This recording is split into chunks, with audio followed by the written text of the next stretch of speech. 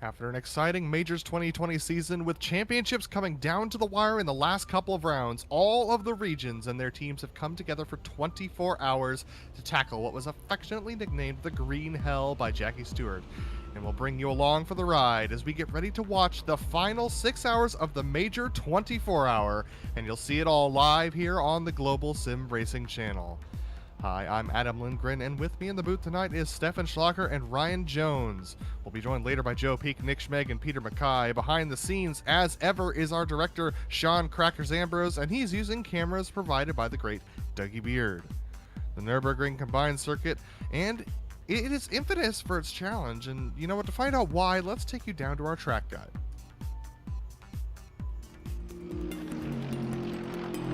Welcome to the Nurburgring Nordschleife. Most modern high-end series might use the GP circuit nowadays, but it will certainly never hold the respect and awe that the Northern Loop commands.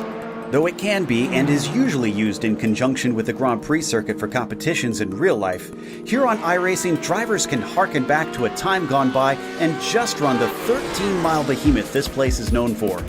Nicknamed the Green Hell by three-time F1 World Champion Sir Jackie Stewart, it is often regarded as the greatest test of a driver anywhere on the planet. Just looking at the stats will tell you why. More than 150 turns and close to 1,000 feet in elevation will pass you by in a single lap. Simply memorizing the course is half the battle for most drivers, let alone being fast. It goes without saying that this place is dangerous. Many fast corners lack runoff, there's blind apexes everywhere, and in a couple cases, even modern cars will get airborne. The list of famous turns is pretty lengthy, but some of the more notorious are places such as Fluke Lots, Miss Hit Miss, Bravery Corner, and of course, the ever-iconic Carousel. It's not just the places where you've got to move the wheel that get attention too. The Dottinger Hoa stretches for more than 1.5 miles in length. While you would think this circuit would mainly be limited to the track days most gearheads flock to for a chance to lap the ring, it still sees quite a bit of wheel-to-wheel combat. The 24 Hours of the Nürburgring, the VLN Series, and the World Touring Car Championship all still take the track to this day. Many race fans consider this the mecca of road racing, and any driver who is able to push the limits here often quickly garners their respect.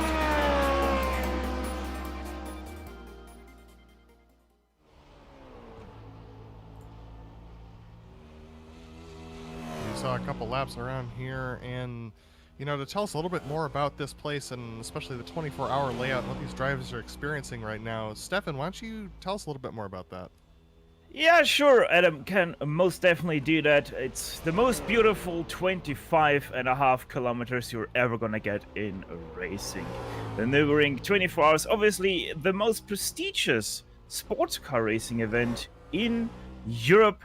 Apart from the 24 Hours of Le Mans, that is obviously nothing beats that, but nothing beats the challenge this track throws at you constantly for these 24 hours. You're not allowed to sleep on any part of the track, even at the very long straight down the Döttinger Höhe, because you never know what car is flying up behind you.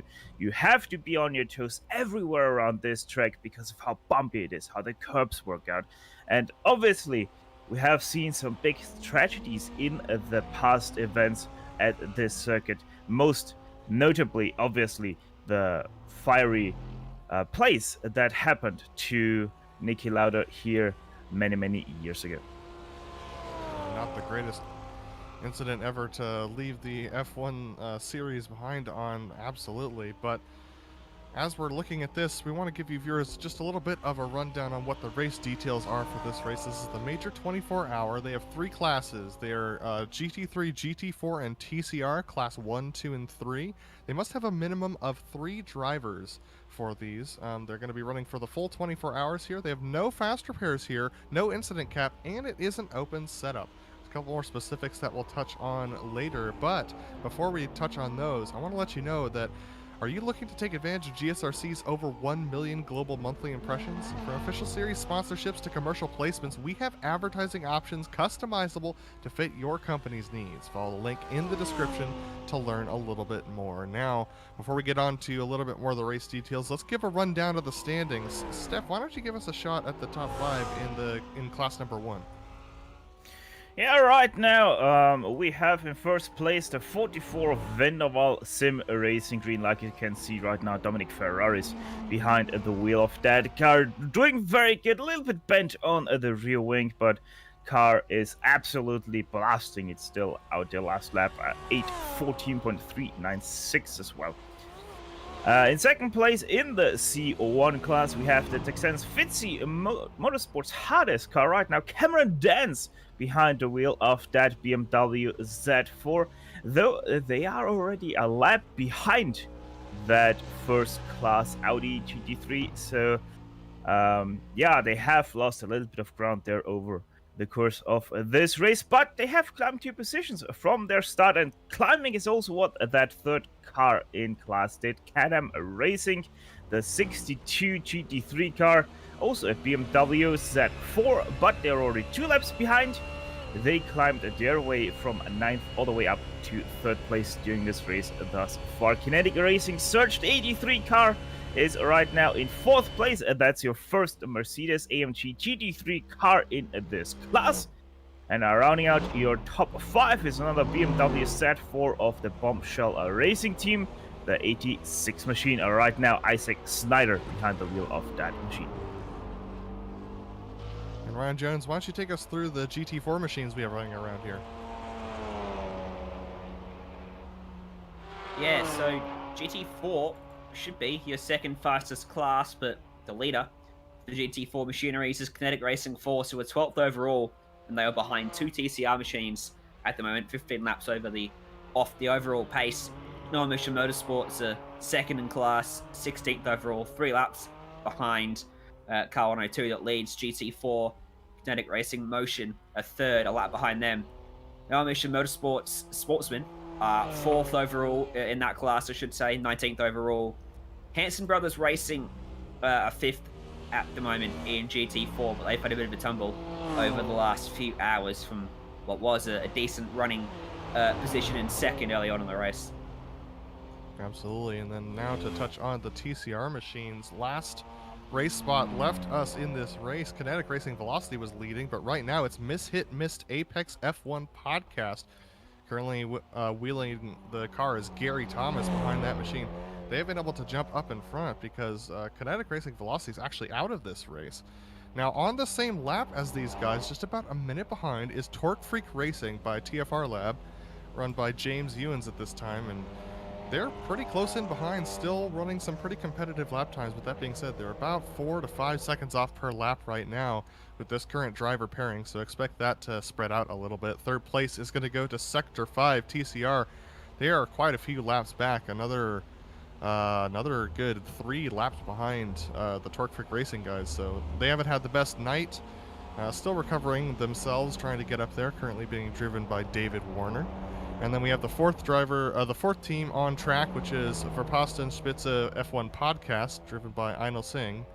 And they're currently another good, about 4 laps behind the Sector 5 guys. So they're both on recovery drives, but the interesting part is going to be the top 2 in that class for sure. Now, with the story of the race being that with these 6 hours to go, only 21 of the 27 starting teams are still running. Forge Endurance GT4 just got out of the pits after a half-hour repair of their own GT4 machine, now being driven by Daniel Davis. So here they are on screen trying to get back up to speed. And, you know, to be honest, Ryan, a lot of these drivers have been dealing with a lot of top speed damage that's been affecting them, especially as they go down the Döttinger Hohe. Yeah, being so far into this race, it's, I think, expected that we're going to see a lot of damage to a lot of these cars, especially not having a fast repair available to them, which is maybe a little bit odd in the way of the Majors series. Normally they have one available to them over the regular season, but this being a 24-hour endurance race, it is a test of man and machine alike, so I suppose it does make sense of taking away that fast repair, and drivers are really having to try and nurse their cars around this, 26-kilometer racetrack, which is a lot easier said than done, as we can see from the onboard of Ferraris. Not only is it tight, there's not much runoff, but the undulation change, the bumps, the blind corners, the fast corners, it's just a never-ending torture chamber, really. Absolutely. Now, this is Global SimRacing Green, the team that he's on. This is a guest team, and that only becomes important when I let you know about what the rewards are for these GT3 drivers should they win this race. The winning GT3 team will get a Majors VIP pass for the 2021 season for all of the team drivers. So that's a great reward that they're playing for. Second place for those regulars in the Major Series, they will get a Garage Pass for all of 2021, which gives them pre-built setups that are actually a bit quicker than the baselines that they hand out in the Majors Garage, which are free to everybody on the iRacing service, by the way. And then third place gets, for their team, everyone gets a Platinum Pass for 2021, which gets them access to the MTech series and a couple of other things, but not the Garage. So there are quite a few rewards up for offer for these drivers in the GT3 series, but our leading team is just out there doing it for the guts and the glory right now.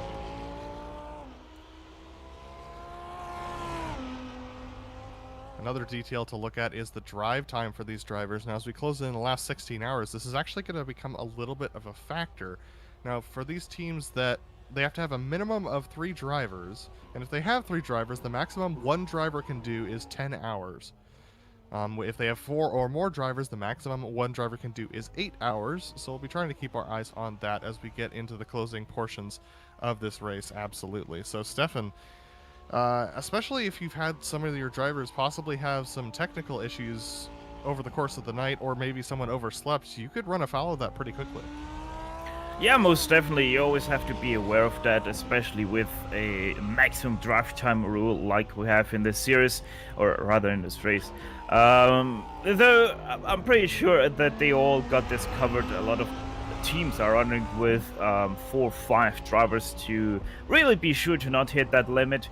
The guys that really are actually in danger of a limit like that are the guys that run overnight. Those really put in the hours for your car. They are in a car for quite a long of time just to get over to the morning shift, hand that car over. Obviously, they're also the most crucial part of the team, because you don't want to hurt the car in the nights. You want to just get over that night, be done with it, have to turn off your headlights once again, and then like we are in the closing stages right now, 6 hours to go, that's where it's once again go time, and that's where you want to have your freshest drivers.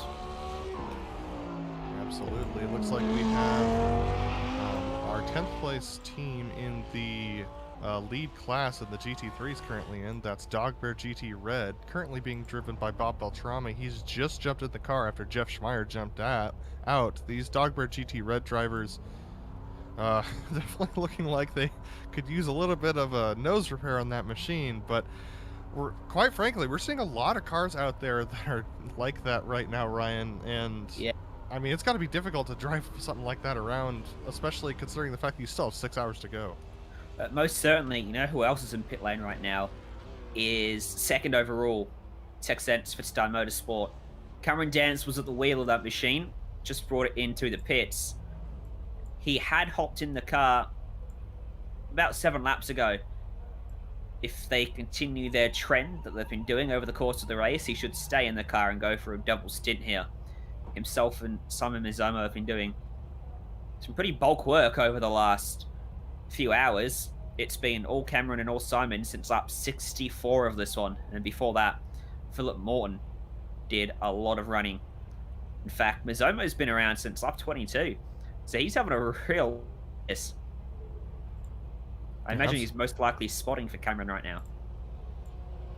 That's a long stint for these drivers to stay up that long for sure, and it's going to be a real challenge for these guys to try and make it to the end as you see the jacks going up and down on this car, just trying to get things working for these drivers for sure. They've been in the pits for a little bit longer than normal, so they might be getting some repairs done considering they're in that second place. They're about a lap behind our leader. Oh, Adam, what I should mention, sorry, is, well, obviously this is an international race with drivers from all across the world. Time zones are very different. For Cameron and Simon, this is prime time. It's about 5 o'clock in the afternoon for us, or 7 o'clock for them over in New Zealand. So they've been going all day. You compare that to someone in America or even over in Europe, it's at night, and it's a lot harder staying up at night through the wee hours of the morning than it is going through the daytime.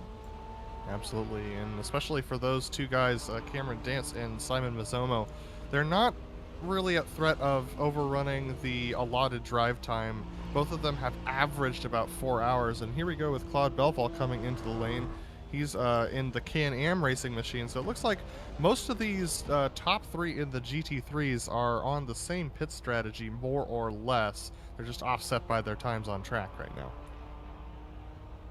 Which is obviously a nice time to have, nice thing to have, because you know that you're running pretty much the same things. You're just offset by that, those laps because you had some problems or just are that much slower, which I don't think they are. I think they had some problems here and there, but that's just endurance racing, and you know. Knowing that you are actually on the same pit cycle is actually nice because you're always seeing that car ahead, at the very least, in the pit stop, so you know how you're faring. You can compare your pit stop times to theirs. When are they releasing? When are we releasing? Are we gaining a little bit? Are we losing a bit? So it is actually a little bit of a strategy tool that you can have to compare yourself to others on the track. These Kinetic Racing Surge guys, driven by Daniel B. Johnson at the moment, they had a wreck just before RaceSpot went off the air earlier on in this race in the first 6 hours. And over the course of the evening, due to Dog Bear Black's troubles, they're back down, and Dog Bear Black's back down in 6th. Kinetic Racing Surge has jumped up that one position into 4th position. They are still 1 lap behind Can-Am Racing as far as their position on track, but 6 hours is a long time to cover as far as trying to stay clean. I mean, they don't have the trouble of the evening, but most of the wrecks that we saw over the course of this race happened actually during the sunset hours, which is something that was definitely brought up in that broadcast earlier. So most of these drivers have stayed clean over the course of the night, which is a little bit of a surprise. I would have expected the opposite. Yeah, it is weird because you always have most of the crashes in the evening hours of a race, even in iRacing. So, it's a weird dynamic, kind of like mimicking the real life races, but you also have to factor in, at some parts you have the sun glaring into your eyes, even on iRacing. So that might have also played a little bit of a role in those crashes. You never know. So it is going to be interesting because obviously now you get all the drivers a little bit fatigued. Yes, most of the drivers have slept overnight, but obviously if they are European or if they had some sleep in America during the evening hours and are now ready to get their night shift away, but you're gonna get fatigued drivers into the cars right now, so we might see a little bit of a shakeup once again because all those fatigued drivers are gonna pretty much drop cold into the car. Absolutely. We want to also give a big happy birthday to Gary Thomas, currently driving the first place TCR machine, the Missed Apex F1 podcast machine. We have happy birthday Gary on the back of their car at this time, and you know, I'm a little surprised, Ryan. That car, I mean, I can't believe I'm saying this because commentators curse and all that, but that car is looking mighty clean for having driven 18 hours. You didn't want to say it, but you said it. It is. And running extremely well. 9th overall, so it's running just ahead of next in class Torque Freak Racing. About a minute between them last time I checked. And crucially, 4 seconds to 5 seconds lap quicker than the trailer machine. Both of them are ahead of the leading GT4, which in itself is a remarkable achievement. It definitely is, Ryan. I mean, the leading GT4 is lapping about 3 seconds faster than these guys, but considering the fact that the Kinetic Racing Force, yeah, I mean, the Kinetic Racing Force machine, the 102, he's about 6.5 minutes behind Torque Freak Racing by TFR Lab in second place of the TCRs, so he's got a lot of time to make up at this time. Currently, the Kinetic Racing Force driven by Alexander Sheridan, and that car's not looking too shabby either as far as the repairs are concerned, but we know that a lot of these drivers have had to get a lot of repairs, and one of the things that they're learning is that for the TCR, most things take 22 or 33 seconds, most repairs. So unless you're going to explode an engine, the TCR is pretty quick in and out of the pits, so it must be pretty easy to change those clips. Is it like an IKEA sort of thing? It just slots Apparently. together. Is that why it's so quick? Well, one of the things they were talking about in the league chat was wondering whether or not Audi was going to have enough front clips to provide to these TCR machines by the end of the race. But since Audi's more or less, just maybe an hour away, an hour or two away from here, should be able to get some extra clips from the shop. You know, German efficiency, you can't beat it, so pretty sure they're gonna be able to boost out all those clips as long as they need them. So this Kinetic Racing Force machine driven by Alex Sheridan currently going through the last couple portions of the lap, taking that second beautiful sloped carousel. That seems to be, has always been kind of a frustration point for a lot of drivers, that second little dip that you go through there as before you go into the Dottinger Hoa, this right-hander. And it seems to cause a lot of issues for drivers, especially if you're, starting to get a little fatigued behind the wheel. Yeah, well, with all those little bumps in at that carousel, it is a little bit of a weird corner overall, because you kind of have to drop in, but you don't want to drop in too much, and you have to be really careful out of it because you jump over the crest of that carousel, but also you have the crest right behind it. So it is probably one of the most weirdest corners apart from the big carousel in motorsport racing. Obviously reminiscence of the very old times of this track, heritage and such. That's why they are still in this track. And yeah, as you said, especially with the most fatigued drivers, we might see once again a little bit of problems in that corner as Alexander Sheridan actually comes into pit lane. That pit entry was a bit disconcerting from the angle we saw it at. Like it was bowling straight off the racetrack. Yeah, well, the joys you get of having that camera sitting right on the pit wall, it ends up looking like he's gonna just dive off and hit the wall. But nope, Alexander Sheridan into the pits and out of the vehicle. This was a double stint, so he's gonna jump out. And it looks like we're gonna get Stefan Overgaard coming in to drive that machine and hopefully put in some decent laps. Stefan has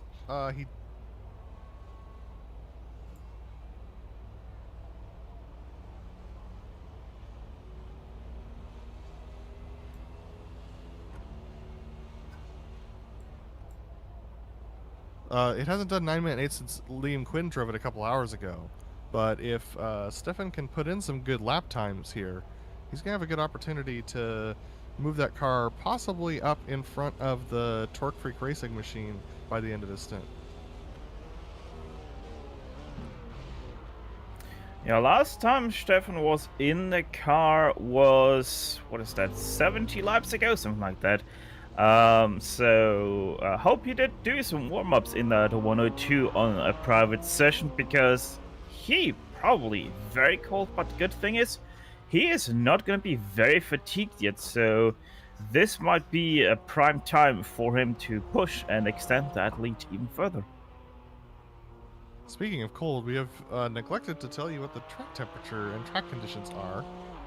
Currently, Currently, it's 18 degrees Celsius on track, 64 degrees Fahrenheit, I should say.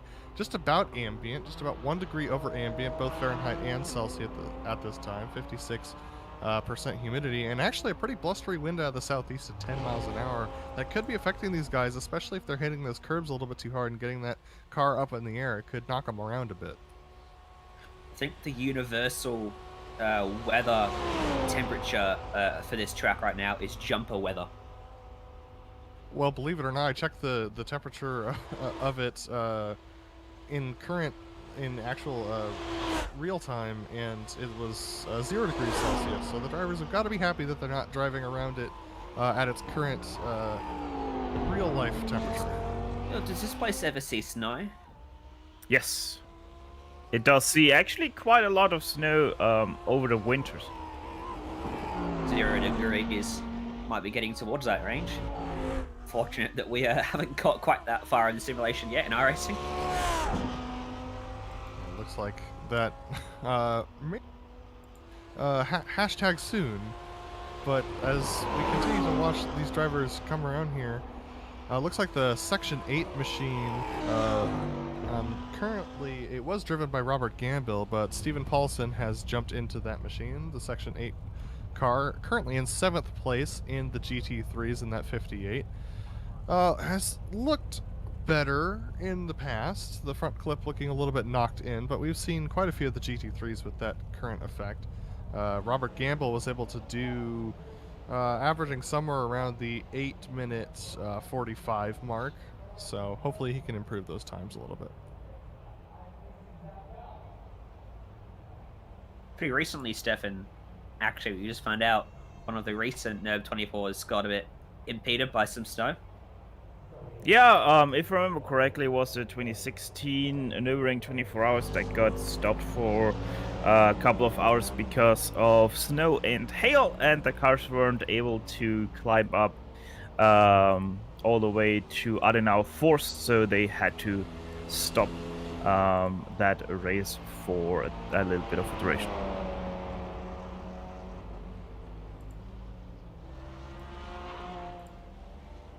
So as we're watching now, just a couple of the TCR cars coming around here. This is the second place Torque Freak Racing by TFR Lab machine, currently driven by James Hewins.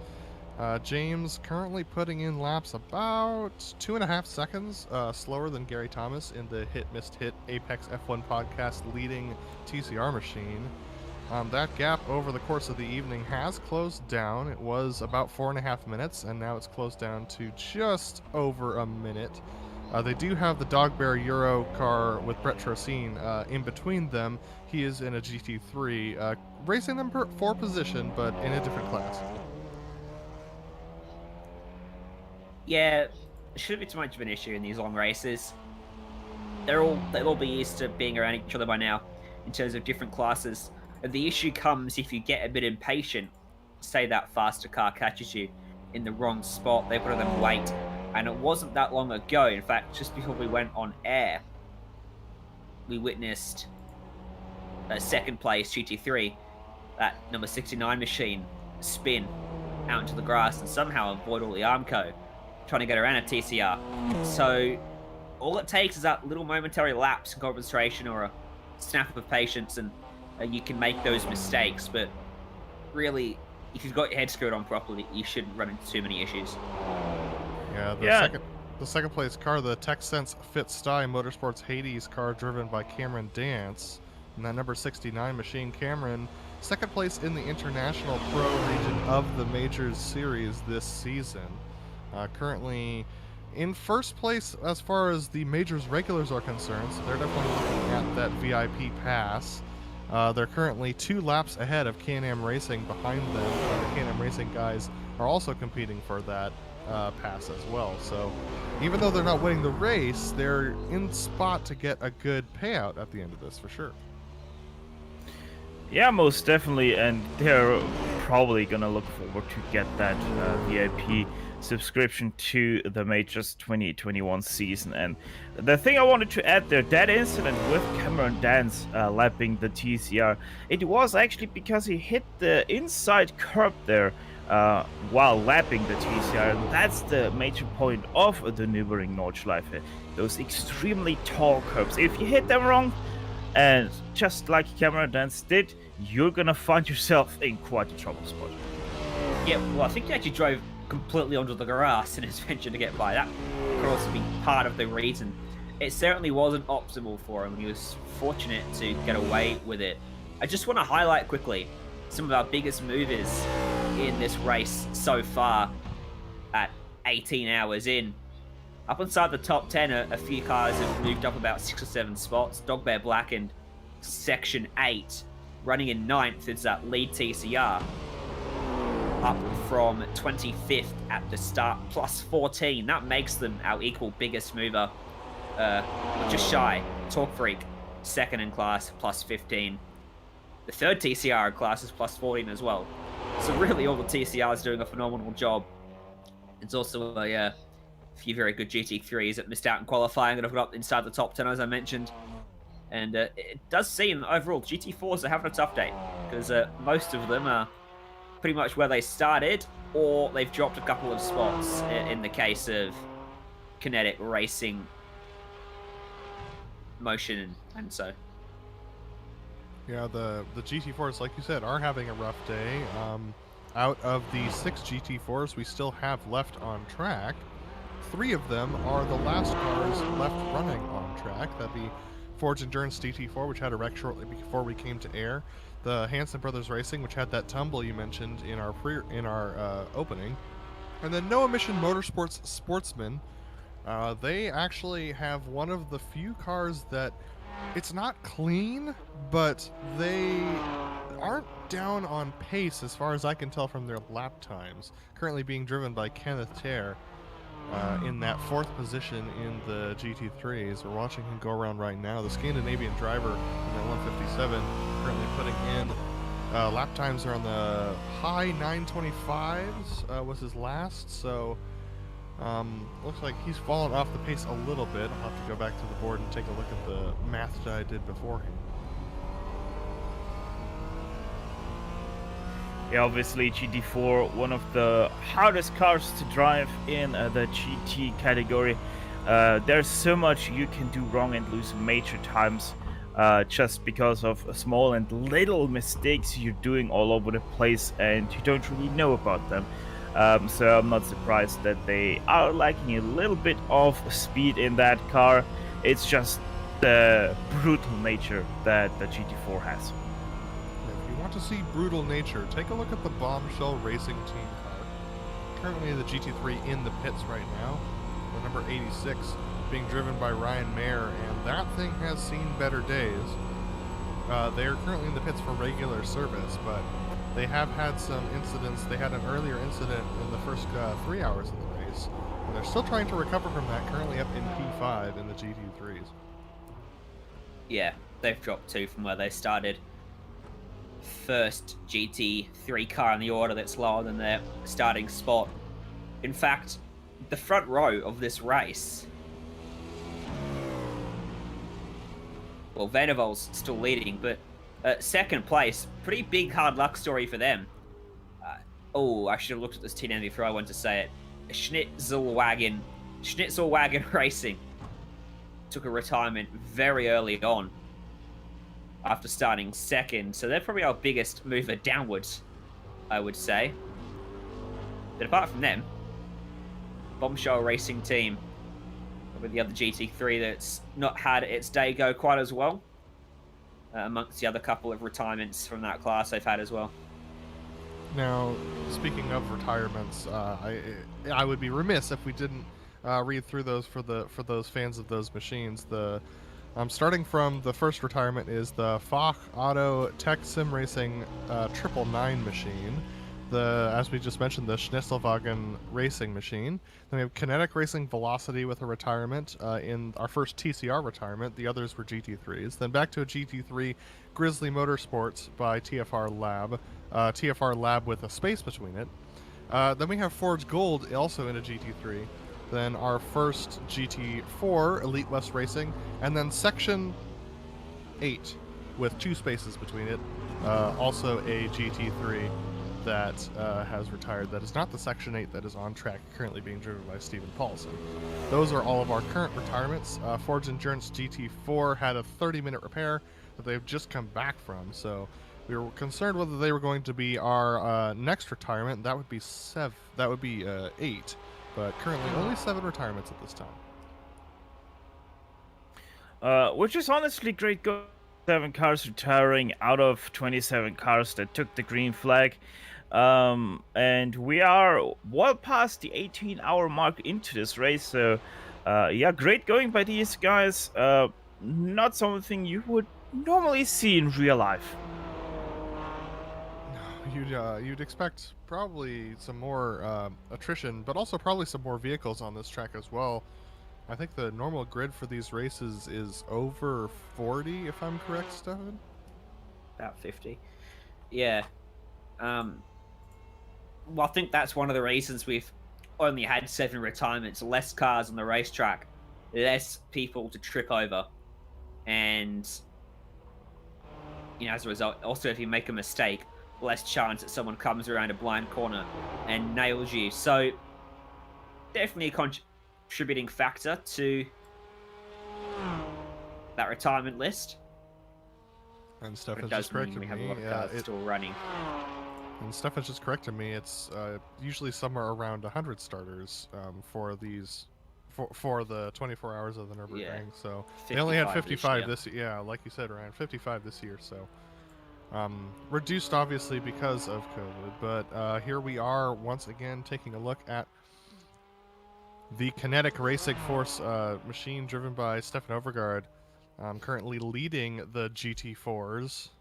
Like we said, he's now about 7.5 minutes behind Torque Freak Racing, so a little bit of time lost in the pits due to the pit stop, about 1.5 minutes. So still trying to claw his way into that gap, but we're gonna have to wait for his next lap time. But they have the potential to lap upwards of 14 to 15 seconds faster than the TCRs when they're on full chat, and we'll find out whether or not Kinetic Racing Force is actually pretty shortly. Big fan of Kinetic's naming conventions for this race. They've got Kinetic Racing Surge, Kinetic Racing Force, Kinetic Racing Motion, and Kinetic Racing Velocity. Very active names, for sure. Yeah. As long as they are on the right side of the force, it's all good. The right side or the light side of the The right side. So as we continue lapping now well into the 6th hour, about 20 minutes into that 6th hour of the race. The sun having just come up before we just came to air, probably came up about 10 to 15 minutes before we came to air here. And the nighttime definitely did not play as much prey to the cars as we expected. Did see some spins over the course of the evening, lost time, but not a lot of wreck outs, according to the timing sheets. I've been keeping my eye on the session a couple of times over the course of the day. Currently, we do have one car in the pits for repairs, and they've been in there for about 27 minutes now. That's the Unorthodox GT3, or officially the UDOX GT3 machine. Currently with Matt Gelder in the car. They took a huge hit before we came to air with the front end of that BMW just completely ripped off the front of that thing. So unfortunately, still getting repairs in that machine. Currently the last GT3 on track.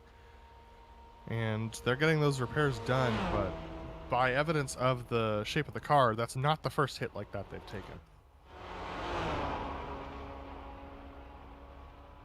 Yeah, looks like they're trying to modify that Z4 to fit into the Formula 1 rule book, with how that car is now pretty much an open-wheeler.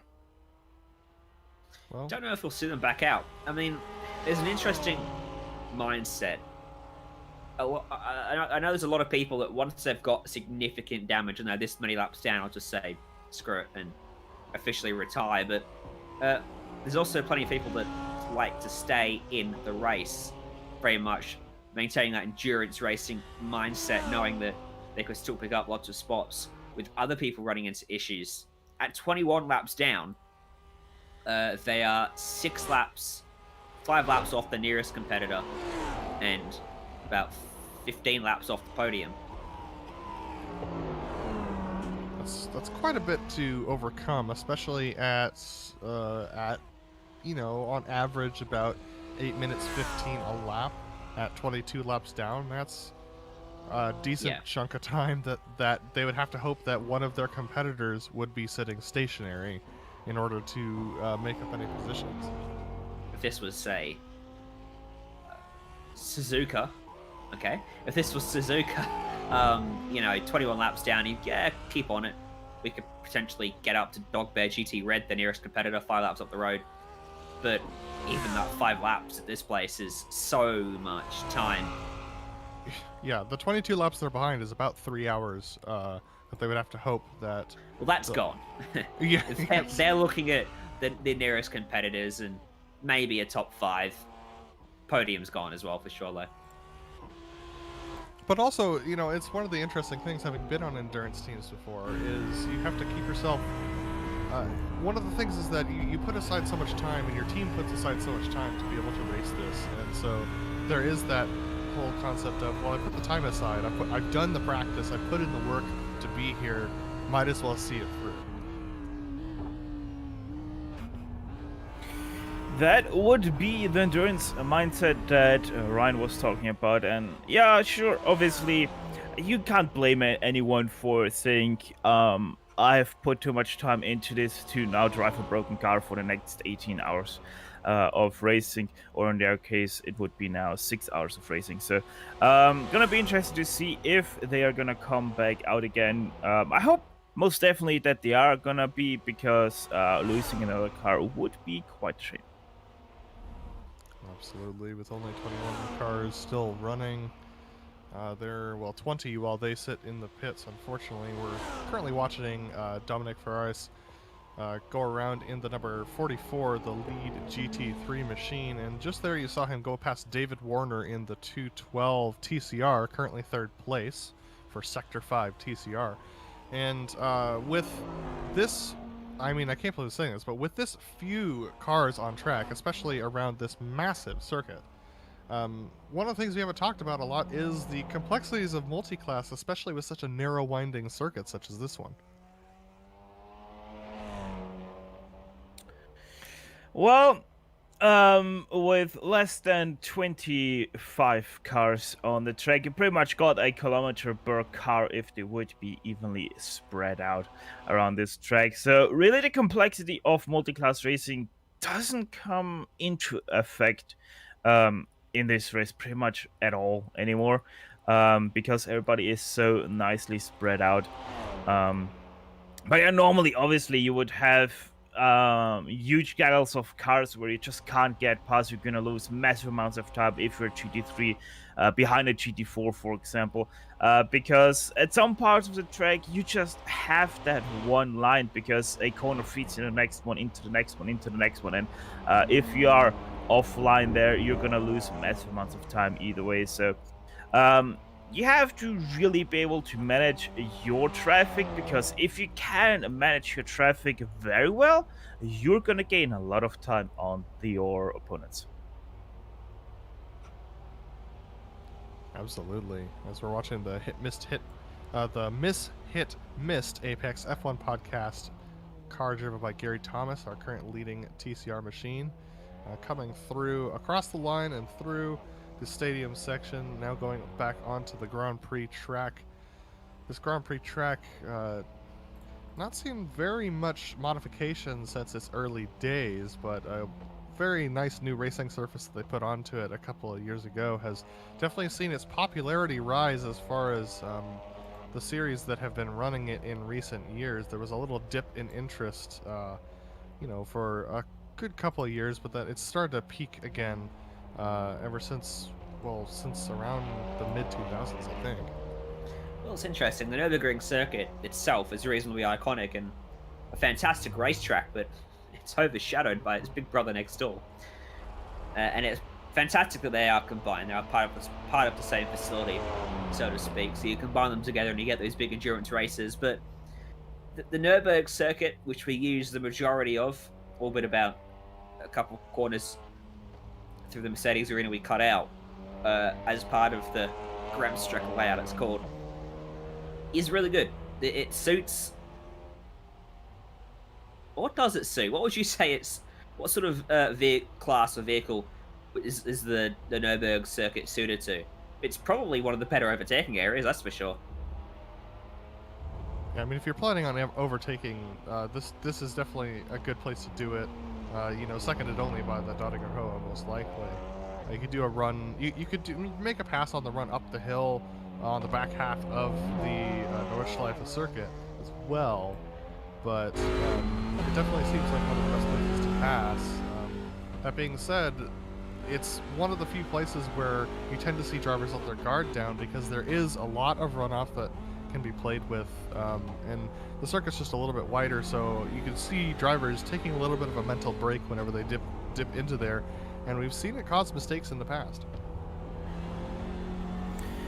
And to come back to that real-life aspect that Ryan was talking about, the problem is we don't see a lot of action around the Nürburgring because motorsport in Germany is heavily underfunded. It's why Hockenheim and the Nürburgring are struggling so heavily with actually hosting Formula 1 races because they just can't keep that money flow going. That's why the Nürburgring has these track days pretty much every weekend, because that is the best way to generate any money flow that they can get. Obviously, those 25 kilometers are very, very expensive to keep up to date and up to standards. And do you think that it's political reasons as to why the money's not coming in, or is it more just a dipping interest in motorsports in Germany in general? Well, it is a little bit of both, especially in the early days of the 2000s. Political reasons were the biggest thing why the Nürburgring and the Hockenheim were extremely underfunded. We have seen 3-4 major German tracks actually close because they couldn't keep the money flow going anymore. So really have to be careful about what the German motorsports land scene is doing right now, still with political reasons, but also the interest did dip. We did see it at the Hockenheim ring, obviously. If you think back about to the Michael Schumacher days, how many people were there, grandstands filled to the brim in Hockenheim and at the Nürburgring. And then Cameron danced with a little bit of a problem through Schwalbenschwanz, but he is able to keep his car going once again. So lucky break for Cameron there. As I think we're actually gonna have the replay for you guys to see what happened with Cameron. There we go. GSFC replay right off the bat for you. Goes over the große Sprunghügel through the Stefan Bellof S. Always have to be careful through here on a motorcycle because the Sturzgefahr you get here. Now going through the right-hander at Schwalbenschwanz, and then right here you can see heavily offline about the car width, and then comes on the gravel here. That was a little bit interesting, actually. Looks like a little lapse of concentration. I mean, I just had one from Cameron Dance. I feel like there's a joke to be made somewhere about our favourite Austrian here taking a keen interest in German politics, but I might stay clear.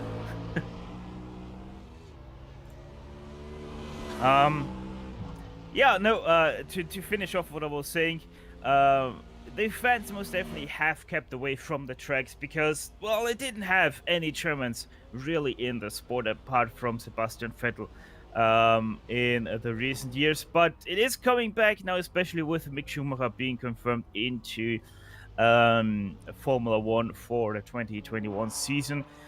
We might actually be once again seeing a flux of German come to the tracks, especially if they get a German Grand Prix once again. Currently looking at the Kinetic Racing for Stefan Overgaard machine, the 102, current leading car in the GT4 class, still tucked in behind those two TCRs that are still about 7 minutes ahead. He has chopped off about 20-25 seconds off of those TCRs up ahead, but looks like everyone's just taking it pretty calm and collected, a little bit cautious at this time in these opening hours of the morning.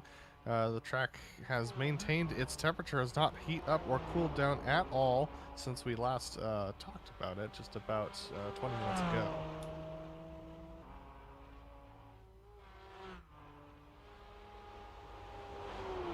One of the things that is interesting about this course is its location geographically in the forest, and correct me if I'm wrong, Stefan, but it actually keeps the temperature around this circuit fairly well, about as mild as you can get in the center of Germany, correct?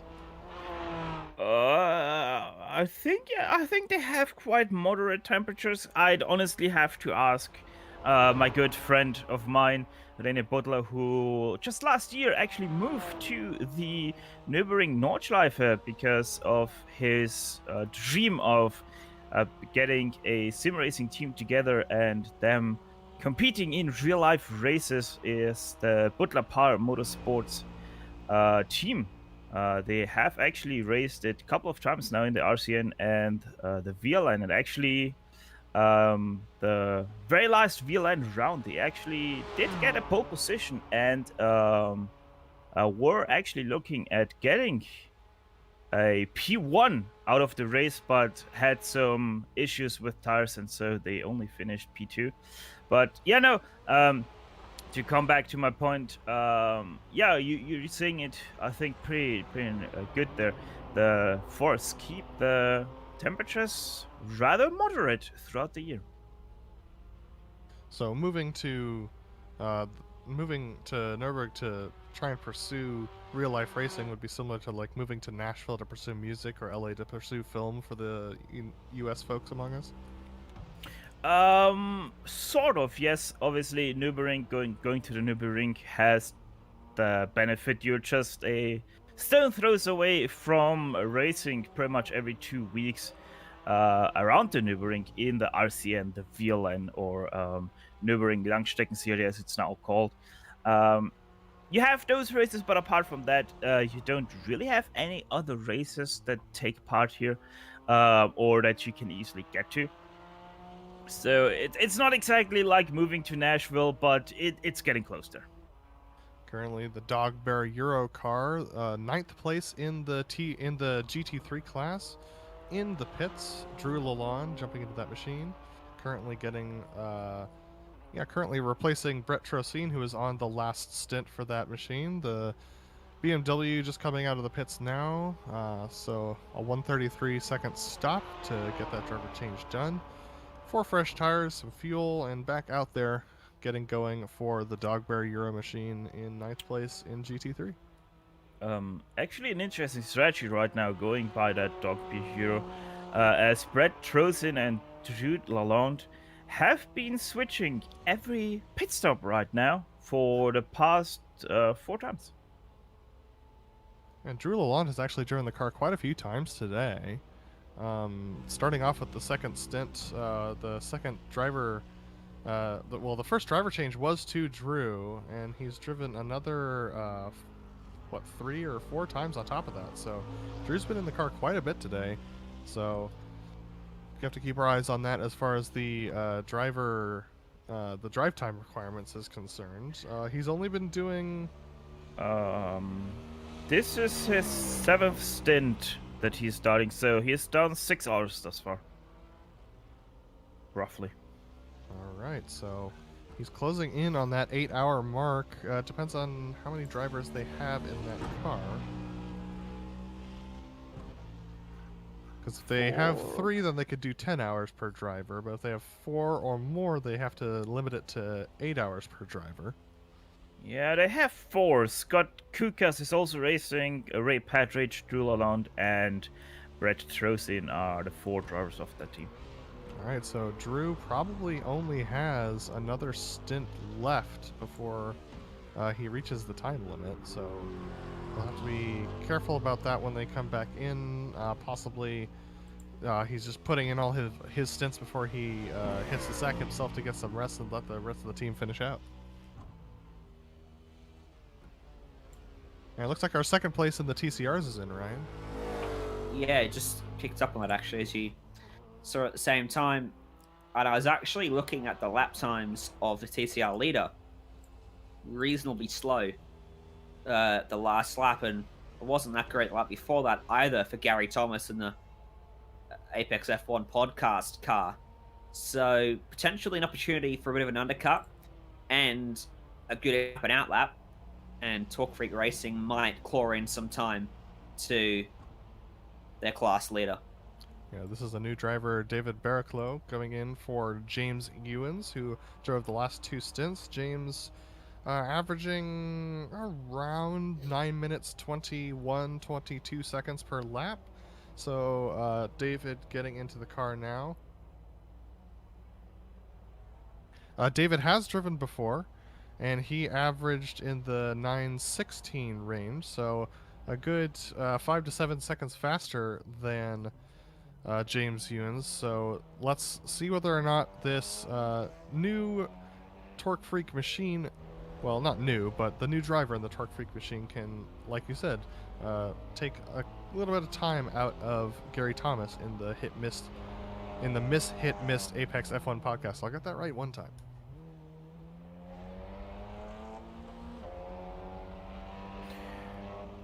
By the way, I just had to go back because I was still wondering if I was even close with my 100 cars at the Nurburgring 24 hours that normally take part in the real-life counterpart. I was actually still quite a bit off because 2019 they had over 160 cars racing around the Nordschleife. Well then, that's significantly more than we have on track right now. Yeah, by quite a bit, most definitely. This also means, by the way, that most of the pit stalls are actually shared by up to 6 cars. So that's actually coming into play in real life in a way that the teams are communicating to each other that share the same pit box to kind of get their stint times aligned so that they don't have like 3 or 4 cars at the same time requiring service. The Kinetic Racing Surge machine, 4th place in the GT3s, has just come in and out of the pits. A 1 minute 32 second pit stop for them.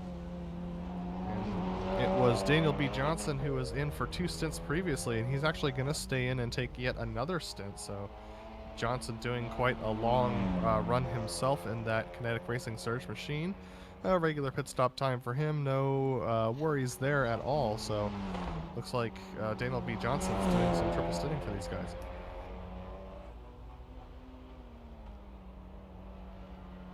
And to be fair, the Kinetic Racing Surge team has taken some interesting strategy as far as their driver strategy is concerned, considering Lyndon Swaby did a full 21 laps just in the first stint all by himself before giving it out to Mark Torres, and then came back and did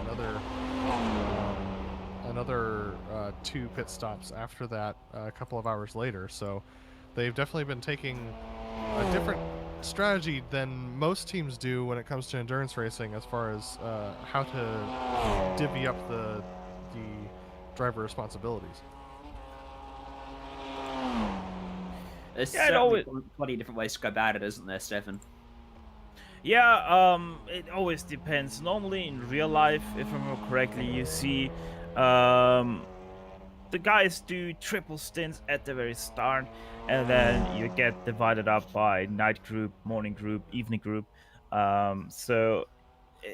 They followed that more traditional endurance scheme of going very long in the first part and then shortening down the stints a little bit in the evening. But Daniel B. Johnson, he is already, I think he should be coming in actually in the next 2 laps for his pit stop after this double stint. Well, Daniel actually just came out of the pits, so oh right, he has served that pit stop, so he's on his 3rd stint, I believe. His 3rd. So most of the teams I've been noticing, at least for the GT3s, have been splitting up in 2 pit stop increments for their drivers. So the drivers get in the car, then they do a full stint, and they stop and do another stint, considered a driver segment. And so we're looking at Daniel B. Johnson doing 3 of those instead of the normal 2 that we've seen from some teams. And it looks like Dogbear GT Red with Bob Beltrami. Looks like he's had some trouble on track. He's very slow right now. He's currently in 10th position in the GT3s, and he's having real trouble keeping it on the track right now. He's actually, I believe he might take a tow. Yes, he is. His previous... This is just starting the Nordschleife sector. He ends up spinning it right here. This is actually after the incident, but he ends up spinning it just before that. But yeah. Lap times weren't great for that car either before the spin. Yeah, that was just in front of Hoheneichen there. So just about a kilometer into the Nordschleife, like you said, Adam. Tough break for them, for sure. They've not been having the greatest race to begin with. Yeah. Hey, there's what I've just what I've realized is the best thing about having an Austrian in the booth for this race. The quarter names are pronounced properly. I'm sure all of the Germans appreciate that as well, to be honest. So we're currently looking at Dominic Ferraris, currently our leading GT3 driver in the Global SimRacing Green team. Guests for the Majors 24 hour. Not competing for the prize pool at the top of the grid, but still out there trying to prove themselves. And here we come into the pits for a pit stop. And I believe this is going to be Dominic Ferraris jumping out of the car, and we'll see who's going to hop in here. Yep, he's been in for 2 stints now. He took over from Dylan Burse, who did 1 stint. In fact, these guys are doing single stints for a little while. Lopez, Ferraris, Lopez, Burse, and then Ferraris double stinted. So expect Dylan Burse to get back in the car. I think Juan Lopez might be done for a little while because he did some pretty hard yards early on in the race. So I'll see Dylan Burse get back in here. Let's see if you're right here. As you see the screen flash there, that means we're seeing a driver change for that car. So as we see the car, there is Dylan Burse hopping into that machine. And he will take it on to the next likely 2 stints in that machine. Currently the second place team, the Texans Fitstye Motorsport Hades team, driven by Cameron Dance, still about a lap behind. Here they are heading towards the first of the carousels. Definitely one of the most exciting parts of any racetrack, Stefan. Yeah, most definitely. Obviously, just the right-hander just before the carousel, that is the Stahlstrecke, named after the steep uphill that actually used to be here, but because it got a little bit too dangerous with the speeds that the cars got, and they were starting to really jump at the top of the hill where Cameron Dance right now is. They introduced the hairpin that now is the very famous, or infamous, however you want to see it, carousel. This next sector of the track is personally my favorite. As soon as you go through the carousel, I really just love this sector of the track. It feels so good and so flowing as you dive through here, down through the undulating banks here of the back end of the Nordschleife. And this is really where you feel whether or not you've got a rhythm in the car, whether you're on or not, is how well you take this sector. It just feels so great to drive.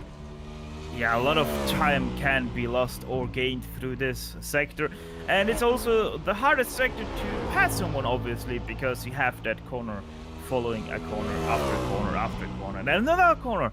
So you really have to be on, you really have to know your car, you really have to know the track as well, because otherwise you are gonna find yourself in a YouTube video, because we did pass there the most infamous turn of them all, Foxrode, or as it also nicknamed, YouTube corner. And then another corner. 170 of them, to be exact, around this layout. So many corners to get right or get wrong, depending. Hence why this particular team is called Miss Hit Missed Apex F1 Podcast. Because Miss Hit Missed is a common colloquial term for one of the turns here on the Nordschleife. Here we see Gary Thomas driving that leading TCR machine. Still about 3 seconds a lap slower than David Barraclough in the Torque Freak Racing by TFR Lab TCR behind them. So looks like David is starting to put in some times that are going to be helping him. So this will make things interesting here, as Gary Thomas looks like he is late on in his double stint.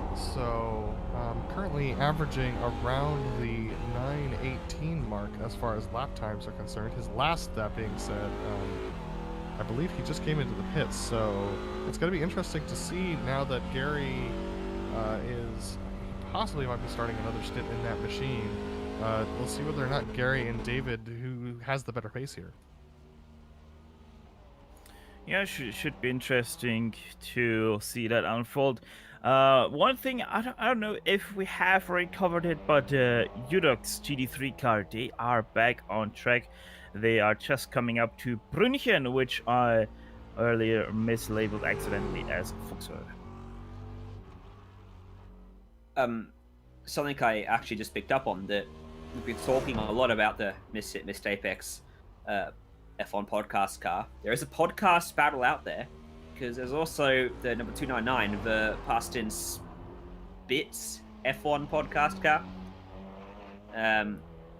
They are 8 laps behind their podcast compatriots at the moment, but they are in the same class. Yes, so 2 podcast machines out there. The Verposten Spitze F1 podcast driven by Stuart Elder in the 299 machine. And they definitely have, they've got the Missed Apex podcast team colors on both of those machines, and both of them looking fairly clean, all things considered. So the Missed Apex guys, I mean, there's something to be said about being clean and consistent, even if you're not the fastest car on track around this circuit.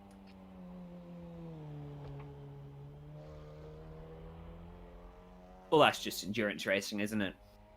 How often does the fastest car just not win the race? Or even not finish the race in endurance racing? Not just this place, but anywhere. Spa, Le Mans, Bathurst.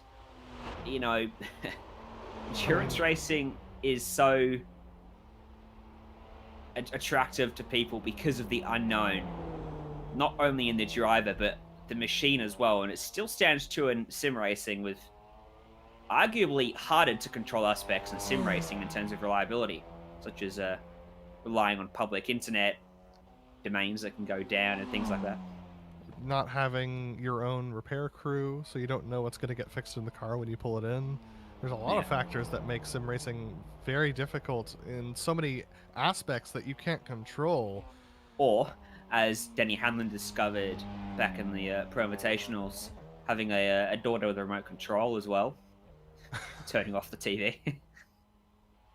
Many different factors can come into play here as we continue to watch the Verpoten Spitze F1 podcast 4th place car driven by Stuart Elder come around here. Here's our leader once again in the Vendaval Sim Racing Green machine. This is Dylan Burse. Now Dylan has yet to complete a flying lap since getting that pit stop, so it's going to be a good 15 minutes before we know the actual pace of Dylan in that machine. And that's another unique aspect about this combined circuit, is how long the laps are. It's so hard to gauge how quick your competitors are because it just takes so long for the timing screens to update. Yeah, most definitely. In real life, you would also have the sector times to your avail, so you would have at least that information, so you can gauge a little bit how fast someone is compared to yourself. But yeah, in sim racing, that's also a thing. You only have the times when they cross the start-finish line, so you are pretty much flying blind up till that point.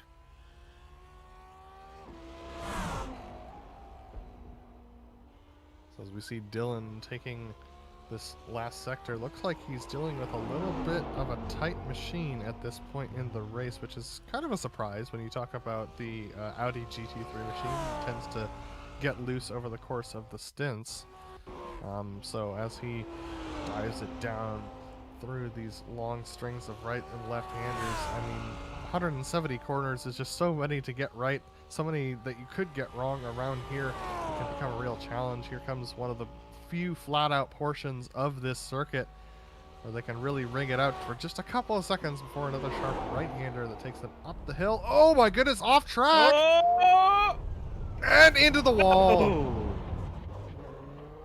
The first signs of weakness from our leaders here as he goes through the second. He's close to home, so hopefully he can make it back to the pits and get some repairs done.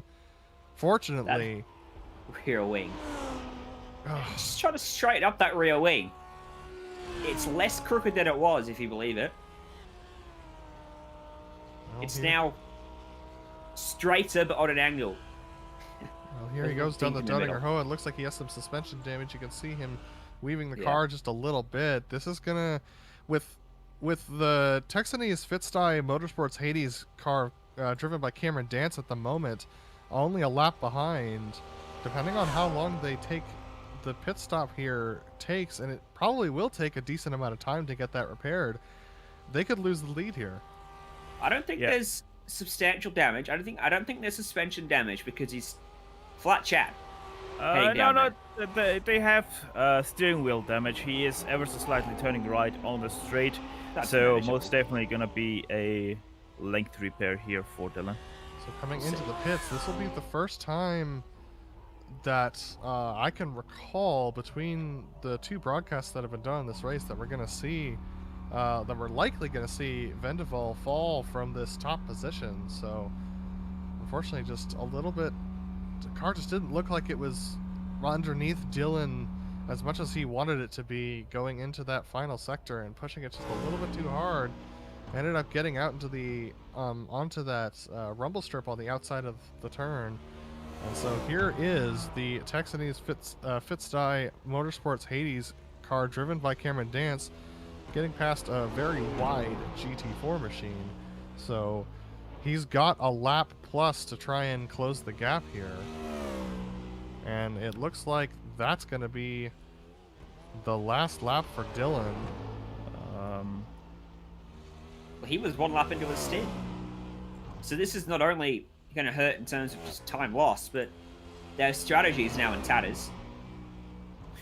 I think Dominic was just checking how long the repairs are gonna go. I'm probably expecting somewhere around 13 minutes for this car to be fixed. So I expect them to still be the leaders after they come out of the pits, as they flash when they're still back into the car. Did you say 30 minutes or 13? 13 minutes. Okay, in that case, then it is possible that they could stay in the lead. Well, do you think they got a meatball or not? They most definitely got a meatball. I'm expecting 10 minutes of meatball, 3 minutes of optional. That being said, if it does turn into a 30-minute repair, that could put them as deep as third position behind Can-Am Racing, if that's the case. So we're gonna have to keep our eyes on that for sure, because this is a pretty big development for that team that has seemed untouchable up to this point. So here comes the Texans Fitstye Motorsports Hades machine coming up to the stadium portion of the track, and this is where Cameron Dance will be reporting to his team that Vendeval is in the pits because he's coming in as well. That is curious. I don't know. Well, in terms of strategy, in terms of strategy, it makes no sense. No, it's not. When was Cameron last in pits? 7 laps ago, wasn't he? So that's about right. He would start his 8th lap right now, so he's coming in 1 lap early. So they were on completely different strategies. It's important to note. Cameron Dance at the end of his stint now, whereas that Vendeval sim racing car has ended up having to come into pits 2 laps in a row after having just begun its stint. Well, it's important to keep in mind, Ryan, that the Texans team was a lap behind Vendeval, so if they were on the same lap, theoretically, they'd be realistically around the same strategy, wouldn't they? What? Yes. Yeah. Oh, man. This endurance racing thing, it gets a bit tricky sometimes, doesn't it? Absolutely. That's why a lot of teams will have a person who's just dedicated to putting together the spreadsheet and figuring out driving times, and you know for a fact Vendeval Sim Racing Green's spreadsheet guy is got smoke coming out of his ears at this point, trying to figure out with the repair time that they have how he's going to sort out the driver stints going into the closing portion of this. But there's Cameron Dance down and away. He's going to stay in the machine and do a triple here for the Texans team. Puts them back on the lead lap now. Yes? Yes, it does. Correct. So all eyes will turn to the Global SimRacing Green machine as they try and get their repairs done. So this is gonna be the 7th stint now of Cameron in this race. They are 3 drivers, so not actually 4 drivers, so he is starting his second last stint right now.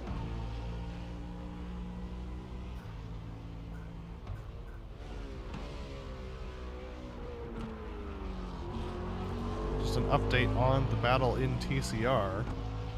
While it started out with David Barraclaw for the Torque Freak Racing TFR Lab machine able to put some decent lap times in against the Mitt Hismist Apex and F1 podcast guys. There have been a couple laps that weren't quite as good, but he has closed the gap down to from 1 minute 30 down to 1 minute 23.6. So quite a few, just about 7 seconds chopped off of that time since his pit stop. The gap was expanded to 1.5 minutes because of the pit stop, so that's why that's going on.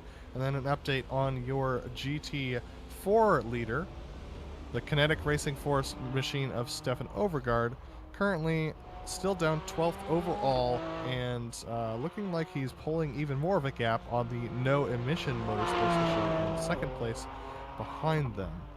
So those are your leaders as they run, with Vendaval leading the race from the pit lane as they try and get their repairs done. But that is 1 hour of racing complete, just about. So we are going to take a short break here on the GSRC, but don't go anywhere. We'll have the remaining 5 hours of this race for you coming up after the break.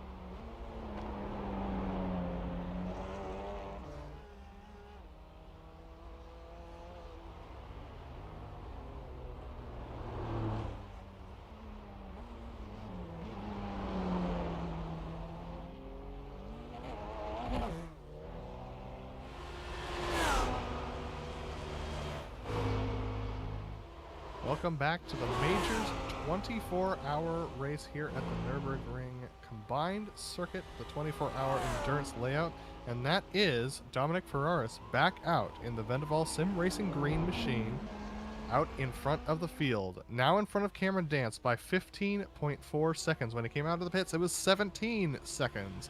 Cameron Dance in the TechSense Fitsty Motorsports Hades machine, and there is the gap on your screens. That Audi is not pulling the gap that it once did, but that being said, Cameron Dance has been out there for a couple laps now in this BMW, so expect him to be trying to push a little bit harder than Ferraris. And when you push hard, you can tend to make mistakes sometimes, right? You certainly can, and, well, Dylan Burse already made that mistake. Was in the car for just a lap and a bit. Had to bring it back for some repairs, and what was a lead of over a lap, which is probably closer to 8.5, 9 minutes for this team, is now just 15.6 seconds. And crucially, Dylan Burse is no longer in the car. Ferraris has taken over the ownership behind the wheel there.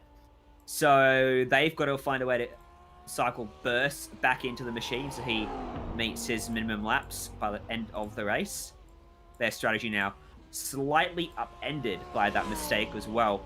Ramifications of that might not play out until the end of the later stages of the race.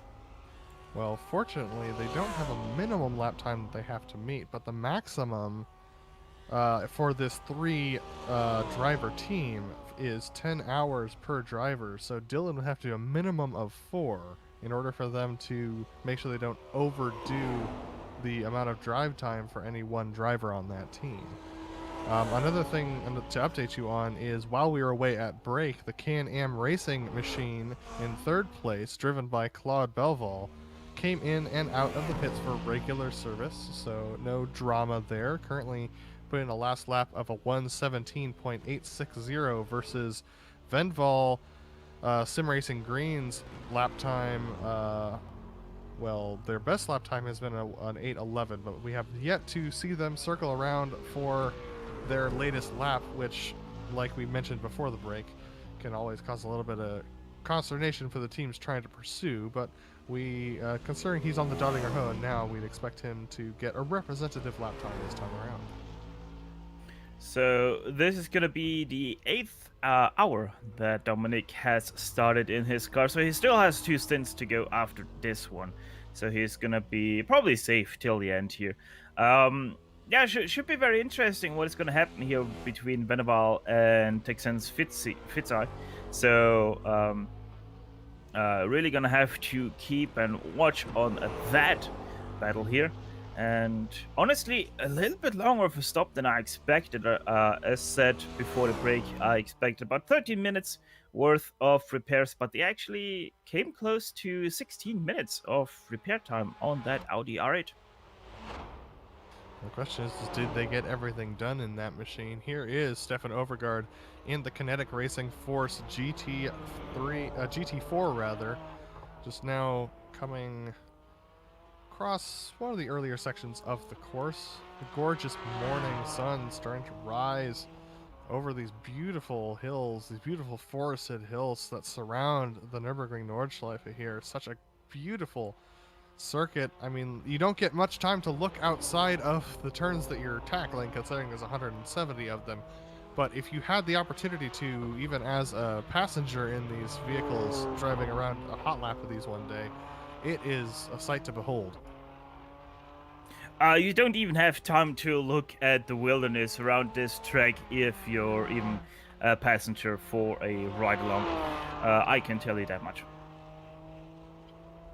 As you were in the car then, Stefan, as the passenger, you say, were you sitting there just going, oh, this is so-and-so corner and this is so-and-so, or were you more holding on for dear life? Were you in a fast car? It most definitely depends on what car you are sitting in. If you are in one of the ring taxis like the Porsche 911 GT3 RS cars, which is actually right now the production car world record holder around this track, you are most definitely holding on for dear life. even though you are driving with a professional like probably David Pittard or someone like that.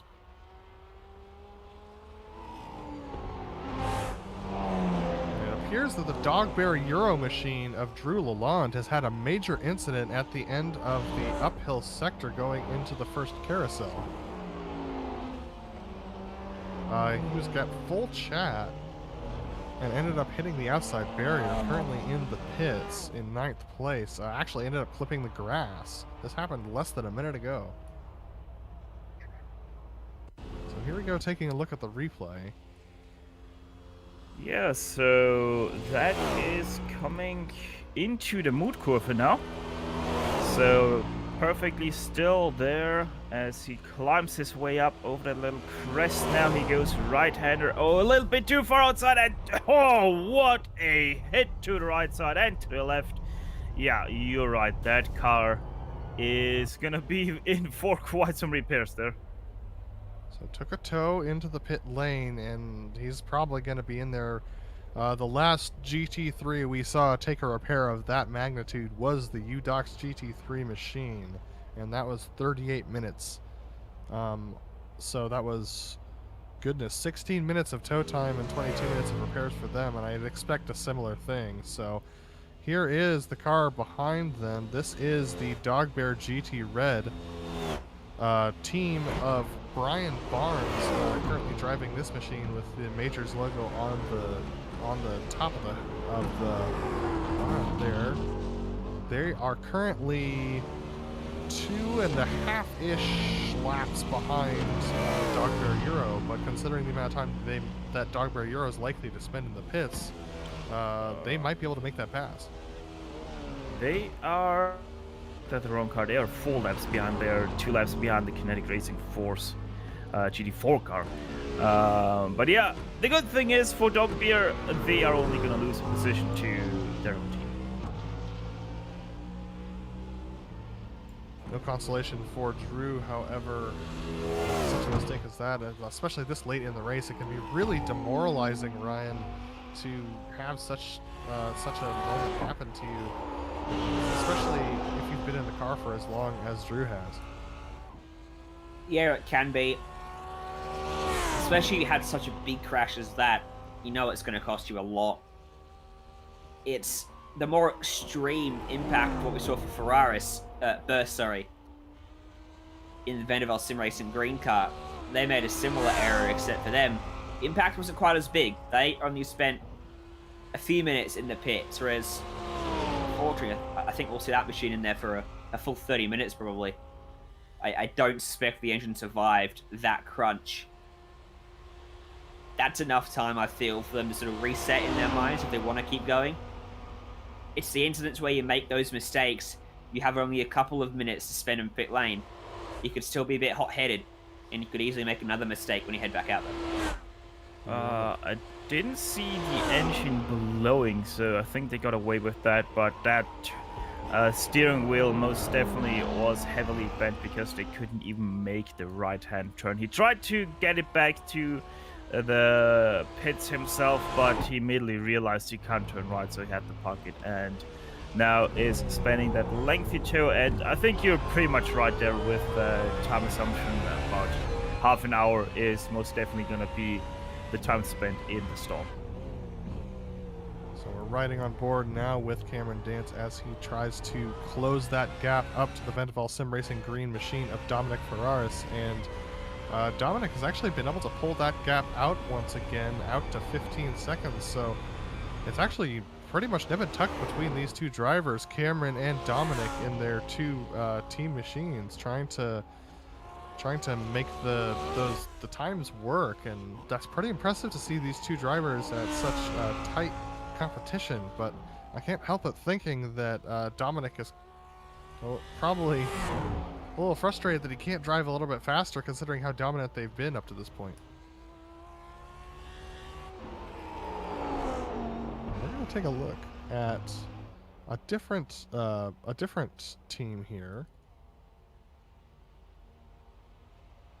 And this is David Barraclaw in the Torque Freak Racing by TFR Lab, second place TCR machine. And he's chopped another 4 seconds off of that gap to Miss Apex F1 podcast driven by Gary Thomas. Now, considering that they've done another 2 laps since we last checked, that isn't enough of a pole to affect. I mean, 2 seconds per lap isn't going to close you that much time. Especially, you're not going to get out of the.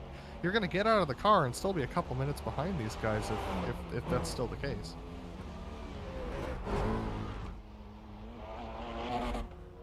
Yeah, well, 2 seconds a lap on a normal track would be quite a gain, let's be honest about that, but we are not at the normal track, we're at the Nordschleife. A lap is 8 minutes long, and you're only gonna do a handful of laps in your fuel stint anyway, so yeah, it's really not a lot. It's probably comes down to like 2/10 or 3/10 a lap gained on a normal circuit.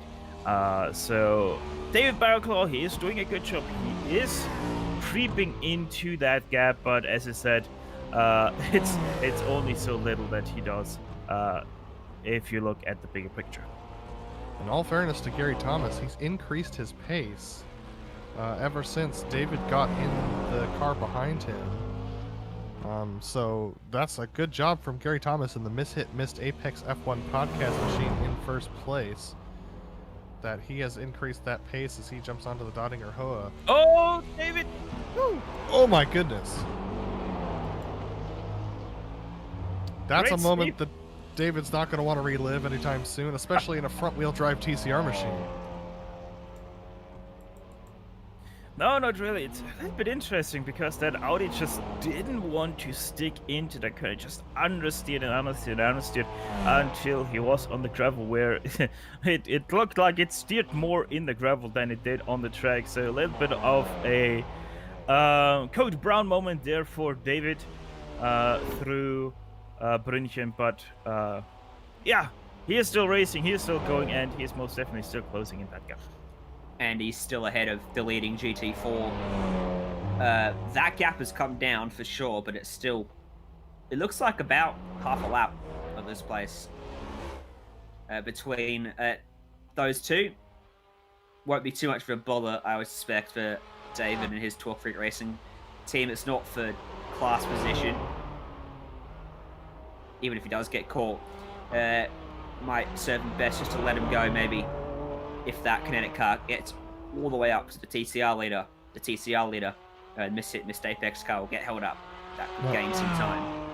Now, if this was the Majors Predator series that they're running next year, you definitely not want to necessarily give up that position. You'd obviously let the faster car by if they had, a good opportunity. But with this being a definite class divided race and not looking at overall finishes necessarily, I would expect that the Torque Freak Racing, if they did get caught by this Kinetic Racing Force machine that we're watching right now, that they would make sure to give a decent amount of racing room to Stefan Overgaard to get past David Barraclough.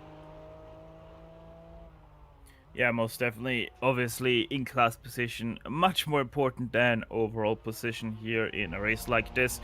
In case you're wondering, around here, you're looking at about a 16-second time difference or speed difference between the TCR and the GT4s. So, in a normal racing situation, Kinetic Racing Force should get them quite fast. But it's really not looking like that right now, with Stefan Overgaard only about 8 seconds faster than the Torque Freak Racing car. So just an update on the Dog Bear machines, the 2 Dog Bear machines we have in the GT3s. There's a little bit of irony to Dog Bear Euro having the bad luck that they have had and sitting there in pit lane. Dog Bear GT Red had a similar incident before their last pit stop. They are the car that's immediately behind Dog Bear Euro, so this is the GT Red machine driven by Brian Barnes. Their last pit stop was 22 minutes and exactly 23 minutes for repairs to their machine. So both Dog Bear machines having trouble here towards the back portion of the race within these final 6 hours. And it's just unfortunate and a little bit ironic, to be honest.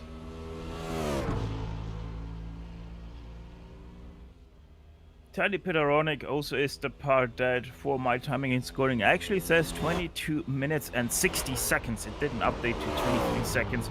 So I think just about not 23 minutes as it looks like. But yeah, either way, Brian Barnes in that car last lap, he did a 8:35.7, which is a good 7 seconds off his fastest lap that he has done. Down in 4th place in the GT4 is the No Emission Motorsports Sportsman team. Just had their next pit stop. Kenneth Tare coming out for Stefan Wong.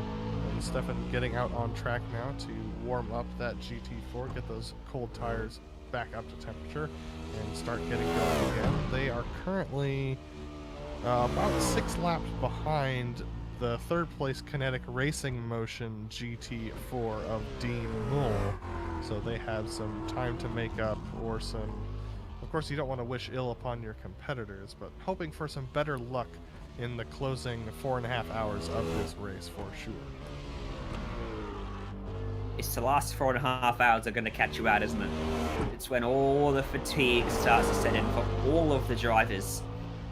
They've all had plenty of laps at this point, and you're in that sort of stretch home, so to speak. You can see the finish almost, but you also start to push more because you want to get that one last spot or fend off the advances of the car behind. So you push more, but you're less focused, and then the mistakes can creep in.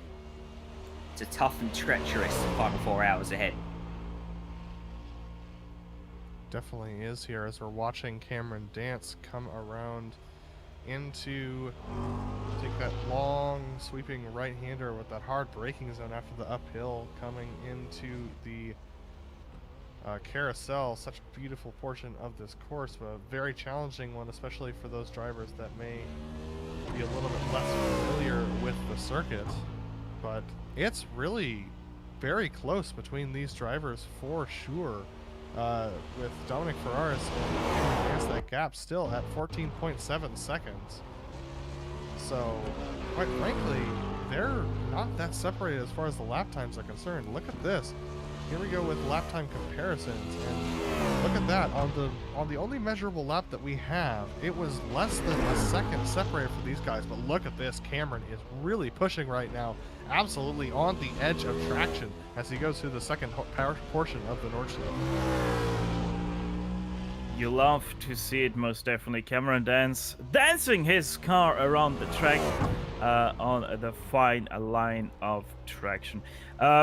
Yeah, the gap is coming down. Cameron Dance is most definitely right now the faster driver. I also think that Dominic is feeling some damage because his times were quite a bit faster the last time around. He was in the car with an average lap time of about an 8:13 high. So yeah, Dominic most definitely feeling the damage, about 3 seconds off his own pace right now. Should be an interesting if or once Cameron is catching Dominic, what we're gonna get on our hands. Absolutely, it'll be interesting to see once Cameron and Dominic's teammates jump in the car, whether or not the times are just as close, because I don't believe either of them will be able to finish out this race as far as their drive time is concerned. So we checked out Dominic's drive time with the three drivers that he has. He's got that 10-hour time limit that he has to be careful of. Have to do the math on Cameron's for sure, but here's Cameron back onto the Doninghoa, still 15 seconds up at the front of the field for these guys. I mean, like, it's coming. It's really, really close as far as the lap times are concerned between these two. Very, very tight stuff.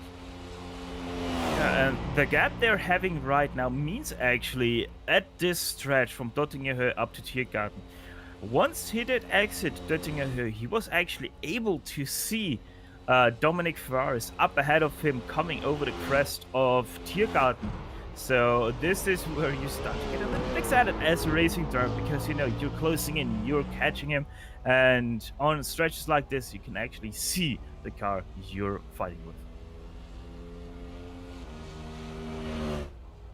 The intensity has definitely ratcheted up ever since that wreck that happened with Global SimRacing Green. For those of you who are just joining us, Global SimRacing Green leading since the drop of, well, since relatively close to the drop of the green flag, I should say. Actually, they started off on pole, so still up there in the lead of the race. Recently having a wreck towards the back end of the course, right before the Donningerhohe. So they ended up coming back into the pits and getting about 12 minutes of repairs, in which case Cameron Dance, who was a lap behind in that TechSense Fitzstye Motorsports Hades machine, was able to get that lap back and is now only just under 15 seconds behind the Vendaval SimRacing Green machine of Dominic Ferraris. So this battle for the lead in the top class in the GT3s is starting to heat up for sure as we get into the final 4.5 hours of this race. Pretty interesting contrast in terms of the damage as well. Obviously the sizable deformity to the rear wing of the race leading car, the Vanderbilt SimRacing Green machine. But other than that, the car's relatively good looking. I mean, the corners seem straight enough, despite the contact with the fence not that long ago. And then behind the TechSense Fitzstye car, its front corners are a little bit bent. The bumper's not exactly straight. The rear wing is good. So that's the most important thing there. Yeah, they're having issues at different ends of the car, and I would suggest that probably the TechSense car is the one least affected by damage at the moment. Yeah, I would be surprised if they feel anything there. We have said that they are close on pace. I'm gonna tell you how close on pace they really are. Last lap around the Vanderbilt SimRacing Green car at 8-minute 15.048. Second place, the 69 machine of Cameron Dance. Their last lap there, you can see it at 8-minute 15.068. There was 2/100th of a second in favor of the Vanderbilt SimRacing car. So you couldn't separate them by time whatsoever right now. It really does not get better than that as far as closeness on lap times, especially for these guys duking it out for the win of this 24-hour race with so much time gone from this race. Only 4.5 hours left in the race to still be this close. I mean, of course, some incidents for both cars have put them in the positions that they're in, but these drivers for sure having to put on a good show here. Now, I do want to keep my eyes on the second place team in the TCRs of David Barraclough and the Torque Freak Racing by TFR Lab machine. Now, he's just now starting his next lap, and he's trying to close the gap to Gary Thomas in the Miss Hit Missed Apex F1 podcast machine, and still putting in decent lap times. But Stefan, would you mind taking us through a lap around this ginormous circuit and show us where these guys may be gaining or losing time? Yeah, most definitely should be a very interesting lap riding on board here with David Barraclough right now, going through the Ford chicane all the way down to the very famous hairpin at the Dunlop-Kere, where you can also see the timing tower of this track. The interesting part of this circuit that Dunlop-Kere is because it used to be a flat corner, but since the very early times of this track, they actually made it ever so slightly back. Now going through the Michael Schumacher is obviously all pretty much flat out for the TCR through here, as they now enter the Bilstein Kurve, the left-right section. And for the TCR, this is easy going as it comes for circuit racing. There's not much you can do wrong. It's a very wide track for a car like this, so the easiest part of the track is already pretty much done, with the NGK chicane now coming up. A little bit of a wiggle there through that, but nothing to worry about for David as he now enters the gigantic Nordschleife T16 car. T13 coming up now, the left-hander to start the lap at the Nordschleife itself. This is where it really comes down. It's gonna start to get bumpy through this right-hander at Hatzenbach. He really has to use all his skill and momentum to carry his car through. Now the left, right. Very tricky to get wrong in a TCR with the back just swinging out like that, but he's perfectly managing that. Let's see how much curb he is taking here. Really not a lot. Normally would really love to attack those curbs here because he really can gain quite a time through there, as he's already passed Hoheneichen and once again opens up the throttle over the crest, coming up to Flugplatz. Used to be a real Flugplatz here for cars because of how steep of an ascent it used to be, but since then they have flattened the crest multiple times, and now you don't really jump whatsoever anymore over that crest. David Barrowclaw now coming up to Schwedenkreuz. Let's see how he's taking that one. Is he staying full flight? Sort of, yes. Really not too much of a problem there for the TCR. In the GT3 it would look much different. As he now comes through the right-hander. Little bit of relaxation time once again, all the way down to Fuchsröhre. Corner named like that as they built the track. They found a fox in a hole underneath the track, in a drainage hole, so that's why that corner is named Fuchsröhre. Already up and through Adenau Forst, the forest of Adenau city, just to the west of this track, as David Barrowclaw is running very nicely through these corners, doing a good job keeping his car clean, keeping away from the tall curbs that can unsettle the TCR. It's a rather stiff car, so you do not want to take especially these curbs here, as he is already at Kallenhardt. Weird double apex turn that you can't really make of. Do you want to have an early apex? Do you want to have a late apex? Or is it going to be a double apex? As you think about that, you're already at miss, hit, miss, or dreifach rechts, as it's called in German. Now already through Breitscheid, coming up to X-Tar. Once again, have to manage the on throttle understeer you get from all the wheel spin while also turning your wheel.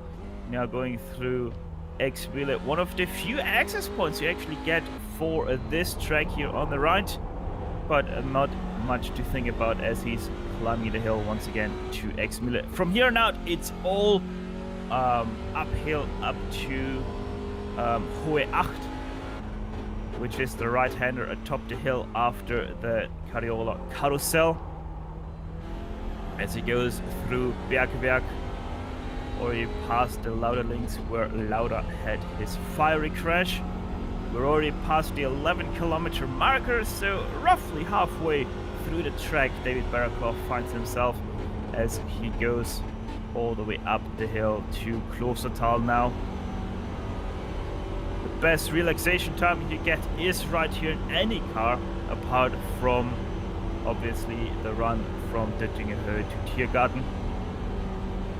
Mutkurve, how brave are you in a TCR? You don't really have to be that brave, just a slight tap on the brake and you're back on the throttle again. A little bit careful over the crest here at the 13-kilometer marker, and he's already back to the Steilstrecke where he goes right. A little bit missing the first apex, but he is hitting the second one nicely, swings out wide as he's also running up to a BMW, I think that is ahead of him. David Barrowclaw staying high in the carousel, doing a nice job there. Extremely bumpy in real life, by the way. Really have to nearly use a mouthguard just for that section of track, as he's continuing the climb all the way up to Hohe Acht. That's Hohe Acht right here. Hedwigshöhe, the right-hander here, marks, I think, also the highest point of the track. Not sure about that right now, but I'm pretty sure it is actually the highest part of the track. And he goes once again down. And now going through the Wippermann here, the right-hander. Once again up the hill a little bit to dip down to Brünnchen. Very interesting. Double apex left-hander. Want to stay as far to the left as possible. As he dips into the right-hander, you gain a lot of traction here because of that dip in the road. Doesn't put on a show for all the fans at YouTube corner, so he's not going to be in any compilations on that side. Ice Kurve has been mastered nicely. Ice Kurve named like that because it also is rather slippery through the turn, so always have to be on your toes, especially through this section. You can see he is really working that wheel through all these turns now over kleiner Sprunghügel into the Stefan Bellof S. Let's see how much does he has to work on that wheel. Not too much actually, so a nice setup there for David Baraclaw in that TCR.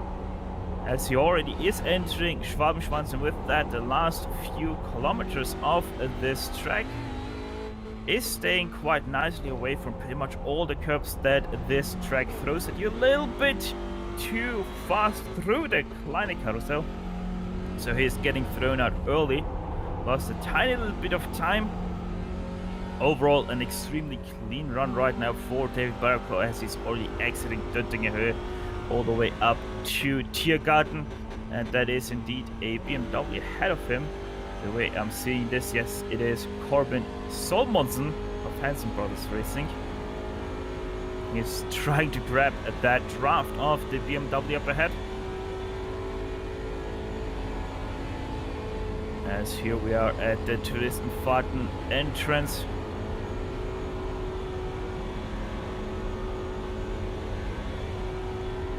There we are now at Döttinger Höhe. Only a few more corners to go. First you have the Nordkerde. And now into Hohnerein he goes. A tricky braking point because of all the bumps you have on the inside, but you really have to take him. Misses the apex a little bit. So most definitely I think the time he gains is through the carousel all the way to Pflanzgarten. And that was a 9:15.772, and he did gain about 2 seconds there on Gary Thomas. So staying very consistent there. Thank you very much, Stefan.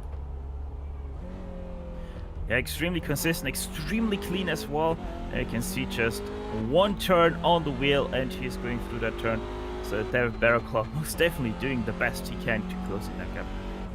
Throughout that as well, the gap between the leaders stayed exactly stagnant at 15.4 seconds. Still nothing to separate those two in terms of outright pace. 15 seconds is not comfortable at all. Not at this place. Everything is thrown out of proportion at a circuit this big. A 1 second disparity in terms of pace over the course of the lap is like a tenth of a second at a normal sized racetrack, and as such 15 seconds is not much at all. All it takes is one little mistake, and the strategy as well could still be a unraveling point for the race leaders after their incident. It absolutely could, and with the gap as close as it is, now down to 14.5, it definitely looks like these drivers have different high points as far as where they gain time. It seems like Cameron Dance seems to have that BMW seems to have a better top speed than the Audi at this time, but the Audi still of the Van de Waal SimRacing Green of Dominic Ferraris still seeming to tackle the twistier sections a lot more gracefully. I think where Cameron seems to struggle is this back half of the course. This is where he seems to be the most on edge and doesn't seem to quite be in the groove of the circuit. And so the gap's starting to come down a little bit again with down to 14.3. Now, while we watch Cameron tackle this very challenging portion of the course, it is worth mentioning that we did have 2 pit stops while Stefan was taking us through the lap. That was Kinetic Racing Force. They are in the Kinetic Racing Force. They are the lead car in the GT4 class, currently driven by Stefan Overgaard. They took the pit stop on lap 137, and then Kinetic Racing Surge in 4th place in the GT3s, driven by Ernie Ludwig. also took a pit stop on lap 138 for the leader. So both of those kinetic teams in and out for regular pit stops. And since we are talking about pit stops, small update on Dogbeer Euro.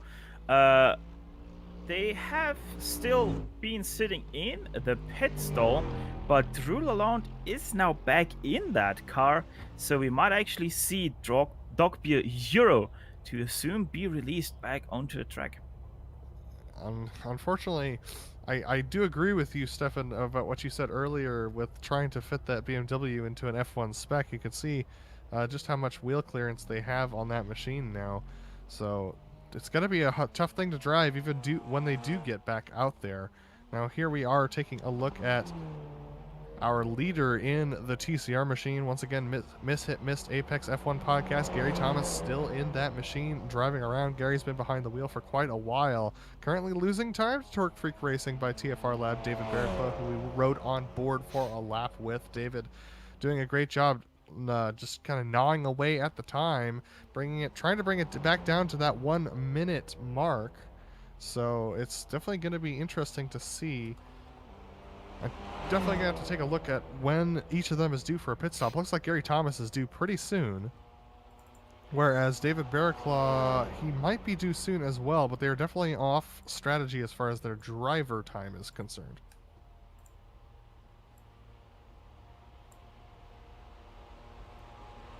A little bit concerned about Cameron Dance and Sammy. In terms of fatigue, he is surely going to be feeling it. He's been in and out of the car since lap 64. They're now on lap 140. In that time, he's been alternating with Simon Mizomo. And then lap 120, he's begun the stint he's in now, which is a triple header. He's got a pretty big setup at home. He is notorious, actually, when he's had a sort of a Zoom style face cam up for the broadcast, of leaning very heavily in his seat. So I imagine right now he's going full lean in his rig, because he'll be feeling pretty sore, I imagine. I do also think this will be his last stint. Next time that car is in will be the last we see of him in this race, but he's just got to make sure he gets there. Yeah, and it's definitely edgy for him. Yeah, we've seen a couple of lapses of concentration from him. One before we came onto the broadcast, but he has. I'm not gonna say he hasn't put a wheel wrong since we've come back on live here, but he's definitely keeping the pressure on to Dominic Ferraris. That gap once again out to 15 seconds cannot seem to get away from that gap. As we continue to watch our lead TCR, the Missed Apex F1 podcast, deal with some traffic here. It's one of the first few times where we dealt with this. This is actually David Barriclough in the Torque Freak Racing TFR Lab machine. He's got Claude Belval behind him in the third place BMW. He's actually going to pull over and just let him go. Lose a little bit of time here, but hopefully not cause an incident that would take him out of the race.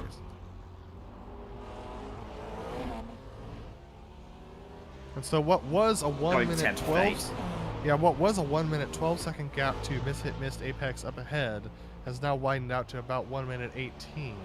And it's still not over yet between Claude and Corbin Sorensen, who's currently in the GT4 machine, the GT4 BMW. So two BMWs kind of going at it here.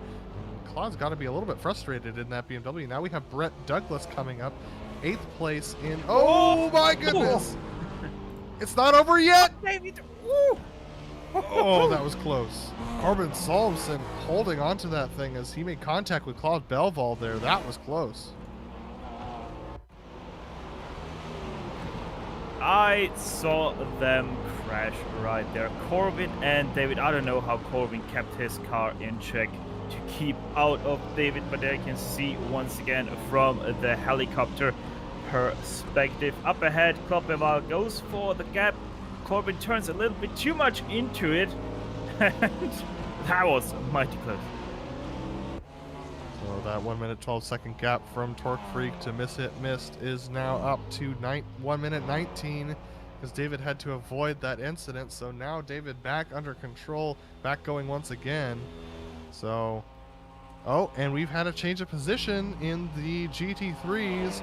Dogbear GT Red has pulled ahead of Dogbear Euro. Dogbear Euro still in the pits for those repairs. 35 minutes and counting. That's one of those situations I spoke about earlier, isn't it? Where if you're many laps down, you never know what could happen later on in the race. You stay in it. 35 minutes, that's how many laps have Dogbear Euro lost now then for 35 minutes in the pits? It's a lot of ground made up there for Dogbear Red on their, I guess, teammates.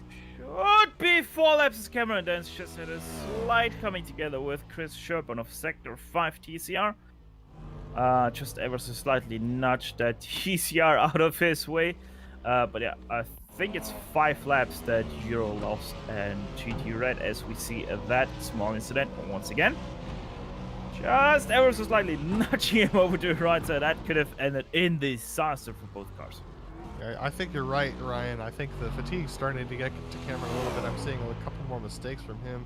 He has currently lost a second to Dominic Ferraris at this point, so this may be one of his final laps here. I know that whenever I'm doing an endurance race, the final couple of laps are always the hardest to keep your focus and make sure you hit your marks. And around here at the Nordschleife, that is multiplied by at least 3 or 4 times.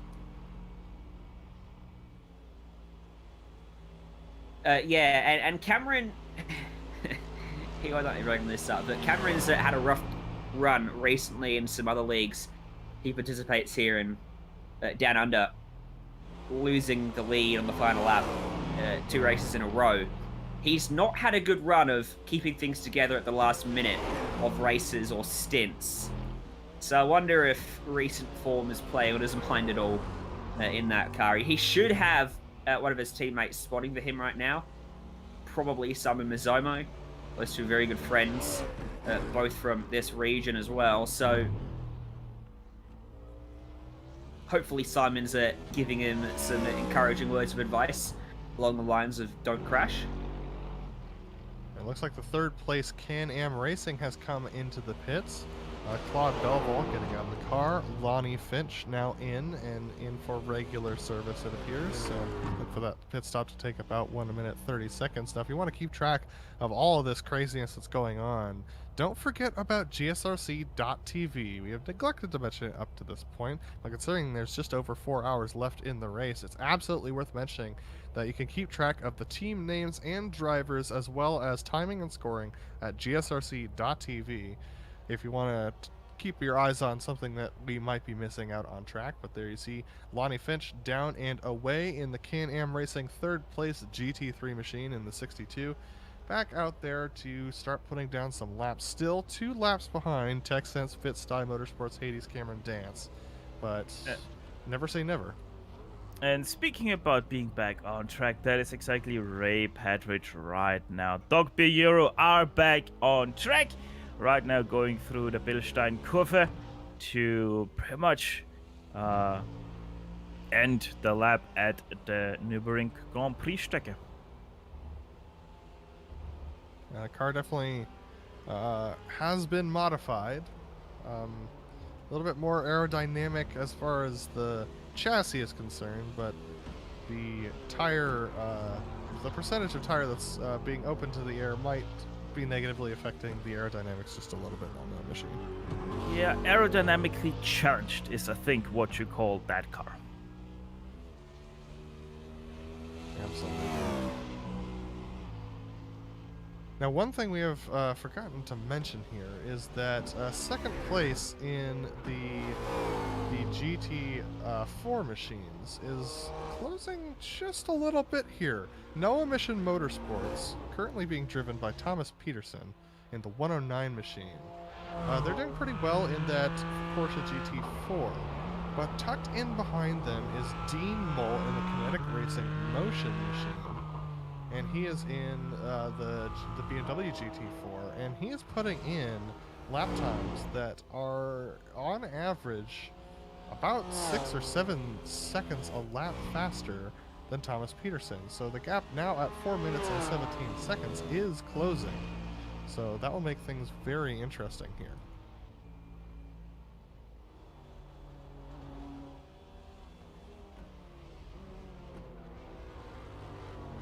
Yeah, behind him, that is actually Ray Partridge, and he nearly had a big off at Flugplatz. He did have a little bit of a slide out of the double right-hander, was able to save it, so no biggie really, but most definitely a little bit of a wake-up call for Ray that this car doesn't handle anymore like it used to do. Being cautious with a damaged vehicle is always one of the most difficult things about an endurance race. You start the race with this beautiful car that handles exactly like you want it to, at least hopefully, unless you're making too many compensations depending on the teammates that you have racing with you. But then as the race goes on, the thing just kind of falls apart on you. even if you've been racing clean all night, you can pick up some small damage here and there that can affect the drive of the car. And well, let's just say that Dogbear Euro has a little bit more than small damage. It looks like it looks like we were right about Cameron Dance having his last stint, because Simon Mazzomo is back in the car, the TechSense FitSty Motorsports Hades machine, in pit lane now for their pit stop, and Simon Mazzomo has taken up the wheel. Well, that confirms that Mazzomo was spotting then, at least. So yeah, Simon will hop in. I imagine there'll be a new spotter for him. I don't imagine Cameron's going to stick around any much longer. In fact, I think he was actually free to maybe even work with us for the last half of the broadcast if we wanted him. So I imagine he's done for the day. He's done his part, but now the onus falls to his teammates to continue bringing that car home. Absolutely. Behind him, that was Brian Barnes bringing the Dogbear GT Red machine back into the pit lane. Bob Beltrami will jump into that car as they get ready to go out for their next stint. I wonder if Cameron was actually really feeling fatigued, because he once again did do only a 7-lap stint. Because Global SimRacing Green, they have gone past the pit lane. They are already at T13, the first turn of the Nordschleife. So a little bit interesting there on that strategy call. Simon Mazzomo nearly has his own off there. The Schumacher is going a little bit too greedy with the curbs. Should be really interesting. Also, one thing we really haven't spoken about yet in the GT4 class is the balance of performance in that class, because while the Porsche is technically the faster car, it really doesn't like bumps nor curbs, and the BMW M4 is a much more stable platform, and in real life or even in sim racing is the more used car because of the stability. One thing we have also neglected to mention is that the temperature is starting to rise on circuit. Currently, the air temperature has gone up by 1 degree Fahrenheit, and the track temperature has gone up by 1 degree Celsius. I know, Ryan. It doesn't seem like much, but that's indicative of a trend. And so these drivers will have to start managing the rising track temperature as this race continues. Well, it is just a little gone 9:15 in sim time in the morning, so time they finish it'll be top of the afternoon, and the track will certainly be a lot hotter. I'm sure these damaged vehicles are going to feel a lot more exciting by the time we get to that point as well. Very slick the track will be. Well, as we close in towards another hour here, Vendaval Sim Racing Green has continued to lead here, led by Dominic Ferraris in that Audi. Still a very clean lead for them for sure. The Missed Apex F1 podcast team currently leading the TCRs, and the reason why I mentioned them ahead of the GT4s is because they are the second class running on track right now, led by Gary Thomas in that Audi TCR machine. And then we have our GT4s led by the Kinetic Racing Force Stefan Overgaard, as he is currently leading that group as well.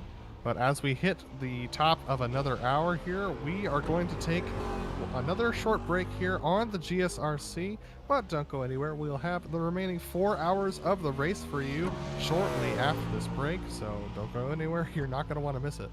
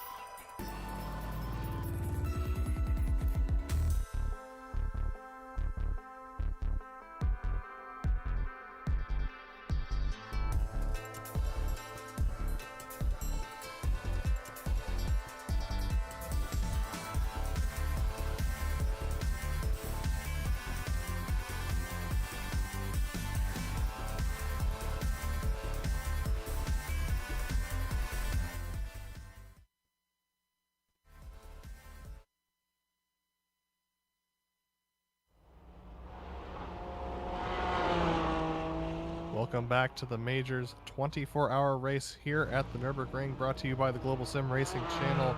And we have had a change of position in class for the lead of a class. David Barraclaw has just made his way past Jack Wendell for the TCR lead, putting Torque Freak Racing by TFR Lab up ahead of Miss Hit Missed Apex F1 podcast. Got it right all last hour, couldn't do it this time. And now, granted, this was created by a little bit of a pit stop difference between the two teams, so there's a little bit more story here than what meets the eye. But that being said, this is the first change of class lead position we've seen since we came on air tonight. Well, you know what they say, a watched pot never boils. We look away for 3 minutes and there's a change with the lead. It was a good, interesting little scrap, though, because... sorry, who was it? It was David was stuck behind Jack for quite some time. They almost came into some very awkward contact a couple of times down the straight. I think they were actually fortunate to get away with it. In the end, they've managed to escape without drama. Yeah, and the most interesting thing about this right now is Jack Weddle most definitely is cold. He showed that in the first few corners of the Nordschleife. He actually did give away that position to David Barraclaw as well, as they were side by side out of Adenauer Force. The thing here is Jack Weddle's fastest lap is from quite some time ago, until what was that? The last time he was in the car is lap 67. They are now on 127. So, and his fastest lap is a 9:25.647. That is a whopping 10 seconds slower than what David Barraclaw did last lap round. So this could be, I mean, with it was about a minute and a half separated these two teams before the pit stop for Jack Little to get into the car. So at 10 seconds a lap, you know, that's only about 8 or 9 laps before we see that gap disappear if Jack's going to be running his fastest lap every single time. So here's hoping for Missed Apex F1 podcast that they'll be able to gain the time back in a later stint with having a different driver pairing for the Torque Freak guys up ahead. But that being said, Torque Freak up into the lead of this race. David Barraclaw bringing them there, but definitely it was a couple of sketchy moments between Jack Vettel and David Barraclaw for sure. But now David pulling out to about a 3-second gap, just about in a quarter lap's time.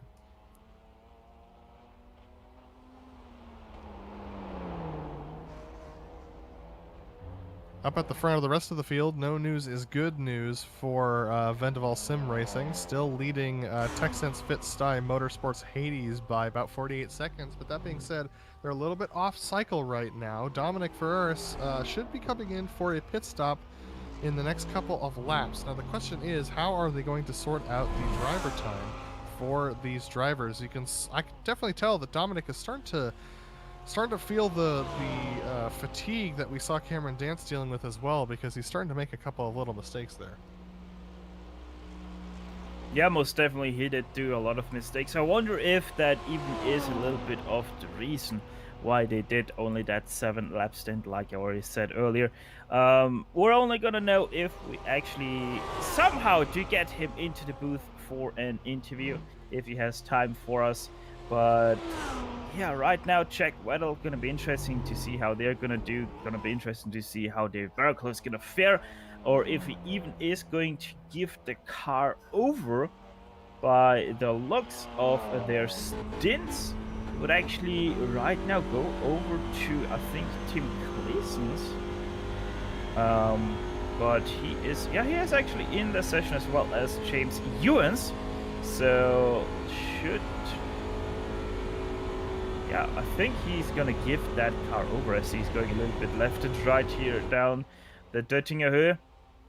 I even think that he is very close to the end of his stint as well. So let's see what David does.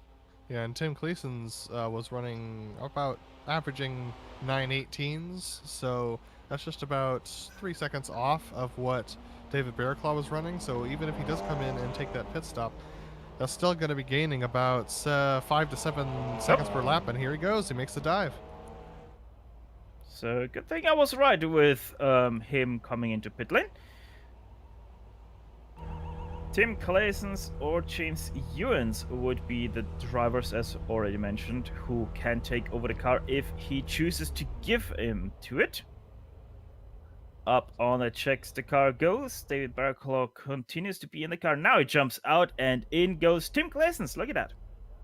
All right, so Tim, like I said, 9:18s was his average lap time. That being said, for Jack, so Jack Weddle with the 9:25 being his fastest time, that would be about a 7-second difference per lap. So it just depends on whether Tim Claessens can get up and running in time, and whether or not Jack can actually put in some a better lap than a 9:25. If he can start to put in more consistent laps than that, then this gap's going to stay even more spread. But with the gap that they were at, I'm going to be looking at probably around a minute separating these guys by the time that Tim gets out of the pit lane.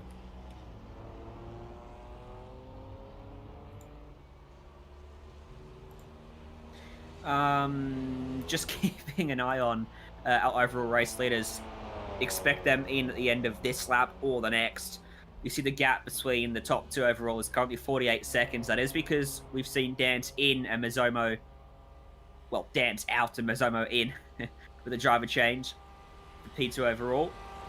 Remember that this race leader was thrown into it doing another stop about a lap after it initially pitted, putting it a little bit out of sequence, but it should result in a pit stop at the end of this one. We'll see if it dives in at the hands of Dominic Ferraris, and when it does, I would say Dylan Burst back in the car, because he only got a lap in before he handed the reins back over.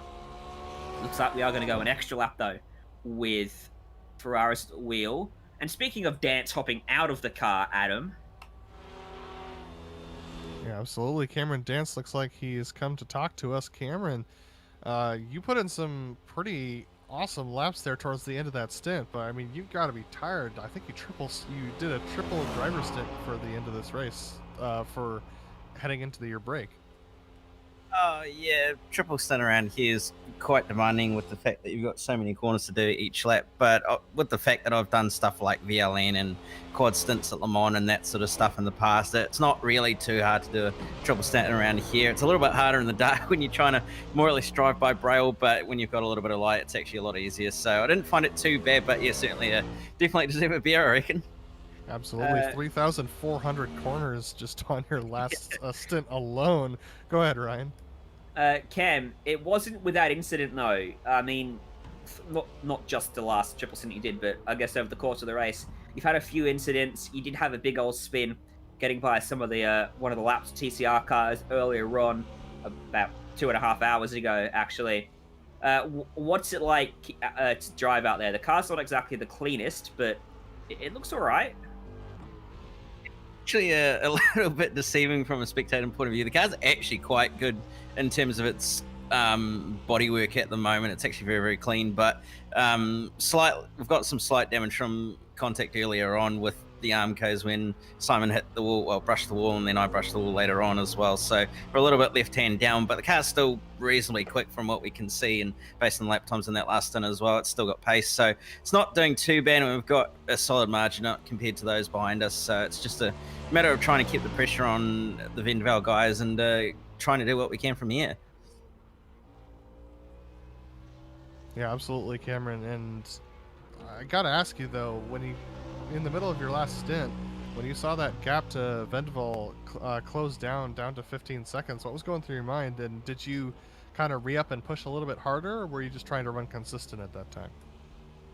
Yeah, prior to that, it was just a matter of putting in nice, clean, consistent laps, keeping the car in one piece sort of thing. And then once I found out that they had actually ended up back in pit lane after crashing, it was a little bit of go time, and then came in to obviously get service and everything. And then from that point onward, it was just push as hard as we possibly can, keep the pressure on, and do what we could to try and close that gap down. We were closing it down slowly, not at a rate we probably would have liked, but we were at least keeping the pressure there on Dom and doing what we could to at least try and challenge for the lead. We're still putting pressure on the guys at Vendavel while we can, but at the end of the day, we're not going to be too overly fussed if we come second.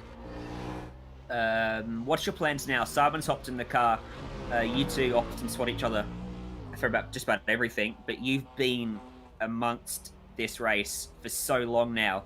You hopping off, logging out of the sim and leaving it to your teammates, or are you sticking around to help out? Driving duties are pretty much done for me at this stage. It's going to be Simon and Phil who are going to take the wheel to bring it home for the car, so I'll probably just sit around and chill out and see what they can do from here, really. Cam, thanks for talking to us, and we look forward to seeing your team complete the rest of this race, and look forward to seeing more from you in the future on GSRC. Yeah, certainly. It's going to be an interesting race. Still a long way to go. Anything can happen, so yeah, we'll see what happens, and away we go. All right, that was Cameron Dance, one of the drivers of the Texans FitSky Motorsports Hades team, currently being driven by Simon Mazzoma. We just saw him navigate past Stuart Elder in the 299 TCR machine in 4th place for Potts and the Spitze F1 podcast team. But yeah, very interesting. I mean, you know, that consistency that he talked about, but also the go time towards the end. I mean, each one of those comes with inherent risks that you have to take, and it sounds like that the game changed a little bit for them when they noticed that Vendaval had that mistake.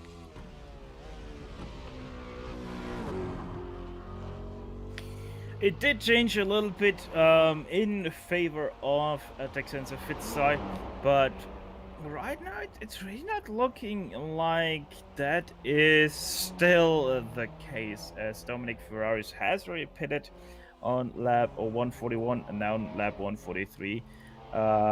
Simon Mazzoma, he is doing a good job. He's not as fast right now lapping as Cameron Dance. He's about, 4.5 seconds slower than Cameron Dance. So wouldn't be surprised if that gap starts to open up once again. Now Dominic is still in the car and Simon has taken over, as we are looking right now at the battle for first place between Jack Weddell and Tim Claessens.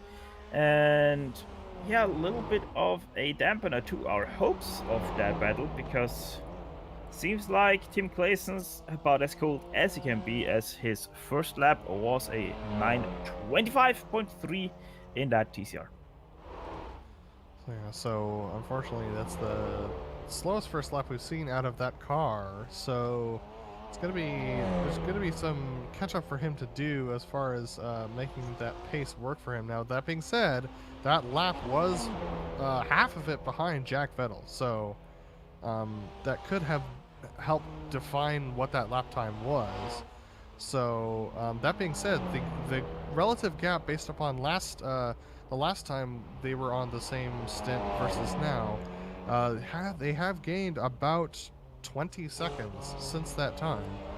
Since the gap before the missed Apex F1 podcast car pit was about 122, and now Torque Freak Racing by TFR Lab is only about 1 minute 2 seconds behind. So that gap definitely is closing.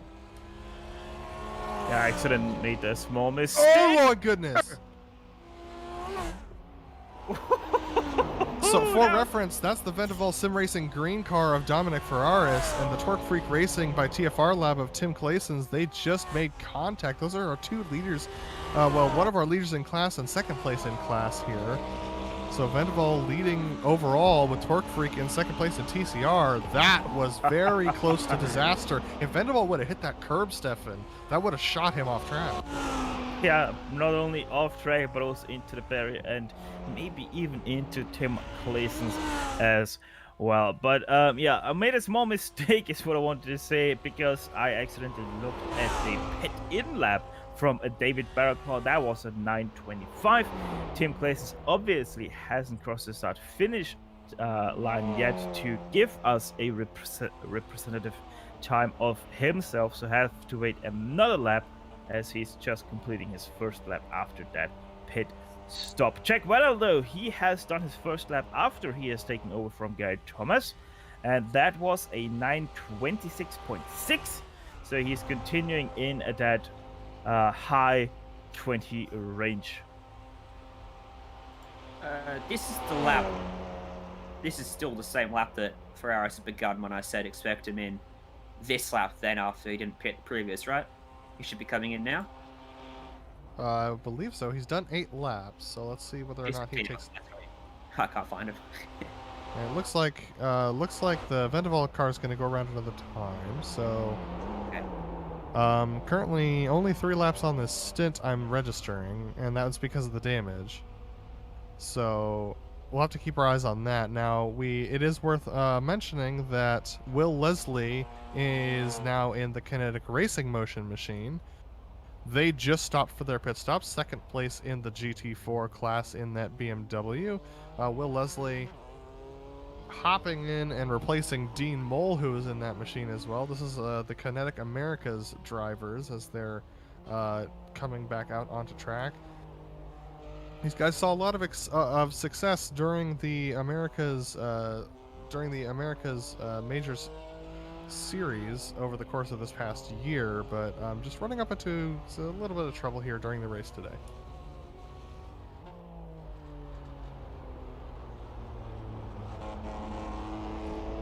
Looks like the UDOX GT3 machine that has had so many woes today is also in the pits for their regular service. And that is going to be Ola Sarnqvist getting in to replace Timothy Klaus. So they are in and out in their quite mangled BMW GT3 machine.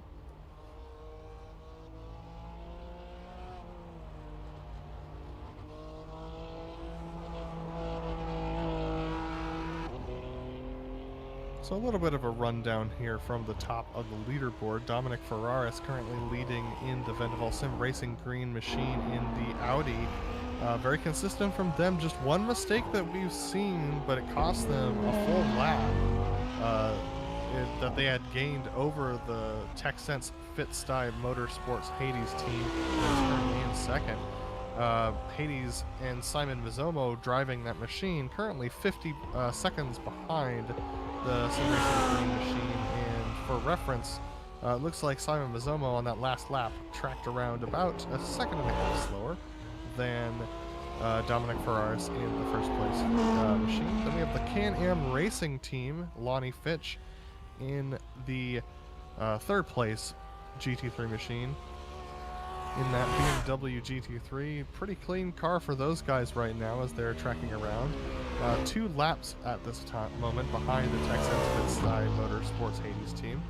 Behind them, a lap behind them actually, is the Kinetic Racing Surge team of Ernie Lundvig. Ernie Ludwig is currently lapping in the 8:34 range, so gaining some time on Can-Am Racing, but trying to make up a lap here at the Nurburgring is very difficult without some help. Then in 5th we have Bombshell Racing. Bombshell's really had some significant troubles today. They've had a couple of different incidents that have put them out just a little bit, so Bombshell Racing in 5th position, driven by Eric Mickey, trying to get around right now and get going. Trying to regain 3 laps that they have from behind the Kinetic Racing Surge team. So, to touch back on the GT3 leaders, talking about Mizomo lapping about a second and a half slower than Ferrari, so that tracks as we'd expect, because Cameron Dance, I would say, is the fastest in that TechSense team. The interesting thing is, Cameron should have been up against Dylan Burse, and I would say Ferraris is the fastest in the Vendeval team. So, what should have been a stint where Cameron might have actually caught the Vendeval car a little bit, even without the crash, they wouldn't be as close as they are now, has turned into the 2 fastest guys going head-to-head. Now Ferraris has got a lap or 2 to pull a bit of a gap on Mizomo, and then I think we're going to see an interesting lap time battle between, again, we expect it to be Burse and Mizomo. Oh my goodness, Tim Place has just had quite the moment there.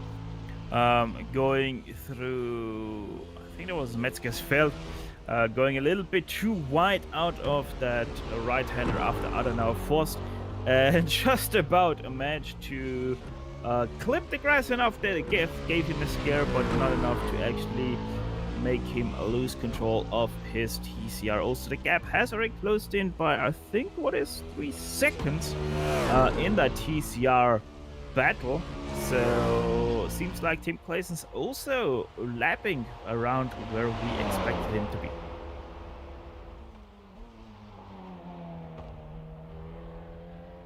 And I'm hoping someone can double check my math. I think Dominic Ferraris might be in trouble with drive time. According to my calculations, he would be over 10 hours if he finishes the stint out. He has done 60 laps. Lap times 8 minutes 20 will average out to. Someone punched that into a calculator.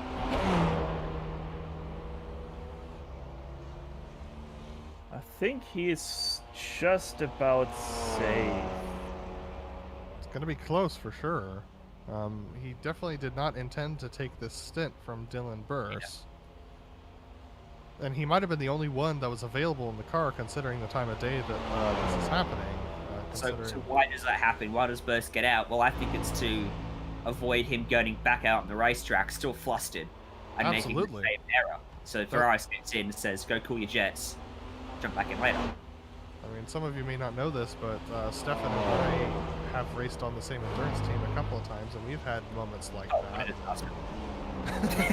I mean, we've had moments like that where you know someone's gone out on their opening lap and binned it, and you put the driver that came back out that came out of the car back into it, because you do get flustered behind the wheel, especially when you have a moment like that. It takes away all of your confidence.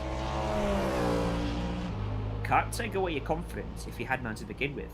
It's my strategy when racing. One thing to note, though, for sure, is like Stefan said, Dominic is absolutely on the edge of his abilities right now racing that Audi. He has that Audi is looking about as unwieldy as it did when the incident happened to it. So I think towards the end of the stint, he's really starting. Ooh, wow, that was the TCR. Oh! Dominic Ferraris, speaking about it, just nearly crashed going through Kaldenkopf as well. Schwalbenschwanz rather. So really lucky break for him. We're actually seeing that on the replay. We're right now on a TCR. That is not the car we want to get. There we are. Dominic Ferraris just caught the end of it. Yeah, so he's absolutely pushing stuff. Yeah, most definitely absolutely pushing it. You're gonna see it right here into the right hand rather. Just gets it ever so slightly wrong, goes wide, has the slide as well, and then touches the grass, just about able to save it and continue on his way. But I was mighty close there for Dominic. And I've made a very quick calculation, and I'm seeing him now approaching the 8-hour mark of his drive time. So he is still good. Alright, but with him pushing this hard, it's possible this may be an in-lap. He has pulled about 10 seconds over Simon Mazzomo over the course of his stint, and he is going to stay out for another lap, so he's still going. So yeah, he's absolutely trying to pull that gap over Mazzomo. He might not believe that the rest of his team has the same pace that he does to stay ahead of those Texans guys. He's still got about 4 laps in his fuel stint. Really? Yeah. He pitted on lap 140. 141, actually. Currently on lap 144, so that will put him around 7 to 8 laps for this. So he did pit. I think we missed it.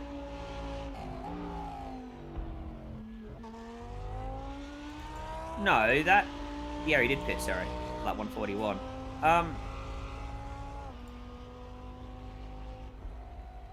No, that makes sense. That would have been about 20 minutes ago, wouldn't it? I just confused myself with the long laps, thinking 3 laps? Surely not. But yeah, it's about 20 minutes, isn't it?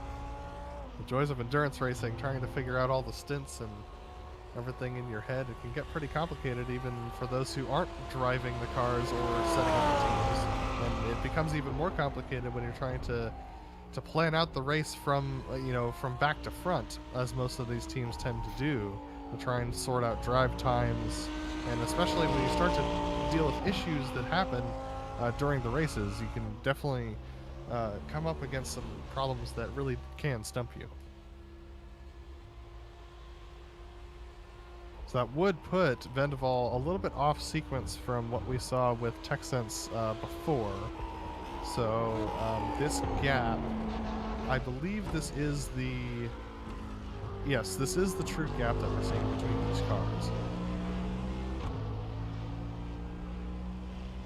Yeah, about 53 seconds right now between Masomo and Dominic Ferrari. So you can pretty much say at the end of this stint it is gonna be hovering somewhere around the 1 minute mark for these two, and from there on out it's gonna be, I would say, everybody's game, because we are gonna see somebody slower than Dominic in that car, and most definitely it's going to be interesting how cold or warm they are gonna jump into that Audi R8 LMS. Now, Stefan, so interestingly, I don't believe Dominic took tires on his last stop, because his last time down pit lane was only 60 seconds versus the 1 minute 33-ish that we're used to from the GT3s. So this actually might be a little bit of an inflated gap here of about 30 seconds, depending on how everything plays out. Is that why I'm confused? Is that why I'm still confused? I think that's why you're confused, right? Yeah. Yeah, because I was waiting for that pit stop 3 laps ago.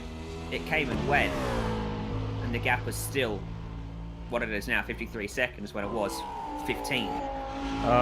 Yeah, he opened the gap by about 6 seconds since the pit stop happened. Once he came out of the pit stall, or pit lane rather, it was about 47 seconds between Dominic and Tim.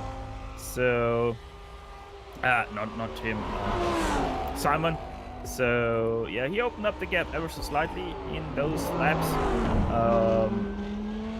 But yeah, Dominic, he's gonna have to take tires the next time around, because I'm also pretty sure he's gonna jump out of the car. And obviously you want fresh tires for the new driver. Absolutely. Now, speaking of gaps, the second place and first place battle in the TCR is closing. Tim Clayson's now down to 50 seconds behind Jack Little. This is the Torque Freak Racing by TFR Lab. Tim Clayson's behind, trying to catch missed Apex F1 podcast Jack Little. And these two teams are definitely at it neck and neck as we get into the closing portions of this race. And that 5 seconds a lap that we were talking about, Stefan, seems to be coming true, because Tim Clayson has closed it by about 12 seconds. Yeah, 9 seconds in the last couple of laps. So this is definitely going to shape up to be a little bit of a battle here, especially if these two drivers continue wheeling it at their current pace. Yeah, we expected him to be about those 10 seconds faster, so he is holding true to that speed that he was having earlier in the race. So most definitely, if those two stay in for double or even triple stint, Tim Clayson's and Jack Whittle will be in for a fight of the TCR lead in the second stint of our broadcast. Now, some interesting news is that the Hansen Brothers Racing and Forge Endurance GT4s both had wrecks about 3 laps ago. Both separate incidents, and both of them have been in pit lane. Hansen Brothers for 21 minutes, and Forge Endurance GT4 is about 16 minutes. Now, these are both single car incidents, but both of these guys have been in pit lane for a significant amount of time. That's pushed No Emission Motorsports sportsman Stefan Wang up a decent 3 laps now. So this is going to make a big difference as far as their championship is concerned, for each of these guys trying to go forward in this race, for this class, as the class is concerned, meaning, because this is going to reduce the field size for them down quite a bit. Yeah, also, by the way, Hansen Brothers, there are only one of 2 BMWs we have in the GT4 class. Kinetic Racing Motion right now the leader of that BMW GT4 side of things, sitting in that third place, about a lap behind No Emissions. There's No Emissions actually 3 wide right now, down into the Dunlop Kette. Emissions Motorsports Thomas Peterson in second place behind Kinetic Racing Force Stefan Overgaard in the GT4 machines. But that being said, he's a good 4 laps behind, so that gap for the lead of the GT4 cars is quite spread for those guys. The Kinetic Racing Force of Stefan Overgaard, really just, those guys have been extremely consistent ever since the drop of the green flag. That's what's put them so far ahead. The TCR is just their repairability is what's put them up ahead of the field. Stefan Overgaard currently lapping about 7 seconds faster than even the Torque Freak Racing by TFR Lab Tim Claysons. So definitely faster on track, but can't seem to close that gap necessarily. He's about 3 minutes 40 behind, and when we came on air tonight, that was more like 6 minutes, so he is gaining, and the likelihood is that he will make it past by the end of this race. At least for second place, but if with Torque Freak Racing catching up on this Hit Missed Apex F1 podcast, he could make the path for the lead.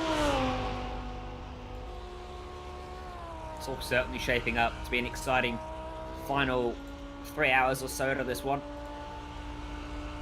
Still definitely at a speed over GT3 and TCR. GT4 has a 4-lap advantage. That's remained stagnant, hasn't it, ever since we started. But certainly GT3, TCR can be interesting to keep an eye on as this one comes towards the end. And those mistakes start to creep in as well. Already seen it a couple of times. We've seen a couple of hairy moments for Ferraris, for Dance. The good news is now we're getting some fresher drivers into the car, aren't we, Adam? And they should have at least had a bit of a rest and be somewhat refreshed. Yeah, a decent amount of these teams did do the night crew, day crew method, so there have been a good amount of drivers that have been off for anywhere from 6 to 12 hours, so that's definitely plenty of time to eat and clear your head, get the body woken up once again to go racing here. Just to report that the Hansen Brothers Racing team is back going in Marzolf.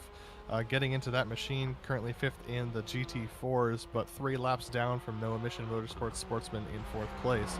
But they are back driving once again, so they're trying to recover from all of that excitement that they had that put them into the pits for sure.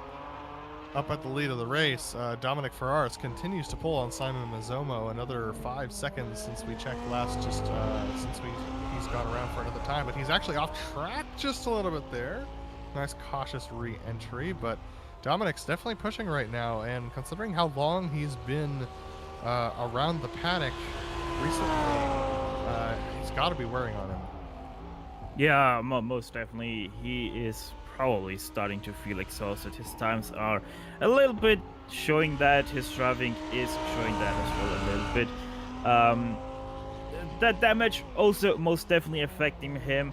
While he had 2 laps in the 8:14s and 1:8:15 on lap 137, 8, and 1:39. That car is about 3-4 seconds slower than Dominic used to be doing. So that is also probably wearing on him as well. But the good thing is for Dominic, he is continuing to open up that gap to Simon Mazzomo, as Mazzomo for the first time in his stint, actually second time in his stint in 4 laps, he was able to do a 8:19. Last lap was 8:19.349. So once again, Dominic opened up the gap by about 2 seconds. That being said, Dominic is a little bit off sequence because he does have to come in for tires next time around. That will close the gap down by about 33 seconds is the difference between the pit lane speeds. So from 54 seconds down to 21 seconds it would be right now. So the battle for the lead in the GT3 is still going to be fairly close once that pit stop gets done. And depending on who gets in the car, it could be even closer. the battle for the TCR lead, which is currently our second class on track between Jack Vettel and Tim Claessens, has been closing even more. Tim Claessens now down to 44 seconds behind Jack Vettel. Jack Vettel's last lap was a 9:22.784 versus Tim Claessens' 9:14.851. So that is a good 7 seconds faster per lap. So expect that to close in the closing portions of this race. So we're looking for both TCR and GT3 to be a pretty tight battle as we close out this race tonight.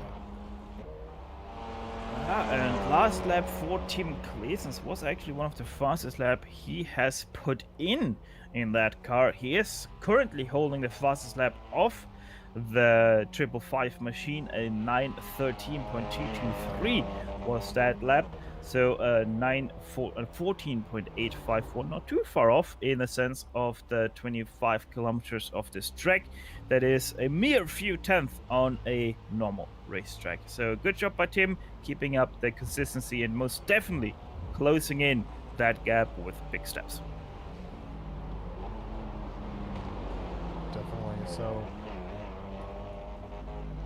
it's been an exciting race for sure up to this point. There's been a lot of developments that have happened just over the time that we've been on air, with Vendeval SimRacing Green having that accident that lost them that lap they had over Texsense Fitstye Motorsports Hades. Cameron Dance putting in some good times, trying to catch back up to the back of Dominic Ferraris, who's been in the car pretty much since we started this race. So just some very intense stuff for all these drivers. Now it looks like Kinetic Racing surged back into the pit lane, and it looks like Ernie Lundwig is going to stay in the car, currently fourth in the GT3 machine. So good consistent stints from the Kinetic Racing Surge team. We know they had trouble early on with some incidents, but they're now settled into that fourth place, a lap behind the Can-Am Racing machine. There is Ernie sitting and waiting for his fuel to be complete. Let's see whether or not this is just a fuel stop. If it is, he'll start going right about now. But no, he's going to take those tires up on the jacks. Interesting to see a driver. Well, is this a double or a triple stint right now for Surge? That is a double stint, so interesting that Ernie elects to take tires here with the track temperature now rising up to 19 degrees Celsius. So we have 2 degrees! 2 degrees increase in track temperature, also in the Fahrenheit now, as Ernie Ludwig goes off the pit limiter once again. A little bit interesting that Ernie elects to take tires even though he is driving a double stint right now, and you can easily double stint the tires in the GT3s. But hey, either way, if he feels he wants to have them, he has all the time he wants, because he's 3 laps ahead of Bombshell Racing Team and 2 behind the Can-Am Racing 62. So great work for him, absolutely. So as we continue to lap around here, Vendeval SimRacing Green leading in the GT3s. Missed Apex F1 podcast still leading in the TCRs, with Kinetic Racing Force Steven Overgaard leading in the GT4s as they run on track. Wow. Are those tires cold or what? Ernie Ludwig really struggling to get that Mercedes AMG pointed as they go through that sharp right-hand hairpin, but once again getting going, and he's got Eric Mickey behind him. That is Eric Mickey of Bombshell Racing Team, but 3 laps behind these guys, so no factor really, but I'm sure Eric would like to get one of those laps back, so he'll be pressing Ernie pretty hard right here.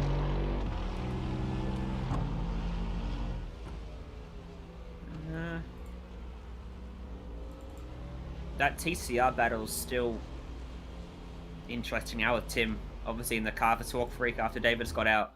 Jack's still in the car though for Miss Hit. He was in that little scrap with David right at the beginning of his stint. How far apart are the stints of TCR here? They're about the same, about a lap difference between them. I believe Jack pitted a lap before that train? They tell you they did. Yes. So the TCR leaders have a lap in hand, which might not be a good thing when we get to the end of the race, because you never know how that's going to really shake out in terms of feel. Generally, the driver or the team pitting later should be the one safer in terms of strategy. And to be fair, unless we are in the case of Vanderbilt, not sure how their strategy is working out at the moment. to be fair to Jack Vettel, he has responded to the call. His previous fastest lap time was a 9:25.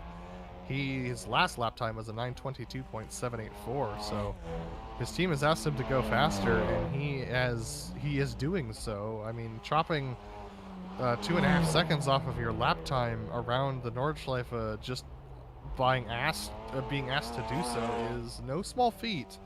Well, yeah. So he's definitely responding, but it's not quite enough because Tim Claeson's put in a 9:14.8 last lap, so still significantly faster. Yeah, and that's his biggest concern right now. He is still losing about 8 seconds a lap, as you were able to see on those last 2 laps. So Jack, he is trying to jump higher, but it's not high enough right now for him to stay in the lead. Gonna be interesting if he has to do a double or a triple stint here. I don't think he's gonna jump out of the car after this stint here. Pretty much I'm gonna guess the same thing for Tim. So if they actually do triple stints here, they will most definitely be able to have a battle at the end of that triple stint, and I'm pretty sure I know what way that is gonna go. Interesting to note that the entirety of the Missed Apex F1 podcast team is still in the session, so it is possible that if they are going to pursue this TCR win, that they could swap out Jack at the end of this stint and put him back in possibly when Torque Freak has a driver that matches Tim's pace a little bit better later on in the day, but that all depends on a varying number of factors that we're not privy to. But if he does go for the double stint, I'm pretty sure Tim, if he double stints himself, would be able to pass him just on that stint alone. Yeah, the only driver on the Torque Freak Racing 555 that is sort of the same pace as Jack is James Ewens. Although his fastest lap standing right now is a 9:19.830. No, actually it's a 9:17.1, so not even that much of a saver there in that term. Ferraris is absolutely flying up front, isn't he? Mizomo's got nothing for him, and as I said, he's not the fastest car in the fastest driver in the team is Mizomo, and this is why he's losing out. Absolutely. Because Ferraris is the fastest driver. It's going to be really interesting to see what happens when Burst or Lopez get in. Well, Ferraris, I mean, this is definitely going to have to be his final stint because he's pushing the edges of his drive time, and also probably the edges of his physical ability, with considering how long he's been in the sim driving or spotting for his team recently. Think about this. He got in at lap 120, did a double stint, got out for a lap. They had about 10 minutes where no one was driving the car because it was getting repaired. And then he's got back in and done another double stint. So he's effectively done 4 back-to-back. Well, I do not envy him. That's exactly the thing. He had 10 minutes where he thought he can relax, but then wasn't able to, and that's the most fatiguing part of that basically quadruple stint he's doing right now. He had those 10 minutes. Yeah, go ahead. And so wouldn't be surprised if he is really feeling it right now. And the good thing is for him, he is on the last 2 laps of this stint. He also did a triple stint to start the race off, so he's been around for a little while. He had a decent sized break after that triple stint, but since then he's been hopping in. Since then he hopped in about every 3rd stint, and then began his marathon he's on now. He's been a busy boy. currently on his 6th lap of this stint, so that means at least one more he's got to go around here before he possibly gets relief, unless he triples once again. It looks like the only person still in the session is Dylan Burst, so Dylan will be the next one to get in if Dominic is getting out of the car the next time he pits. So things are going to be very intense here.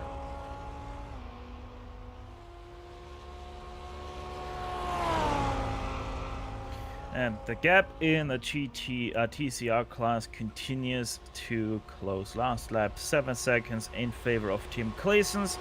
So the gap has now shrunken to roughly 36.5 seconds, which is going to be, what, about 8 laps, 6 laps? 5 laps of time until Team Claessens is going to catch up. 5 laps, final answer. 5 laps, final answer. All right. Lock it in. That will be in about 35-ish minutes time. So well into closing into the 2.5 hour mark. So right around the time of a sprint race. In fact, closing in right around the time of a sprint race soon. Closing in on 3 hours. So, and Thomas Peterson in the No Emission Esports cars around. This is the second place in the GT4s.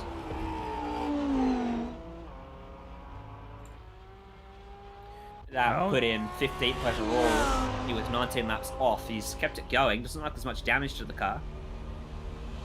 Now the good thing is he just spun it around. He didn't hit the barrier, as we are gonna see it right now. Comes over the kleine Sprunghügel and then just ever so slightly too wide, spins it around on the grass, manages to avoid the barrier ever so slightly, and yeah, spins it once again around, and away he goes. Right now already going up to Döttingö. Fortunately, let's hope for no damage. He did just barely graze the wall under closer inspection, but the hope is that GT4 will be a little bit more robust than that. As we're mentioning that, the Verpachenspitze F1 podcast team is into the pit lane for the TCRs. Currently 4th place, last running TCR on track after Kinetic Racing Velocity had their moment overnight, and that put them out of the race. Currently Stuart Elder in that machine. He'll be getting back out on track to go through. Just on that name, the Verpachenspitze F1 podcast. Apparently, if you're German, that's exactly the same as the class leader. Mr. Apex F1 podcast.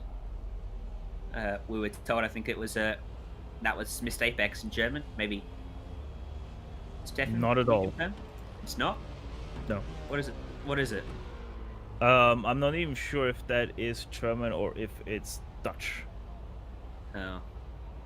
Maybe it's Dutch in. Maybe it's Mr. Apex in Dutch then.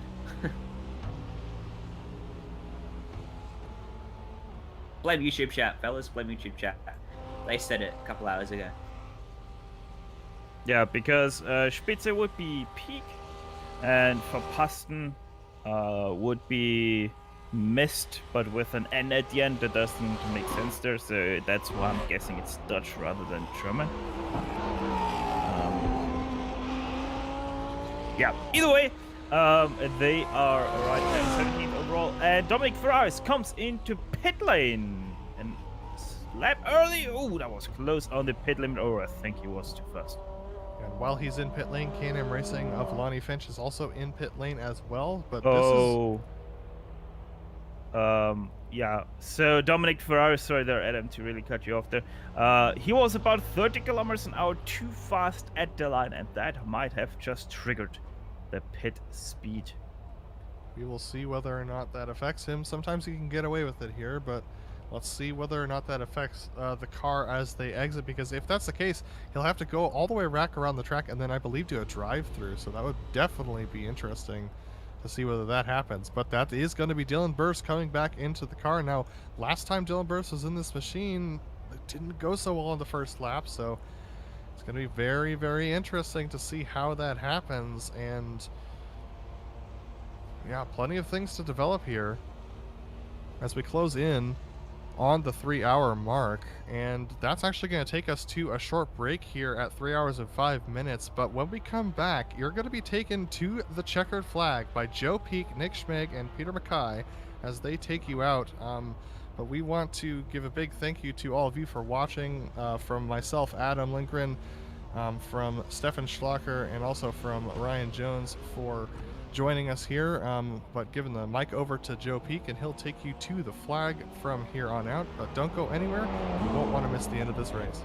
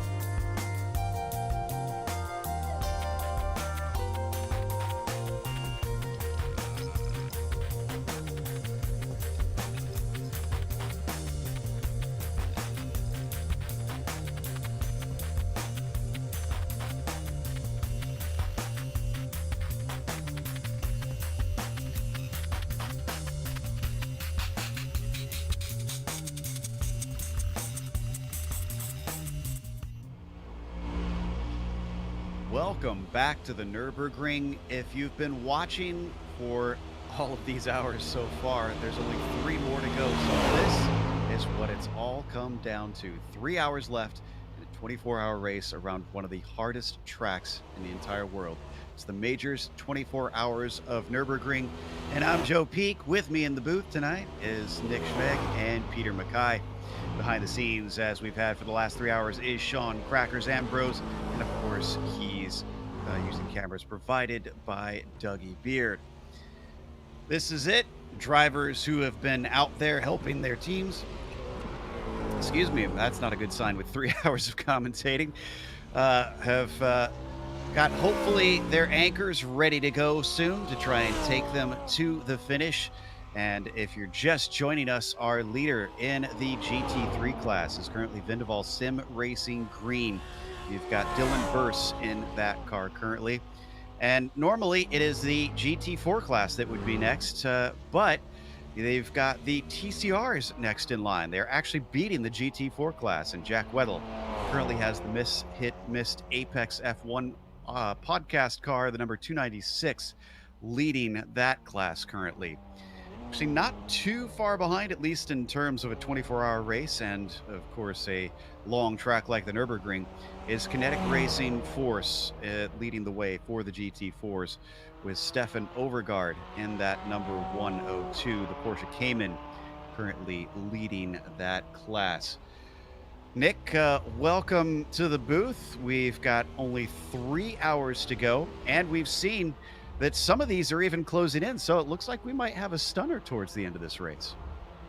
Yeah, absolutely, Joe. Thank you. The overall lead, I mean, if you take a look, is down to less than a minute, which, I mean, in a normal racing scenario, that doesn't seem like a very good battle at all. But really, when you're looking at some of these gaps, you have two laps, 4 laps all in between them. That could shape up to come down to just one tiny mistake. And if you take a look at all these cars on track, they've sure been through a bit of attrition today already, and with 3 hours to go, we're sure to see some more of that. Yeah, that Vindeval car is looking a little bit more worse for the wear. He's coming around to complete another lap, and certainly pushing, my goodness, taking the curbs, especially in the Audi, not always the best of ideas. We were talking about that, Peter, before we came to air. Kind of amazing that they've taken this Audi this far into the race and managed to keep it in one piece. Absolutely, yeah. I mean, this car is fast, but it's I think it proves the credentials of the guys in this car. Some big names. Dylan Burse, very, very fast, man from the land down under, like our very own Ryan Jones. And yeah, I mean, this Audi has got a mid-engine V10, 5-litre V10, so it's got a lot of weight in the middle of the car, quite a short wheelbase, so it can be really twitchy. And when you back-to-back compare it with the Z4 BMW, which is like, to me, it's like a slot car. It's so friendly. And also the AMG. The AMG is a lovely car to drive, very, very smooth, very, very easy to drive.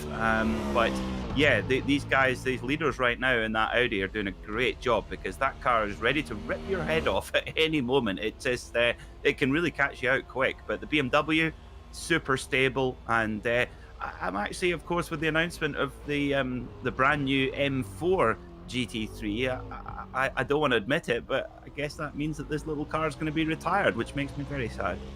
Well, and then we won't be able to hear you say Z4 anymore.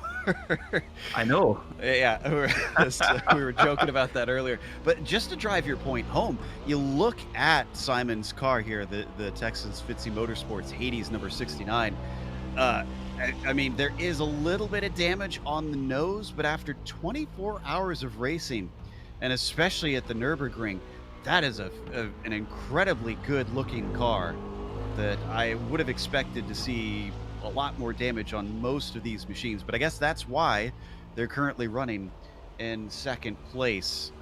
But unfortunately, it seems like they've been having trouble trying to keep pace with our leaders. Granted, they've just had a driver change, so let's see if Burse much faster than Ferraris, or if he's unable to keep pace and Simon has a shot at maybe trying to run down. Now, we thought that maybe they were speeding on pit lane, but they did not serve a penalty time, and they sped on the way in. If I'm not mistaken, Nick, isn't it usually that they have to serve the penalty as soon as they hit their stall? If they speed on the way in?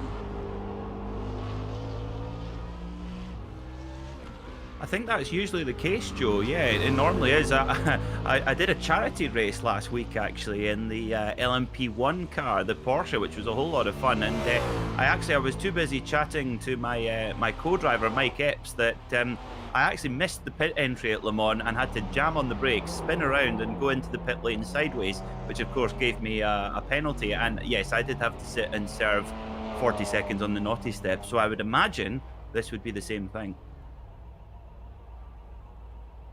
Very strange. We're even getting some chat from some of the other teams. They're confused as to how they didn't have a penalty from that. Maybe they just squeaked around it enough and managed to get the car slowed in time.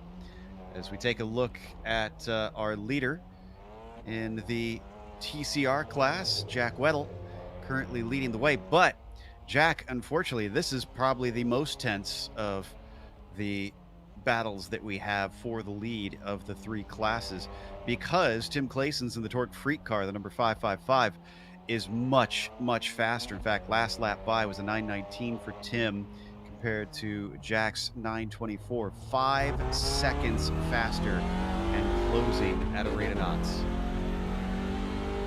Yeah, it looks like he is here is Tim Clayson's in the 555 Grizzly TFR Wildcars car. That's a cool name, isn't it? And a cool number as well. Of course, the 555, that warms my heart because my hero, Colin McRae, he used to be sponsored by 555 cigarettes, by British American Tobacco, and that was what was on the side of his Subaru Impreza, a paint scheme that Subaru actually still use to this day. Of course, without the cigarette branding, of course. Okay, I have to confess, as a child, I didn't know what the 555 was for. I thought it was just the number of the car. So, mercifully not as effective branding as they probably would have wanted. As we ride on board with Tim. Now, we've watched Tim Clayson's race for quite a while here on the channel, as he has certainly been running not only with Torque Freak, but just various teams on all different sorts of series that we've covered here on GSRC. So we know that he is a fast one, but this gives us a good sense firsthand of what it's like to be able to whip this TCR around this track through the chicane. And here's the exciting part, on to the Nordschleife. Anybody who is not familiar with the Nordschleife, get ready for a trip. Yeah, this is special. You know, you come. This is. I have to say, I know this part of the circuit a lot better because I keep having to restarting my lap because I've crashed. But this is just such a roller coaster. It is absolutely incredible. And oh my word, Tim Clayson's, yeah, he's pushing. Now, of course, these TCR cars, they're really cool because they require such a different type of driving style. You know, they're front wheel drive. It wouldn't be an Audi if it didn't understeer, and my word, does this car understeer? So you got to fight that quite hard. But Tim Clayson's doing a great job here driving. I mean, he's so smooth here. Beautiful driving style. And as you'd expect with a touring car, he's really being aggressive with these curbs, definitely clobbering them as he comes up over Flugplatz. This is one of the faster portions of the track, up to and over 120 miles an hour, 125 miles an hour, and continuing to gain speed. Yeah, it struck me actually, Peter, because I have to confess, recently doing some research for another series, I took the Jetta out here just to try it out, and I'd never taken the Jetta around, and it took me a couple laps really to try and change how I attacked the corners. I just was not used to taking a front wheel drive car around here. Absolutely, yeah. I have to say that the Jetta is a great way to learn the circuit. I remember my favourite book I've ever read, as you probably won't be that surprised to hear, is Sir Jackie Stewart's autobiography called Winning Is Not Enough. And you're thinking Peter is really going off on a tenuous link here again. But there is a section in the book where he talked about his time with the Ford Motor Company when he used to develop their road cars. And he used to, actually, funnily enough, used to have a test route, as we see the Kinetic Racing Porsche in for service. That's our leader in GT4. But yeah, he used to take. There was actually a test road very close to my home in Octorada where he went out on a kind of a loop, and he would take development engineers, and they thought, "Oh, I'm having a day with Jackie Stewart. This is going to be a great burn up." Yeah, and he would go no faster than 50 miles an hour. He'd probably do 50 miles an hour everywhere, but it was so that he could really feel exactly what that road car was doing in the environment that a customer would have it. And I guess for learning the Nurburgring, it's very, very similar, because if you're going around in the Jetta, it's going to take you a while, but you've got time to kind of learn the racing line. Whereas if you go in, say, a GT3 car or something even quicker, you're almost just hanging on for dear life. So I can imagine that must have been quite good fun in the Jetta. And Nicholas Seatz is going to take over for Stefan Overgaard here. Whoa. And immediately, unfortunately, looping it. But if you're going to have a problem, better to have a problem here on the GP course part of the track, Nick. I was just about to say how good of a pit stop that was for Overgaard. They got that driver change over at Kinetic Racing done very quickly, and this is the overall leader in the GT4. They've got about a 1-lap lead over No Emission Motorsports in their 109 Porsche, but don't believe too much harm was done there with that little spin. And I believe they've got, I'm going to guess that it's Swedish. If it's Norwegian, please don't don't eat me alive. Scandinavian, it's a good one. Yeah, well, it's either one of those two then. But again, don't kill me. I'm going to attempt this name. Jaka Zul. I don't know if that's correct at all, but No Emissions has put a new driver in since they had a bit of a spin with Thomas Peterson in the car not too many laps ago, just before we picked up coverage. A bit of a scare, but they didn't hit anything, thankfully. Yeah, that was, like you said, if you're going to make a blooper, that's the one to do it there at the hairpin at the bottom, just on the GP section. Now, if you're a regular viewer on YouTube or you follow Nurburgring lap times, you're thinking these guys are going very slow. Well, this is slightly different than the slightly comically named tourist farten, where you'll see the cars going out and doing just the Nordschleife, but this is the proper VLN layout where it combines a part of the GP circuit that was built in the early 1980s and then also the Nurburgring Nordschleife as well. And actually, in the GP circuit was where Hans Stuck had what he regards as his best ever race, where he won a German ADAC race in at the time a very experimental Porsche 962 with then what was completely revolutionary, a PDK transmission. Oh, fascinating. I did not know that about him, actually. Well, right now, Jaka is currently working his way around the Grand Prix portion as he came through the Dunlop hairpin, and then it's heading on his way back towards the Nordschleife, and then things narrow up, and you have to be all that more careful for the rest of the lap. For those wondering what's going on in the battle for the TCR lead, Claeson's still working on trying to catch Weddle. A little bit of a slower lap last time at a 9:19, but still quicker than Jack. And I believe they should be towards the end of the lap here. And in fact, yes, they're pretty close to completing this next one. In fact, Weddle is coming around the second of the carousels, the mini carousel, and he should be on to the very long Dariner Hoa in just a moment. Ironically, on the hood of Tim Claeson's car. No, actually, this is on. No, so it's not ironic. This is apropos, if anything. Jack Weddle's car saying wrong, but first. Now, that is a bold prediction on a paint scheme. I have to say, I feel I get it now. So it like tabloid press, basically. Good comparison. That's certainly what it feels like. I tell you what, you've got to take your hat off to these two TCR cars. They're doing a bit of a Porsche RS Spider giant killing job right now. To be ahead of the GT4 cars, which do have more pace, is really impressive. But just shows you, I think it comes back to our GT3 point. If you, of course, the TCR, much easier car to run consistent laps without a big moment. The GT4 is a little bit more, can be a little bit more hairy when they want to be. But yeah, these guys doing a great job just plodding along, clicking off the laps, and that's what it's all about in endurance racing. And the other battle for the lead, unfortunately for Mizomo and the Fitzy Motorsports car, he does not have the same pace as Dylan Burse, who set a 8:17.6 last time by.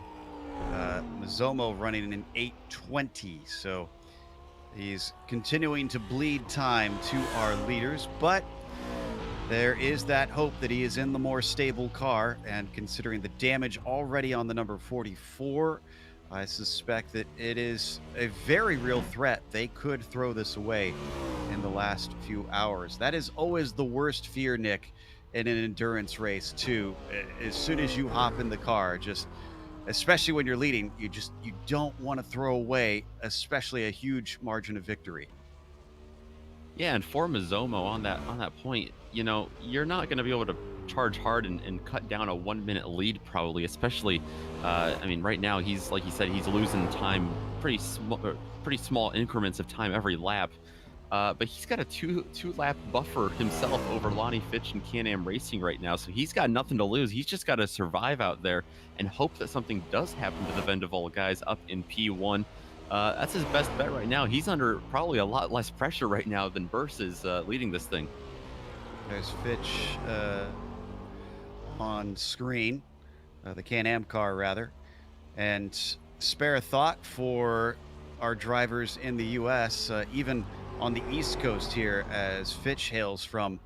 It is currently 5:30 in the morning, and that's something that's slightly different for sim endurance racing compared to the real world. Everybody's on the same time zone, everyone's on the same schedule, sort of, and you'd think that, you know, everybody's kind of the same amount of tired, but here we've got a driver that's just at the end, but is at a completely odd hours of the morning where they are.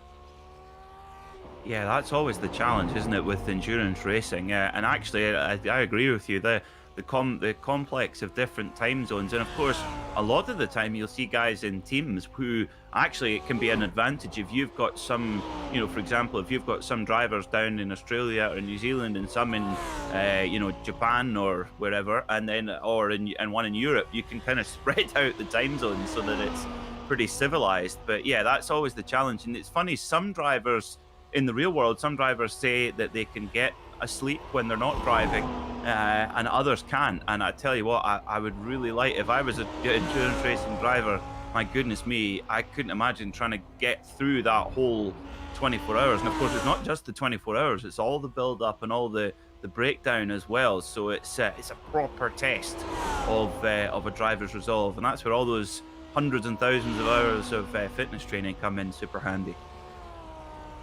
Can only imagine. As we come onto the Duddinger Hoa once again, Dylan Burse leading the way. And let's see, this car, of course, probably a little bit down on top speed. You can see it kind of bouncing around over the bumps, even along this straight. And he's currently up to about 158, 160, just barely, but stalling out. So I'm pretty sure from my memory of these GT3 cars, that does seem a little bit down on what they should be able to achieve, but not drastically so. Yeah, just a smidge. Yeah, just a little, maybe 5, possibly at the very most 10 miles an hour, but probably more likely about 5 miles an hour. So straight line speed, they're okay, but as you can see, they've got a lot of aero damage. That rear wing has got a lot of well, that is not full factory spec. That is for sure. That's that is, well, actually, yes, I don't know if you guys get these in the US, but here in Europe, there's a company called Mansory that take a beautiful, expensive car and make it catastrophically ugly, by adding a very expensive body kit. And this Audi right now looks like it's been fitted with a Mansory body kit. Well, I'm glad we're not sponsored by Sorry, Mansory. Have you got a deal going with Mansory? That's it down the toilet. No, no, mercifully not. I thought the direction you were going to go with it is speaking of the experimental gearbox. That's just an experimental wing, is what he's got on there. That's just to try and test the new aero kit. I do remember, funnily enough, on that subject, I do remember one of the great driver and crew chief pairings in Formula One was Felipe Massa and Rob Smedley. And of course, some of the sound bites, we all remember some of the sound bites. But my favourite sound bite with between the two of them was, so Felipe Massa, I think he'd maybe made contact with somebody, or he'd bent the front wing. The front wing was quite badly damaged, but he carried on anyway. And at the time, it was 2009, and Ferrari were really struggling. It was the year of the double diffuser, and Ferrari were really struggling. And all of a sudden, Felipe gets this damage to his front wing, and he goes a second and a half quicker. And Rob Smedley comes on the radio going, "Well, looks like we've solved our aero problems." That sounds like Rob. I remember I actually first started watching F1 in 2009, and greatly enjoyed listening to he and Felipe, at least for part of that season. Unfortunately, cut sadly a little bit short with Felipe's wreck that he had later in the year. But back to the touring car race that we've got on screen right now. We've still got our leader up on your screen, up to 1:01 ahead now of Mizomo.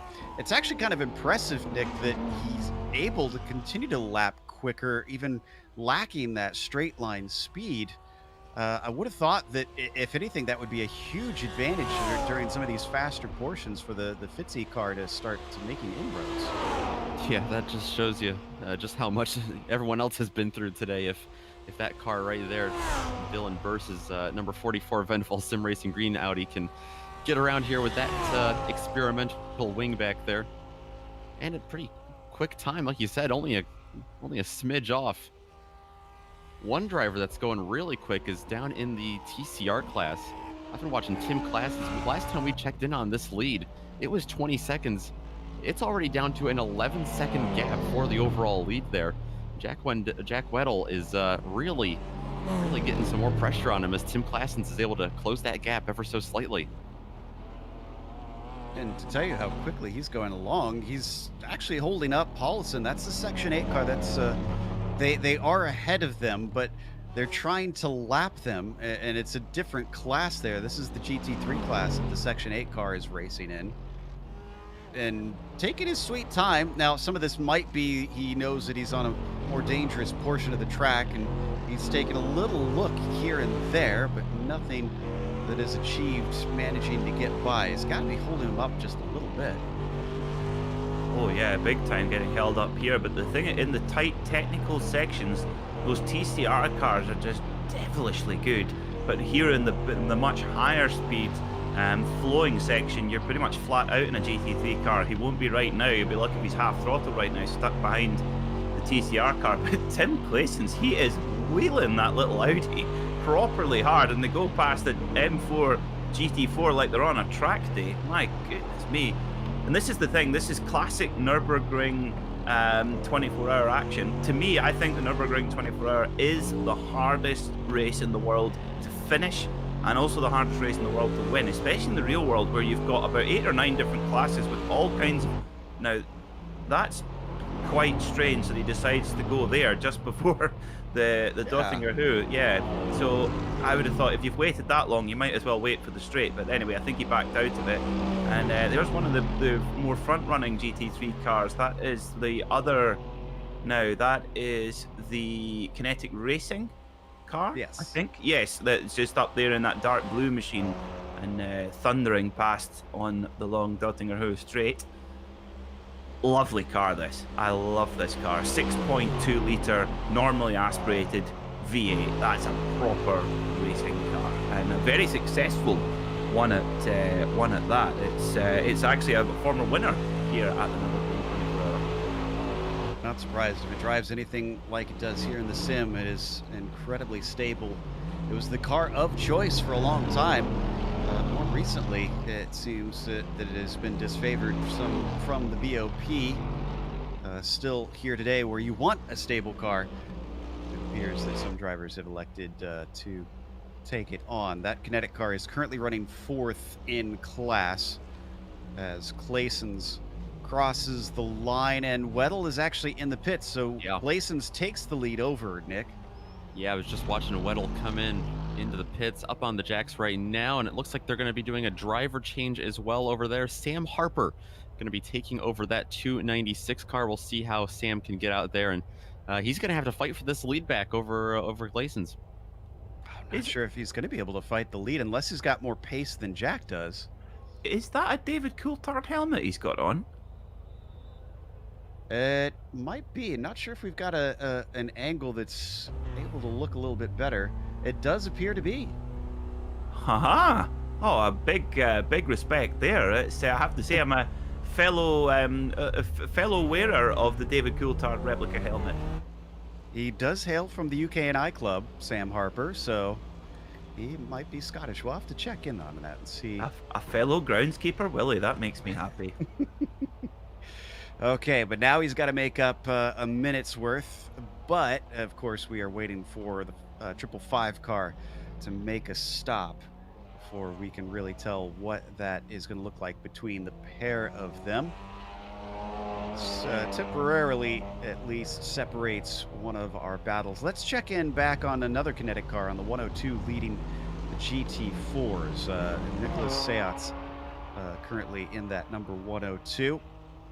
And he's actually on his first flying lap. His last lap was his out lap, so we still don't quite have an idea of what his time is. I'm kind of curious if he can manage to maybe get back by our leaders in the TCRs, because he is on the same lap, it appears.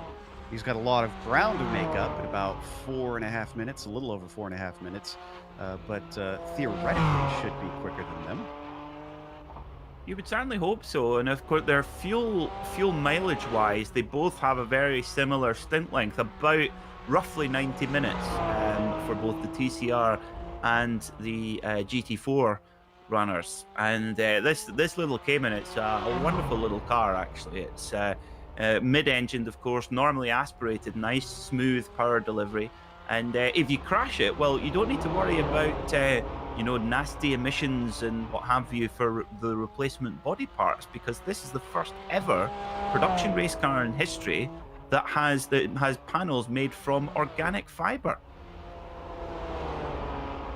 I remember you bringing out that stat before. And, I need some new stats. Yeah. Well, I would love to, you know what, I'm going to have to make a note to go read up on that more after this broadcast as well, because I'm curious what all that entails and what it means for it. Like, I mean, could they bury it and the car decomposes? I don't know. I have no idea. I think it's more the production method that is more environmentally friendly. Of course, if you use steel, it's or aluminum, or aluminium for our European viewers. I guess it's down to the production method. But this car also, it uses a very famous moniker in Porsche. It's number 718. They actually, it's now called the 718 Cayman GT4. And actually, the 718 was used on the very, very early Porsche Spyders when they had the 718 RSK, and that was the kind of moniker that it was given for those racing cars. And even Roger Penske raced in one of those. Unfortunate news for you, Peter, is you're outnumbered by filthy Americans who pronounce everything wrong. Interesting note, we mentioned that Sam Harper has hopped in the car. That was only a single stint for Weddle, so they've gone against the grain, I think, even compared to what they've been doing for much of this race and what everybody else has been doing, and gone for a single stint. So I wonder if this is intentional for them to see if maybe they can try and stop bleeding time to Torque Freak once the 555 comes in pit.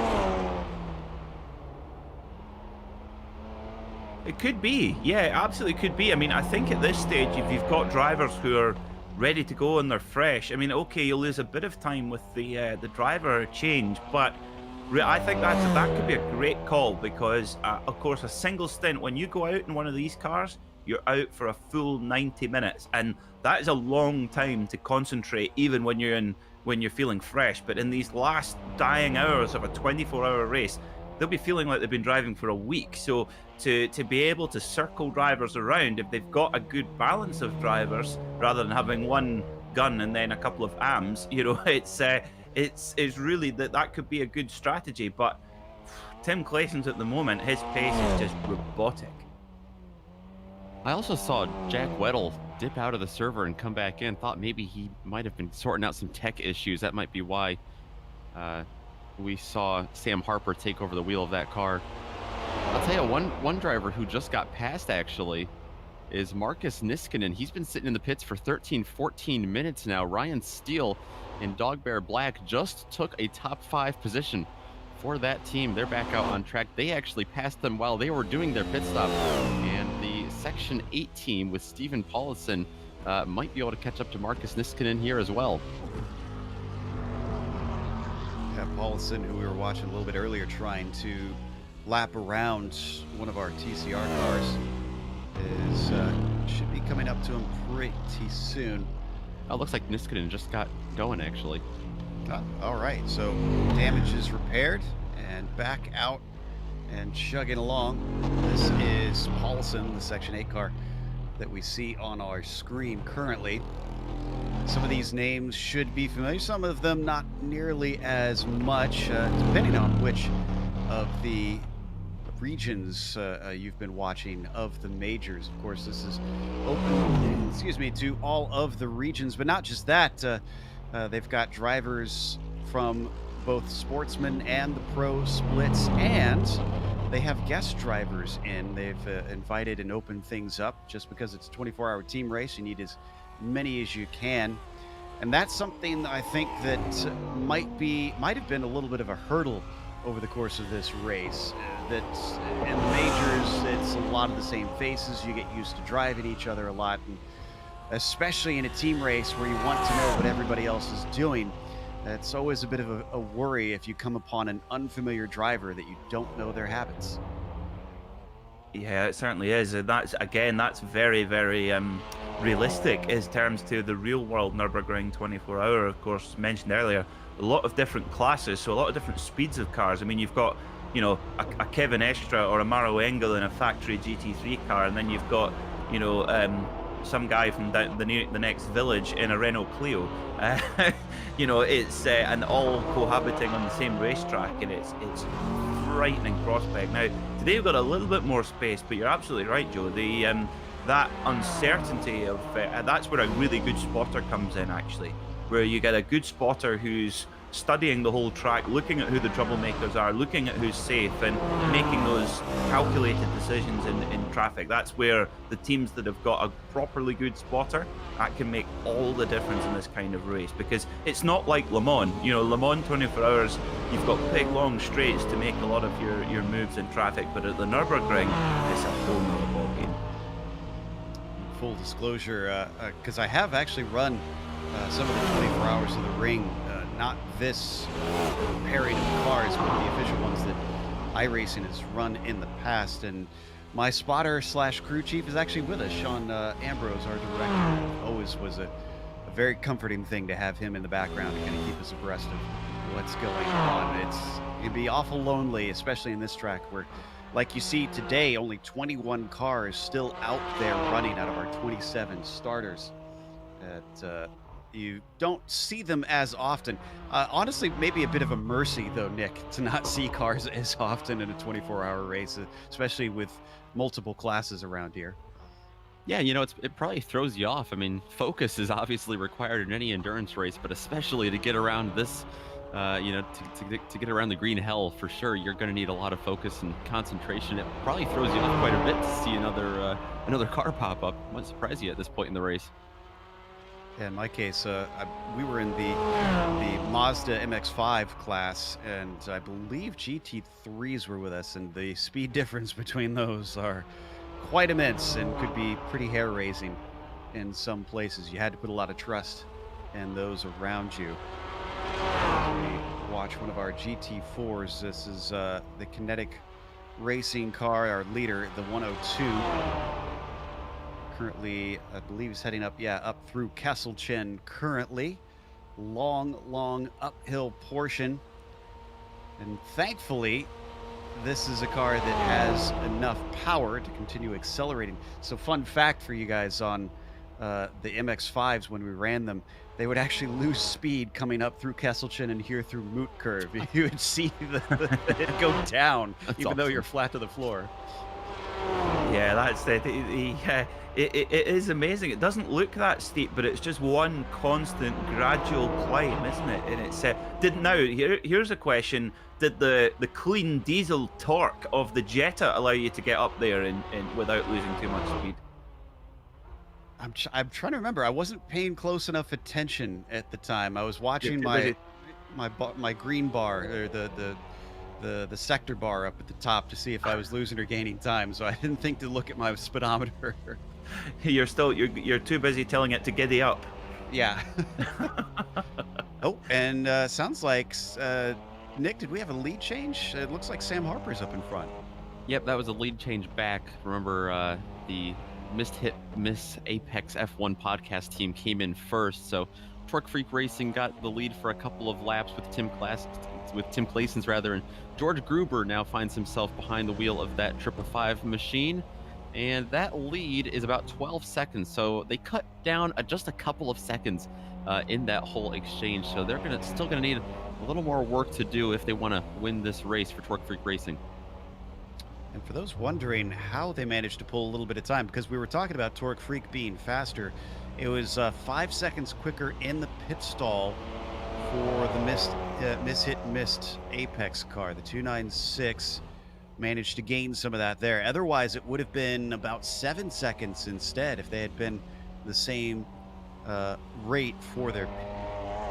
We'll have to wait quite a while before we find out if the pace is the same between them. We'll get a little bit of a hint before they cross the line, because we've got live timing and scoring of their gaps. But in terms of ultimate lap time, it's 9.5 minutes, or just under 9.5 minutes, for these cars to cycle around. So we've got to wait quite literally 18 minutes before we know.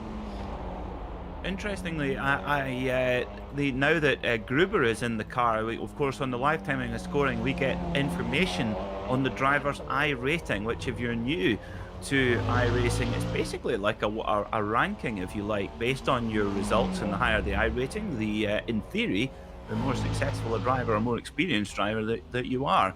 And Tim Claessens had an iRating of nearly 5,000 now, which is incredibly impressive. George Gruber, also very impressive, but 3,300. That is a lot closer to Sam Harper, who's 2,600. Now, it's not an exact science. There's some drivers who don't do as many official races, and therefore their iRating doesn't change. But it should mean that we get a little bit more of an even matchup here between these two leading TCR cars. Yeah, I've heard some drivers say, don't worry about your iRating as much. That is a big debate that happens on the forums always, is don't worry about if you're gaining or losing too much of them, because it'll settle into where it probably should be overall if you're doing enough races. As we see them head down into Ehrenberg here, under the bridge, and flying into compression in the foxhole, one of the faster portions, surprisingly fast portion of the track, just because it is steeply downhill, up to 150 miles an hour here in the TCR car, and then back up and over the crest, very blind, and slowing it up once again into Audenauer Forst. That's the thing with a touring car as well. Touring cars love curbs. They almost, Brian loves Nicole, there you go. So as you go past the 7 kilometer mark, yeah, the touring cars just love curbs, and they can handle the curbs. They're designed to launch over them. In fact, I'm sure touring car drivers hit curbs on purpose just because it's fun. And that is certainly what the TCR car can do. But this little car has been an absolute revelation to Audi's motor racing activity, because this car alone is almost responsible for Audi Sport, which is based in Ingolstadt, where all the race cars are built, and also the RS road cars. And the thing is that before, Audi Sport used to be a marketing entity, because it was used, the racing was used to market the road cars. but now it's referred to corporately within Audi as actually a proper sales revenue entity. So they're selling so many of these RS3 LMS cars, and also the R8 as well, that it is now a proper revenue center for the Audi company, which is extraordinary. And just in the first 2 years of competition, this car, it had 6 titles and 150 victories. I mean, it's an exceptional piece of kit. And only, and now we're speaking in relative terms here, only 109,000 euros, which you go, that's a lot of money, but actually for a race car, that's actually pretty cheap nowadays for a brand new race car. Yeah, I mean, that's within reach for a lot of probably very small teams that are looking around for a lot of bang for your buck. And since this is more of a club level style car, when you're talking about TCR, that will certainly be attractive to many of them, as the 296 now heads up through Kesselchen itself. Boot curve. Looking back at our GT3s, it's continued to separate between Burse and Mizomo. The Vendaval car still cycling around actually one of the quicker laps last time through, an 8:20.5. Must have hit one without too much traffic that time through. Not going to be the case this time, as he is actually approaching the Can-Am car. About to put another lap on 3rd place. Only 2 cars in the entire field are on the lead lap right now. Yeah, it just shows you, but you know, you might think 1 minute and 10, that's a lifetime, but really, after nearly 22 hours of racing, that is extraordinary, actually. And it just shows you that if any slip up at all from Dylan Burse here at the wheel of this Audi R8, and it changes completely. And this is normally where this is the business end of any endurance race. You hear a lot of very experienced endurance drivers say that, you know, really the end, no matter what the length of the race, it's all about getting to those last couple of hours, and then that's when the gloves come off, and we're just coming into that particular phase of the race now. But I tell you what, these guys in this Simicube back machine, Vendaval Racing, they're doing a great job, because this car, as you can see, is not at 100% health. And yeah, they're doing a mega job at the moment. And I tell you what, you can just tell by the amount of track that Dylan Burse is using here, they are still pushing hard. It almost reminds me of endurance racing of old, Nick, where, you know, they would have to be concerned about keeping the car whole a lot more. I mean, obviously still it's important, but, you know, they would talk about not driving at 100% back in, you know, 70s, 80s, even probably into the 90s, I would say, for endurance racing. Now, granted, it's probably a little bit more about not wrecking the car here, because we don't have the wear and tear in the same way here in the sim, but it makes me think that, you know, there's always that concern, like they had in real life back in the day, that the car could go at any moment. You just got to baby it.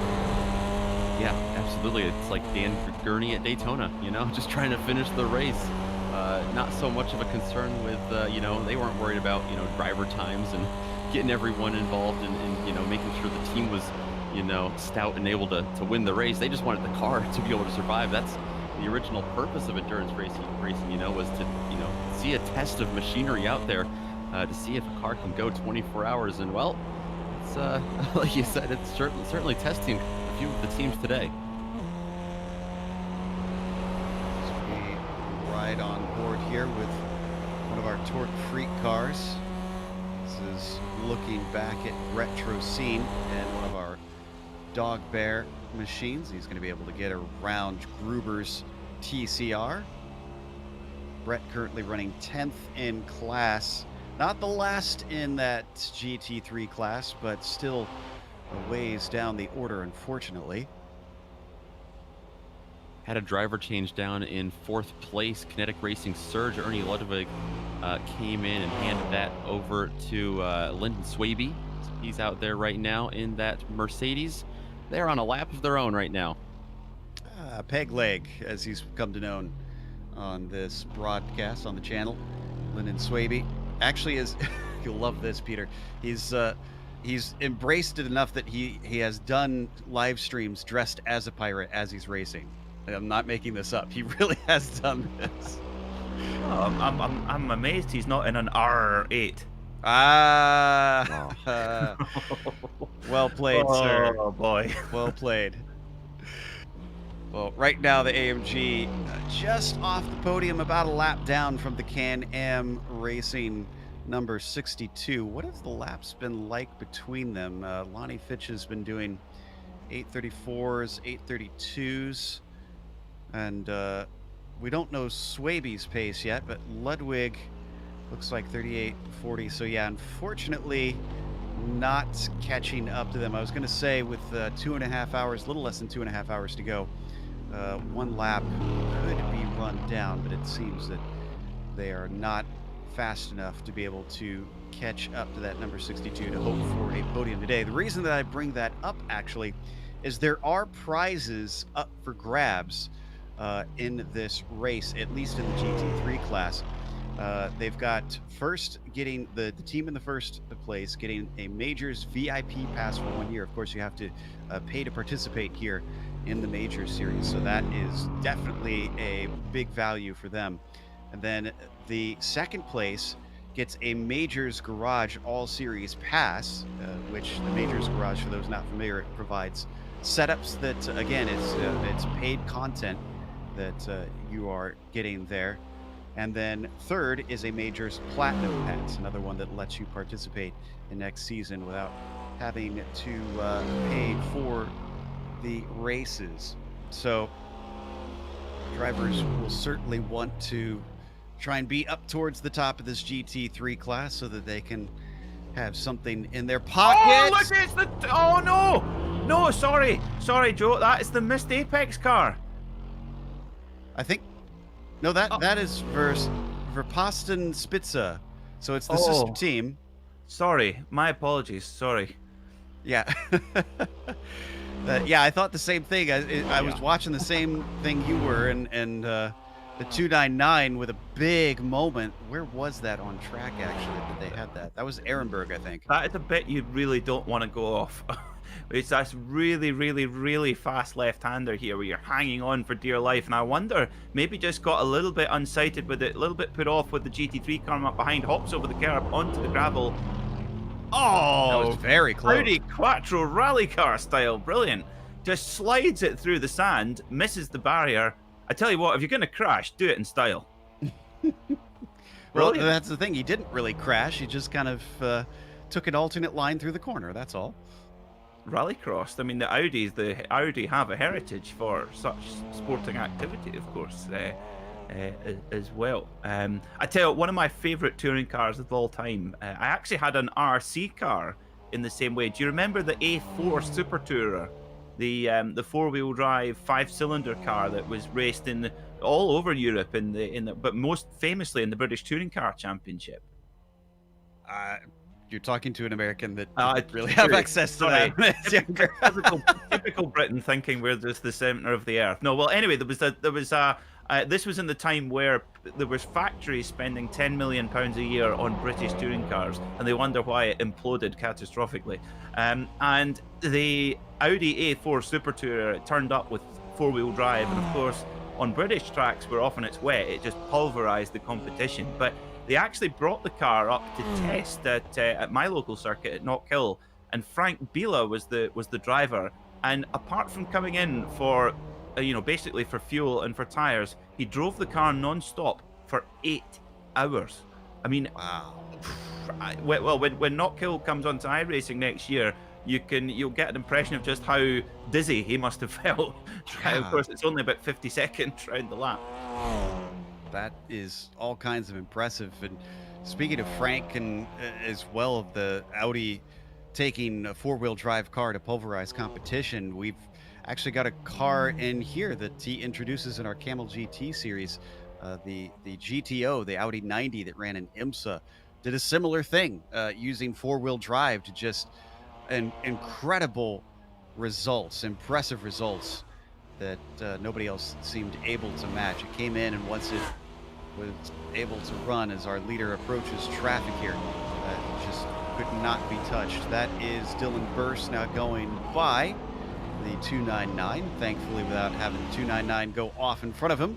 And then up next is Aaron Stanley, who he's trying to lap within his own class. Stanley running 8th in those GT3s. Just trying to negotiate the traffic as best as you possibly can. This is where just every little car you've got that you come by, you've just got to try and get through safe. This is now at the point where you're looking at the clock thinking we've come this far, and this is why the agony and ecstasy of endurance racing is so much higher than in sprint racing, I believe. You know, you see why people covet the Daytona 24-hour, the Le Mans 24-hour, the Nurburgring 24-hour, Sebring 12-hour, because so much goes into the effort. So it's such a team effort from the drivers, and you know, that's why it hurts so much if it goes wrong at this point, and the celebrations are so ecstatic if it goes well. So this is and to me, that is the spirit of endurance racing. That's what makes it so special. Yeah, I have to admit that in probably about the past decade, I really finally started to get into endurance racing. I grew up on open wheels, and interestingly enough, iRacing is part of what turned me on to endurance racing, getting to experience it from the driver's seat, like these guys are right here. This is taking a little bit. Burse is having to wait for a clear spot to get by Stanley, even though he's got better pace than that Fitzy Motorsports 76. Oh, and you can see the hesitation that he's having to have as they come up into Swallowtail, which is a very fast set of corners, and had to back out of it, just try and play his cards cool here. He knows that he's got the Dariner Hoa coming up very soon. We saw earlier that if you can just stay patient enough to get to there, you'll have an easy pass. Joe, do you think there might be a little bit of team play there for Fitzy Motorsports? This is the 76 car running in 8th place in front of Burse, and remember, on the same lap as Burse is the 69 Fitzy Motorsports Hades car in 2nd place, trying to close in on him.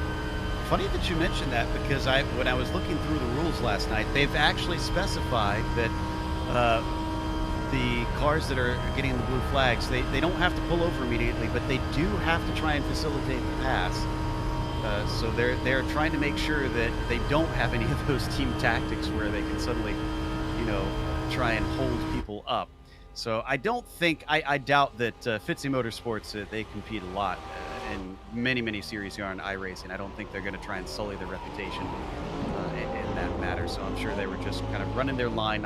They maybe didn't want to pull over immediately, but as our leader's going to come into the pits and take a stop, it's going to be a moot point, and there goes Stanley on through, not having to worry about that traffic anymore. I was going to say, if there were team tactics involved, it didn't work because Burse pulled away like 3 seconds on that lap. Yeah, continuing to have incredible pace. Now, are they going to switch Burse out, as he's recently hopped in? Ferraris was in there before. Looks like Ferraris is the only one still in the session for that team, so I would imagine they're going to leave Burse in at least for another stint or two. Probably have Ferraris, or they've got Juan Lopez on that team as well, come in and finish this race for him. Interesting fact about Dylan Burse, he actually races, of all things, Hyundai XLs in his native homeland down in, I think he's from Queensland. Is only a teenager, Dylan Burse, but super quick, and I can imagine the racecraft required in Hyundai XL racing. It must be kind of reminiscent of a bit of a bar brawl. Yeah, you would think. That looks like Mizomo. Is this catching up? I think this is legitimate. Yeah, but he's going to pit. Ooh. They're on the same pit strategy, appears. So Mizomo's coming in too. Now look at the time. 2:04 point, just over 2 hours. Now, this is close. Now look at that. Dylan Burse is taking tires. He's up on the jacks. Look at that. The Audi R8 up on the jacks, and I think you really want to try and have one more pit stop from here. That should be. It's going to require a bit of a concerted effort, because normally these GT3 cars, they run for just about an hour, maybe slightly less. Depends when the white flag comes out as well. So for these guys, they're going to have to be on a bit of a fuel save now, I would think, to avoid them having to take an unnecessary stop. That's a good point, because an extra lap around here is a lot more than an extra lap at, say, Road Atlanta or somewhere of that nature.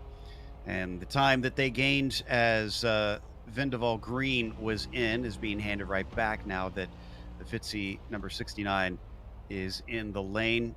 And Mizomo seems, Phil Morton is going to be taking over for the Fitzy Motorsports car as he has hopped in. Morton is a very fast character, if I'm not mistaken. So I wonder if he could try it. Wonder if this is, again, an intentional call to see if they can maybe try to claw into that gap. I think it could be, yeah. Philip Morton, his I rating, just under 4,000. Dylan Burse is nearly 7,000, which is extraordinary. But normally when it gets up that high, it's more down to, the performance on the day. So, game on then. 2 hours to go here at the Nurburgring. Dylan Burse, against Philip Morton. This is going to be a good battle for sure. And although Dylan Burse has got just over a minute advantage, they're both in a very similar position on fuel, obviously. But I think they're going to have to change up the gears that little bit earlier, just try and save wherever they can to just try and make sure that fuel is going to last. And we'll get a better impression, I guess, when they come in for their next stop, whether that's going to be possible or not. Now, the car that he just lapped, that's Sam Harper's missed Apex, the 296. Remember, we were talking about Torque Freak trying to gain on them. I wonder if we could hop on board the 555 and see if we can see the leader. We always talk about the psychological aspect of racing. This should be a good spot to try and see if you can see him up the road, maybe just in the distance. It looked like the crest, unfortunately, costing them. But that visual nature there, Nick, that's going to spur on Gruber all the more. Oh, absolutely, and they have the black box as well in iRacing, and I'm sure that the guys over at Torque Freak are taking a peek at that, and for them it certainly helps to see that gap is, it was at 20 seconds when we took over this broadcast, so it's down to 6 seconds now, and it's been steadily closing and closing. They've got 2 hours left, and they're on pace to get around them, purely on pace, out on track. The missed Apex guys, on the other hand, they are not liking that. They're probably trying to convince Sam Harper not to look too much at that relative, not to look too much in his mirrors, because psychologically that just works in complete opposition to your favor there. And it seems like it was a good call for them to put Sam in the car compared to Jack, because he's gone with a 9:21 and a 9:19 in his most recent 2 laps, which is quicker, but unfortunately not as quick as Gruber, who ran a 9:17 last time by. So everything pointing towards the 555 being able to continue to reel in and eat away at that gap. We're just about ready to hit that 2 hour to go mark. That's got to be nerve-wracking. I can't imagine dealing with the pressure of not only having to lead this race and keep it cold for the remainder of the last 2 hours, but also having to get the hurry up for your team saying the win is on, but you've got to push to be able to get it home. Indeed, but if, judging by the David Coulthard replica helmet worn by Sam Harper, if he is indeed Scottish, he will be powered by magical fuel, which is Iron Brew, our national soft drink, and also something called a square sausage. I don't know if you've ever seen a square sausage before, but we have something it's called Lorne sausage, and we have it here in Scotland. You have it on a bread roll, and powered by square sausage and Iron Brew. He'll be on the lap record before you know it. I have to confess, I have not had the biggest of breakfast yet. You're making me hungry now. Sorry, that's a terrible. That's not a teammate there. And a bit of more somber notes, I'm sure, bringing up Iron Brew just reminded me, our thoughts go out, of course, to the McAleer family, who unfortunately have recently lost Sam McAleer. He was raced on this channel many years ago, and of course he was very close to us, and again, our thoughts go out to his family. It's incredibly sad to learn that he had passed away recently. So many memories, unfortunately, as he ran Earn Brew on his car, and reference, as you were talking about, to that Scottish bride. And we'll have to try and maybe get a paint scheme up for the lap here sometime in the future in the MX-5 in his honor, as we currently ride on board continually with our second place, George Gruber. We've been getting glances of Harper's car, but he's still far off in the distance.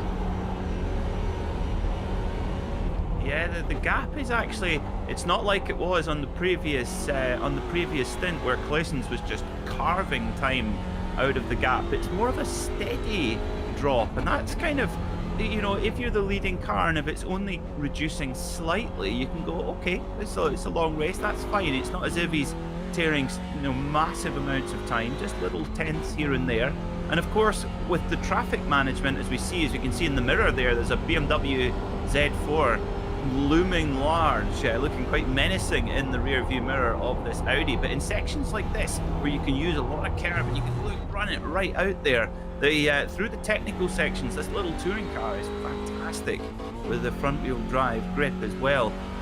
So it's going to come down to a little bit of traffic management as well. The gap is such that, you know, any little mistake in the traffic will be severely punished. But isn't this amazing, guys? 22 hours of racing through day to night and back to day again, and 5 seconds separates them. Incredible.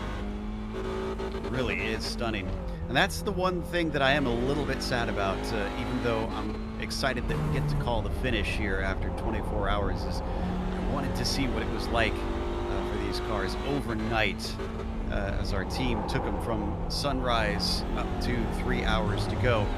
And now the final few hours of the event. I can only imagine. I unfortunately did not get to run any of the endurance races here at the Nurburgring after they introduced day to night here in iRacing. It must be terrifying trying to take it around the darkness, the pitch black of the green hell during the wee hours of the night. That's what I was going to say. You were making it sound fun. I was over here thinking that must be terrifying to try to get around here, put a lap together.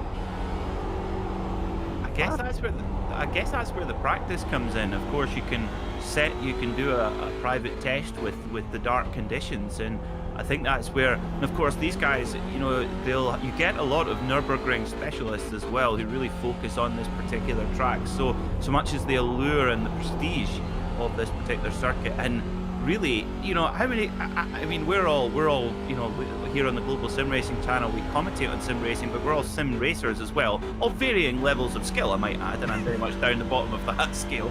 But you know, sometimes you're just thinking, do I do a race? Do I go and do some practice? And it's amazing just when you think, I'll do some Nordschleife laps, and there's just nothing like it. It's just so special to run laps here. Absolutely. It's still one of my favorites. I got introduced to this track on Forza Motorsport 2 many years ago, and as soon as it was announced here to join iRacing, I was incredibly excited. What's funny is, even though it'd been a couple years since I had run it in a sim, the very first lap, it all came back after so many laps going around here, hot lapping, and competitions with my dad and my brother. Just took very little to be able to remember what it was like, which corner came after which, the braking points, how to take it as we come across the line through the Grand Prix circuit, and it's down to 4.5 seconds between Harper and Gruber now. Very much within his sights, as you can see him up ahead heading through the Yokohama S. So, with less than 2 hours to go, our driver's pushing hard. You can really see how hard that Gruber is pushing through that Yokohama S as well, just wheeling that thing through the Grand Prix portion of the circuit. Oh yeah, he's hustling it, isn't he? You're thinking he's so fast, but so smooth as well. You know, it's really difficult.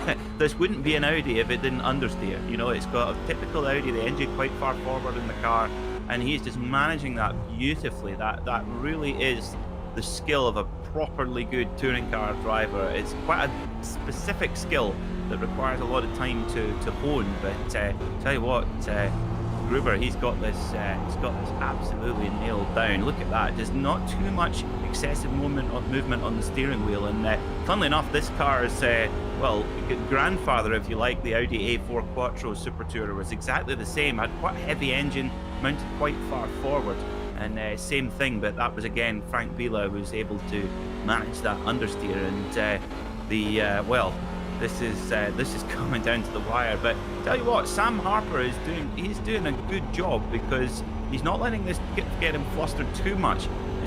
Just under 3 seconds the gap last time around. You might think, oh, that's lots, but over the Nurburgring combined track, that's not too bad actually. And of course, given that he's not pulling massive amounts of time all at once, actually we could end up getting a proper on-track wheel-to-wheel battle. Just want to give an update on some of our teams that have had troubles recently. Unorthodox, unfortunately, has the number 190 in for repairs. They hit the wall in Ehrenberg many minutes ago and have been sitting in there. Same thing with the Fitzy Motorsports number 76. No, excuse me. I'm talking about the Bombshell Racing team, the 86, has been in taking repairs for 13 minutes now. Now, I haven't gone back and seen what exactly happened to them, but clearly there has been a major event last time out, as this is unusually long. And wow, look at the damage on the front of that Bimmer. They have clearly hit something with quite a bit of force. Or they fitted a Mansory body kit. It looks like, I tell you, I love the Christmas lights are still working on the front of the car though. I love that the Z4 with the little blinking lights back and forth. Yeah, that is obviously if they turn on the pit stall limiter, the pit limiter, they will continue to flash here in the sim. They can't quite brake like you would expect in real life, and that's why they're still blinking away even as they take repairs. As we look back at our TCRs, once again, now down to less than 4 seconds between Gruber and Morton. They continue to climb uphill. This is Morton on screen, Harper, excuse me, on screen, who is trying to hold back some of our, not trying to hold back, but holding back a little bit of our GT3 competitors. That is Philip Morton in the number 69 Fitzy Motorsports.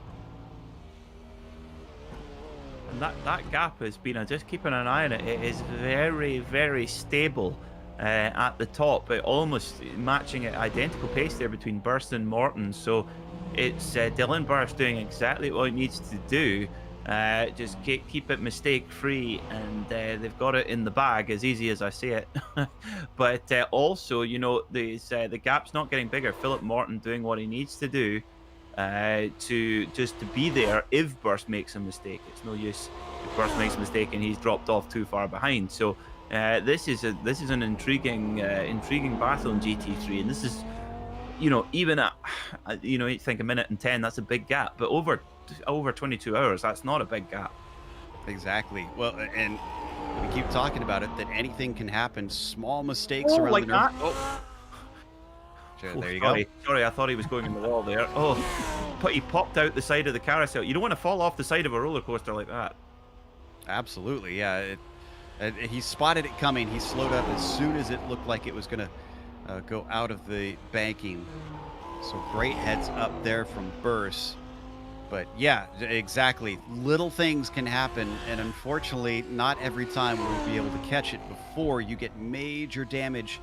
And in fact, with these 2 hours to go, we should mention too that Eric Mickey in that Bombshell Racing number 86 was running in 5th place. They've fallen to 7th because of those repairs. So yeah, it is critical that you simply keep the car pointed forward, on track, and clean. Yeah, that's a tough break. Just the last lap, they handed that 6th place spot over to Section 8 Racing. Stephen Paulison did finally catch up to Mickey and take that spot. And Section 8 is a team that actually started dead last in this class. They had 2 cars running. One of them wasn't even able to start the race, I don't believe, the 954. And then 58 car that we see actually in the pits now behind him, he is up to 6th now with that. So he's had a good race, starting back in row 8 that was. Boy, this is a lot of traffic on screen. This is probably the most these drivers have seen in a long while. Morton, Steele, Ragsdale out there, as well as Ray Partridge, all kind of tripping over one another in one of the more difficult places to try and overtake up at the highest point of the circuit through Hedwig's Hoa, as well as through Vipperman. Thankfully, they all kind of carefully tiptoed their way by each other, and they're mostly separated at this point. So they all continue on their merry way. But last thing you want is to see a whole clutch of cars late in the race in a narrow portion of the track. We're watching currently, it is Phil Morton on screen, and that number 69 running second in the GT3 class. And we might want to go back to Gruber. It's now down to 2.1 seconds. And this could be critical here, Peter, because I think he should start to get a whiff of the slipstream in some of these longer straights. Yeah, certainly on the Dottinger Hood, it's really, really important, that draft. And yeah, I think he's definitely getting into that region now. And look at that, down to 1.7 seconds. He does have a GT3 car right on his case. That's not going to help, but you know, just covers his line, but that's going to just take his attention slightly.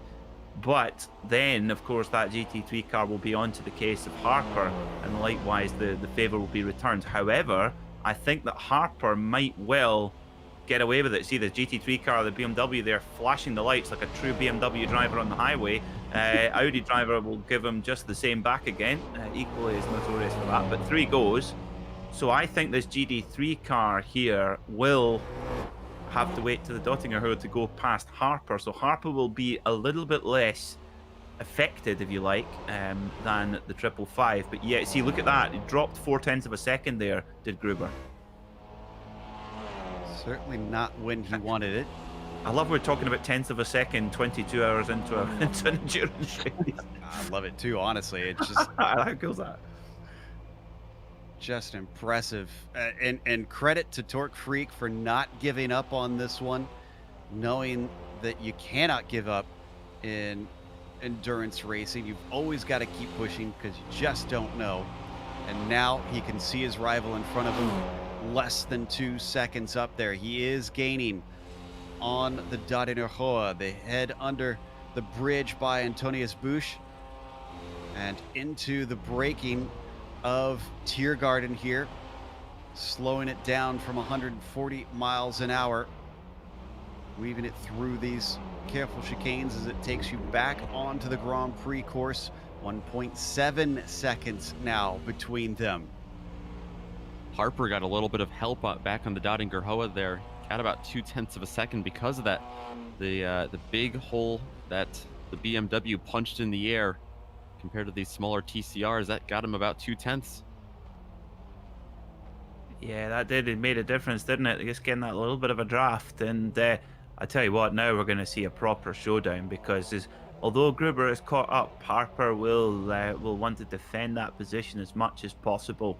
And as we know, overtaking here at the Nordschleife is not straightforward at all. There's a lot of sections where it's all one line. But I tell you what, guys, I think I'm going to look for that big, long drag up the hill towards the section with the carousel. That could be where Gruber really pulls a lot of time, because the draft on the uphill is really going to make a difference. And then it'll be a proper showdown on the second part of the lap. But I tell you what, Harper's doing a good job here. He's not being flustered. He's just staying at his pace. 9:19, that's impressive lap time still, but he's just keeping to the pace he can do. And then, we've still got a pit stop to go. In fact, we're not far away from the critical lap, actually. Now, there's another point. About 90 minutes to go, that's when these cars can get to the end. So I wonder if we'll see any kind of strategy where they'll put that maybe they've been saving their hot shoe just for the last moment. We'll wait and see. And how much of a fight do you put up here if you are Sam Harper? A big one, but be a typical Scotsman, just pick a fight. Well, I was thinking, he's got nothing to lose to try and just plant his car where it's going to be the most difficult. And I'm glad you brought up the difficulty in overtaking, because Gruber is going to have to continue to show that patience and wait for the right time to make a safe overtake. They still have plenty of time left in this race, and they know they've got a pace advantage, so he does not need to make it immediately. And it could come from traffic, too. They could have someone come up from behind and offer an opportunity in that way. It's down to a 1.5 seconds now, and he's going to get another nice tow pretty soon because it should be flat out all the way from High Oaks down to the Swedish Cross. Should be, yep. In these particular cars, you can really carry a lot of speed. It's all about carrying the speed. They do have, now it seems silly to say that a car with 350 horsepower is a little bit underpowered, but relatively speaking, they are. So yeah, pretty fast through here. Really cool section here over the Flugplatz, and then this I love this section. It's very fast, right? You're hanging out and going, please. And I tell you what, it's of course there is bears no resemblance my driving, but I tell you what, every time I go through there, I can't help but feel like Kevin Estre. See, if you want to feel like Jackie Stewart, though, take the Lotus 49 out there because you can get serious air over Flugplatz. Well, I've got the facial hair. I've got the sideburns. So there you go. I'm halfway there. Let's see, did indeed run him down to about 1.3 now, and they plunge down into Foxhole. Gruber definitely working hard to try and get close, and there's some of that traffic in front of them. Instead, actually, it's Matthew Ragsdale and the sister team, the Verposten Spitze F1 podcast car, who's actually just going to pull completely off. Saw him coming. Uh-huh. And there we go. Nice sportsmanship from Very the 299. Yeah, just letting him through. I thought, are we going to get a controversial move here where there's a big block thrown? I tell you what, it reminds me very much of just yesterday, guys. I was watching the World Rally Championship season finale, and the driver going for leading the championship, Elvin Evans, went off the road, unfortunately, on the snow, and down the banking, and his nearest championship rival was next on the road. They got out the car in a couple of minutes and were able to get to the side of the road and actually got out to warn the cars behind to slow down. There was no particular danger, but just good sportsmanship to say there's this really dangerous bit on the road. And I have to say that was that warmed my heart. That piece of sportsmanship, and good sportsmanship as well there from the Missed Apex podcast guys. Good stuff. Gruber's got it down to 0.6 as they head through Exmula, and here's the part that you were pinning, Peter. Up towards Kesselchen is next. Gruber is going to have an even bigger tow now that he's closer, and it's uphill, so it's going to be all the more important that he has that slipstream. Yeah, this is uphill Talladega here. This is there's a big drafting here going on, but the thing is, it's very narrow, the braking zone in towards that very tight right-hander before the carousel. So although Gruber's behind, yeah, he's making that move is going to be tricky. He certainly won't want to try and do it in Moot Curve either, as they head up towards the very fast left-hander that literally translates to Bravery Corner in German. Here it comes here. He's not going to catch him there. Style Strecke is the right-hander that Peter was talking about coming up next as they go through Klostertal. Fast right-hand flick, then braking hard, and I'm surprised that he did not catch him more. Now, up ahead of them is Dominic Warwick in the GT4. Seems to be slightly off the pace, so they're going to lap another car. Yeah, just incredible. And just an update, we must also remind, this is so impressive, but they're also, both of these cars are in the overall top 10, these TCR guys. Now, in theory, the GT4 car should be faster, but they're ahead of the GT4 leader. The best lap for the GT4 leader, an 8:59. Best lap for Torque Freak Racing, 9:13. So it just shows you just how impressive and how consistent both of these crews have been. This has been a proper giant killing performance in these little Audis. Gruber's got there, but now he can't seem to do anything with it. The ebb and the flow of the difference in pace on different parts of the track may be coming into effect between the pair of them. Yeah, we had 28 starters in this race, and we've lost, let's see, it looks like 7 of them currently. 21 still running. Falcon Autotex number 311. Schnitzelwagen Racing.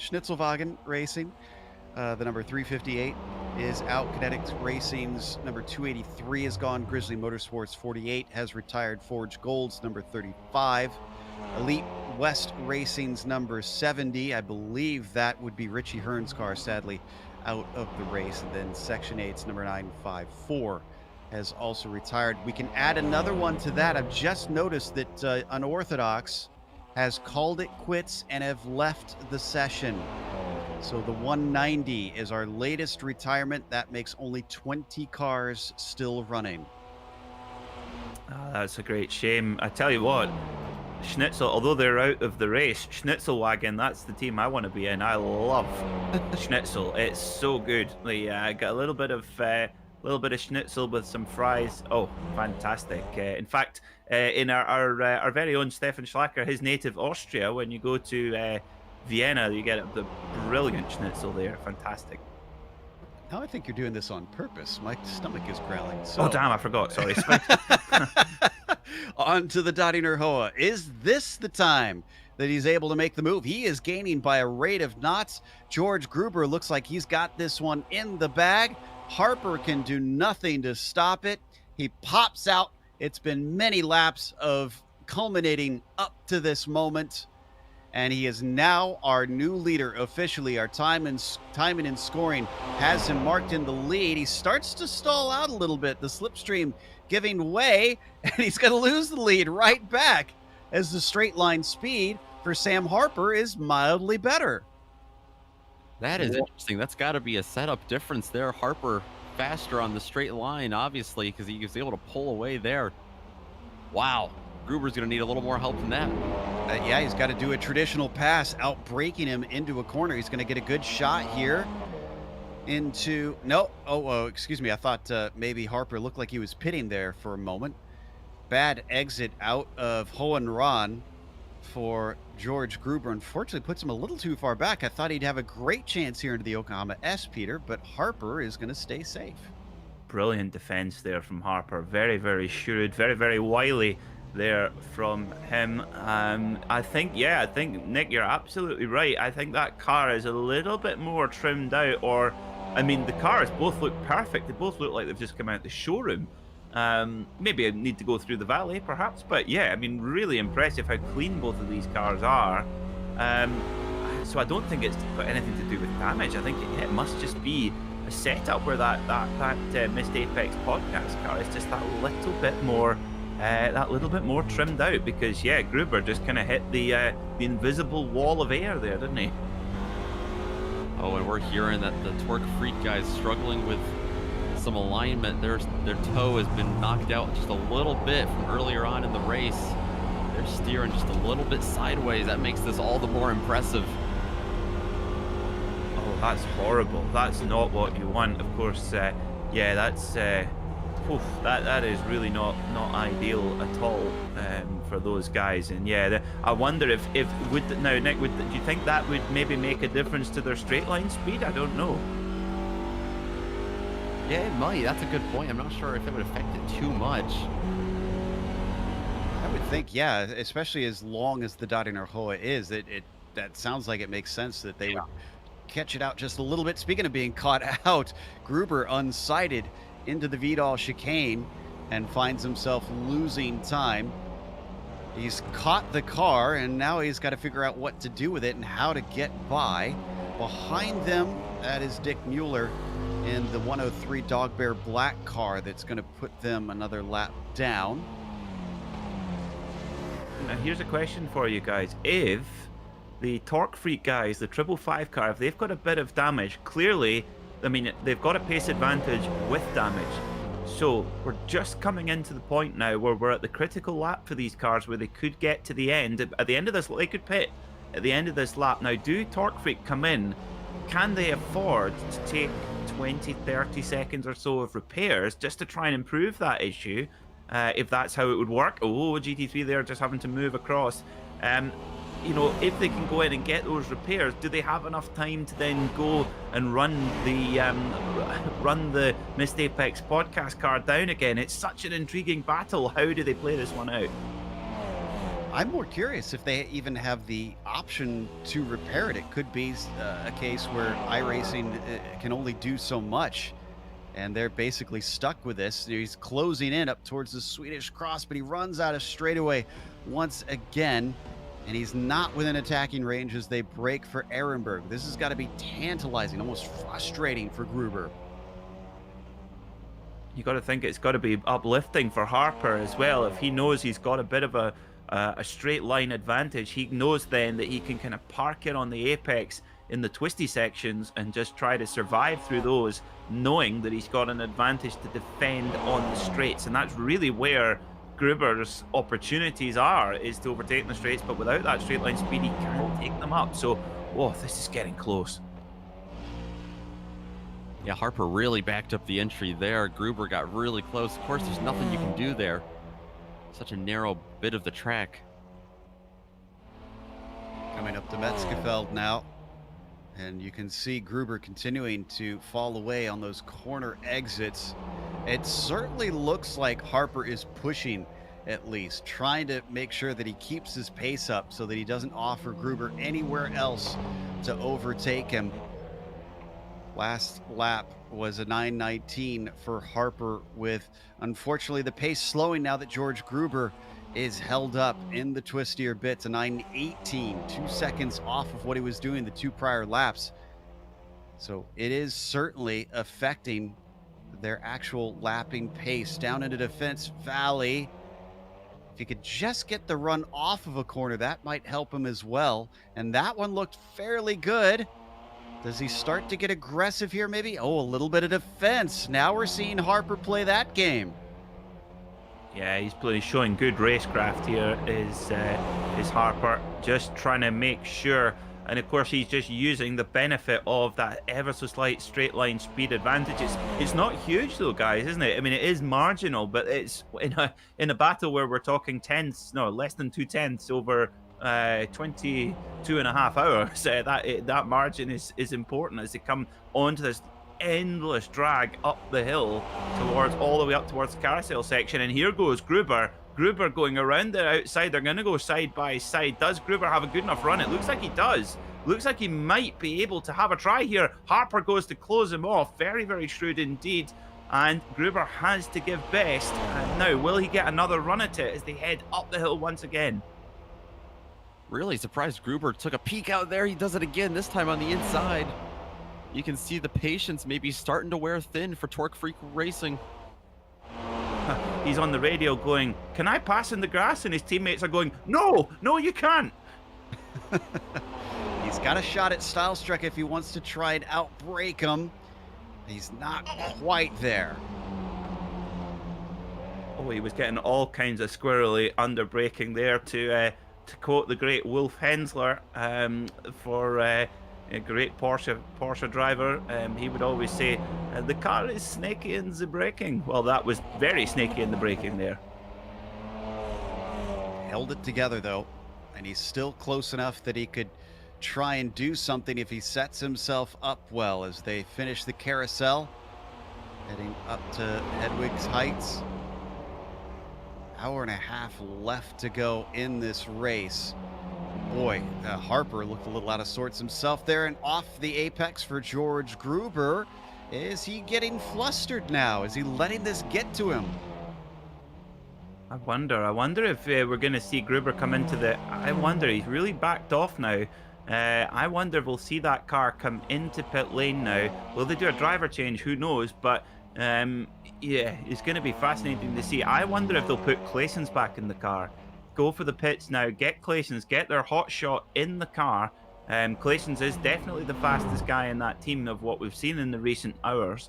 So maybe they'll take an early pit stop and try that one. But yeah, this is a superb battle. And actually, you got to say, Harper doing a great job to defend.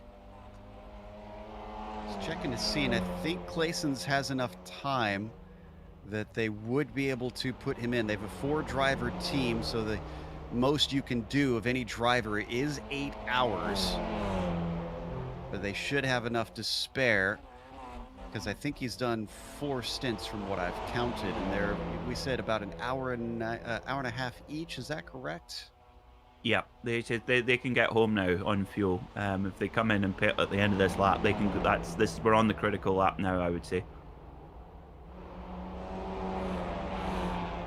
And yeah, that should leave them enough leeway that Clayson should be able to get in the car and not be over the rules, because you will be disqualified. They will disqualify you post-race if you go over your driver time limit. Now, this looks like he's in a worse position, but Nick, you mentioned it that you were surprised he was so close and popped out. I was surprised too, because I figured he'd want this right here, where he's maybe trying to get a better slingshot and use the toe to more effect, because he was so close last time. He didn't get enough of a run. Yeah, and he's got that slingshot now, this time on the Dottinger Hoa, lap 142 for these drivers. There goes Gruber to the right side of Harper. They're going to be side by side, neck and neck. And I think he's going to have a little... Oh, he gets just a nose ahead this time. But he's still going to end up stalling out. Can he still get the job done? He's going to be on the outside line.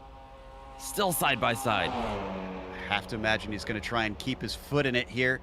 Gonna see if he can outbreak him. Oh, ghost contact between the pair of them. Can they hold on? No, it's into the wall, unfortunately, for Sam Harper. The missed car, unfortunately, is gonna take some damage, and he's actually going to come into the pits because of that. Oh, I wonder if they got the meatball flag. Oh, that is devastating for the guys in the Missed Apex podcast crew. Sam Harper brings the car in, thankfully due a pit stop anyway, or could take a pit stop anyway. Let's see how long he stays in pit lane. Up the car goes in the jacks for some new tires. Will Sam Harper stay in the car? No, we've got a driver change, so let's see who's going to get in. Oh, that is just devastating. And do you know what, going side by side there into Tiergarten, well, it often does end up in tears. You could tell that Gruber certainly didn't intend for that. He was trying to get back off the gas, trying to let them back around, but didn't understand that they were going to the pits there. Ah. And I'm afraid, I don't think it's terminal, but it is serious damage, because nobody has hopped in the car. Usually that is a sign that they intend to be in that pit lane for a while. So unfortunately, despite the chance at a win looking very likely for a while, it has all come down to a battle that has gone awry, and the ills of racing over the internet have bit them with a ghost contact, sending them into the wall very late in the race. But Gruber now our new leader, and with a big margin, because the next car back behind Harper is going to be David Warner. In fact, I don't know that they could potentially catch up to the 296, because it's 2 laps between them, and it's going to take a lot of repairs for them to try and manage to pass that 296 car. Not even the hardest of licks there for Sam Harper, just that nasty 45-degree angle into the Armco. That really, like you said, it might not be terminal damage, but that right front suspension, that's got to be all out of sorts now. Well, since that took away one of our good battles here, this gives us a chance to take a small break here on the Global Sim Racing Channel. An hour and a half left to go in our majors, 24 hours of the Nurburgring. Stick around, there's still more action to come.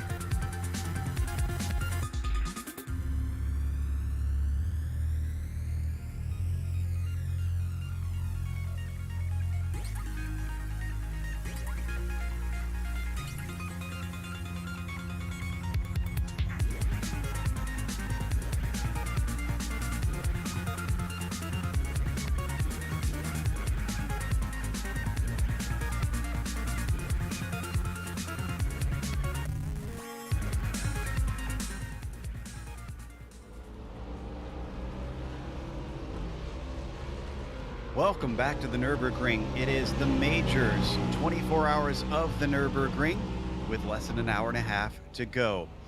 I'm Joe Peak, being joined by Peter Mackay as well as Nick Schmeg. Of course, Sean Ambrose in the background as our director, with cameras provided by Dougie Beard.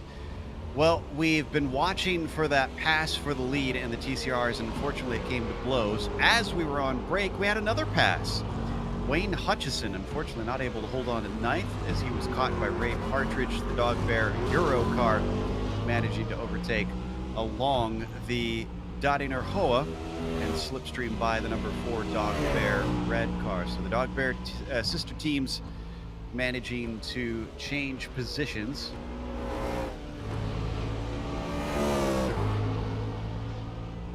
So as we watch them work their way down through, unfortunately Hutchison not able to keep pace. He's already lost about 2 seconds up to Ray, and he's watching him disappear into the distance. I tell you what, this is what a great. I suppose in a way this will be a little bit of a send-off for the BMW Z4. Of course, with the new BMW M4 GT3 coming onto iRacing, we believe in the next couple of weeks. So that'll be quite cool. But this car has been an incredible story, because let's be honest, the road car is pretty dull. Let's be honest, it's not really. It might look like a sports car, but it's not a proper sports car. It's certainly not an M version of it. But this car in competition, it was actually an American team, Turner Motorsports, who really campaigned the car well and ran it in IMSA, and of course won the championship with Dane Cameron back in 2014. And I tell you what, this car in the Turner livery, the blue and yellow, it looks superb.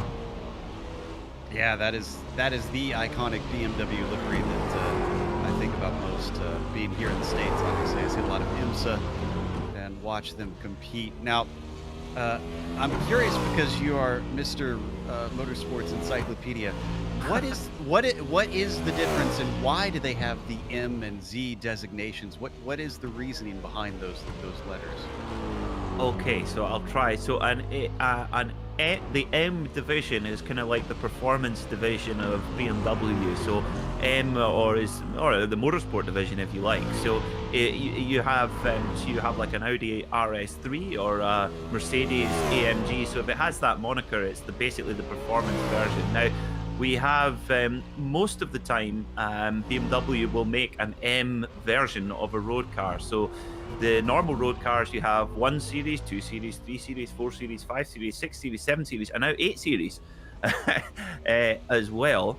And if it's referred to as the M8 or the M3 or the M4, it's just simply the performance version of that car. Now the Z4 is slightly different, because it's the it's a coupe or in some cases a cabrio as well. So it's given that name. Also, the SUVs, which I hate. I think the SUVs should be banned. But they have an X before their name.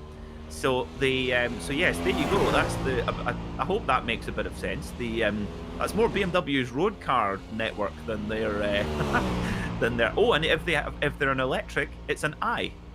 Ah, makes sense. They have the i3. I love the i3. I think that's a really cool little car. And a hot take that's not so hot for you. I think the SUV should exist, but only if it's a proper SUV and it's meant for off-roading. Correct. So. Or was an SUV in the first place. The worst possible thing is a normal car which then gets morphed into an SUV, because that's what, I don't know, people seem to buy them, but people are morons. So it's I really think, you listen to Gordon Murray, the designer of the McLaren F1.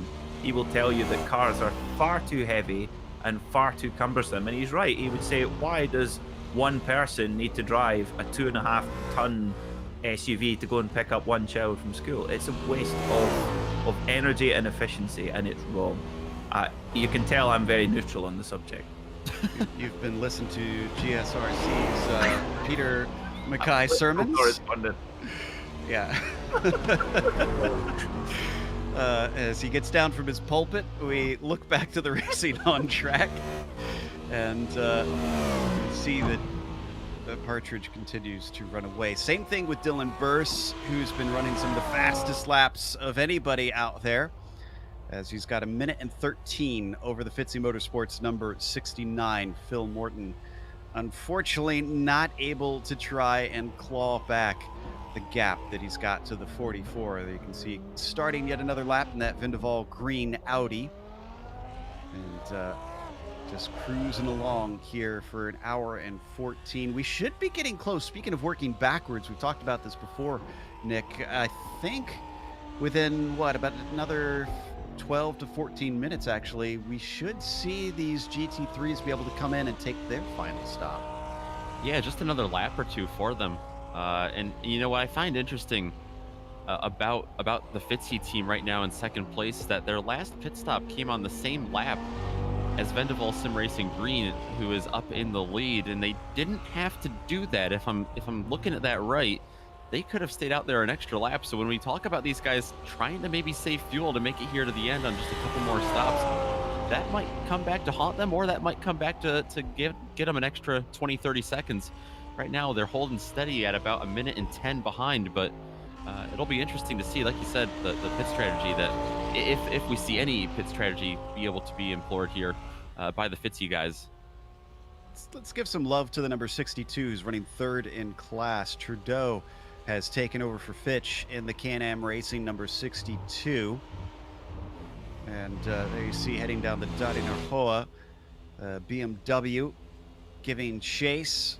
So we're going to have, as they currently stand, 2 Bimmers and an Audi up at the top for this 24 hours of the Nurburgring in the GT3 class. Appropriately, and I'm pretty certain this is intentional, they have picked 3 German cars to race here for the 24, the BMW, the Audi, and the Mercedes being the third of the 3 makes you can choose from here in the GT3 class.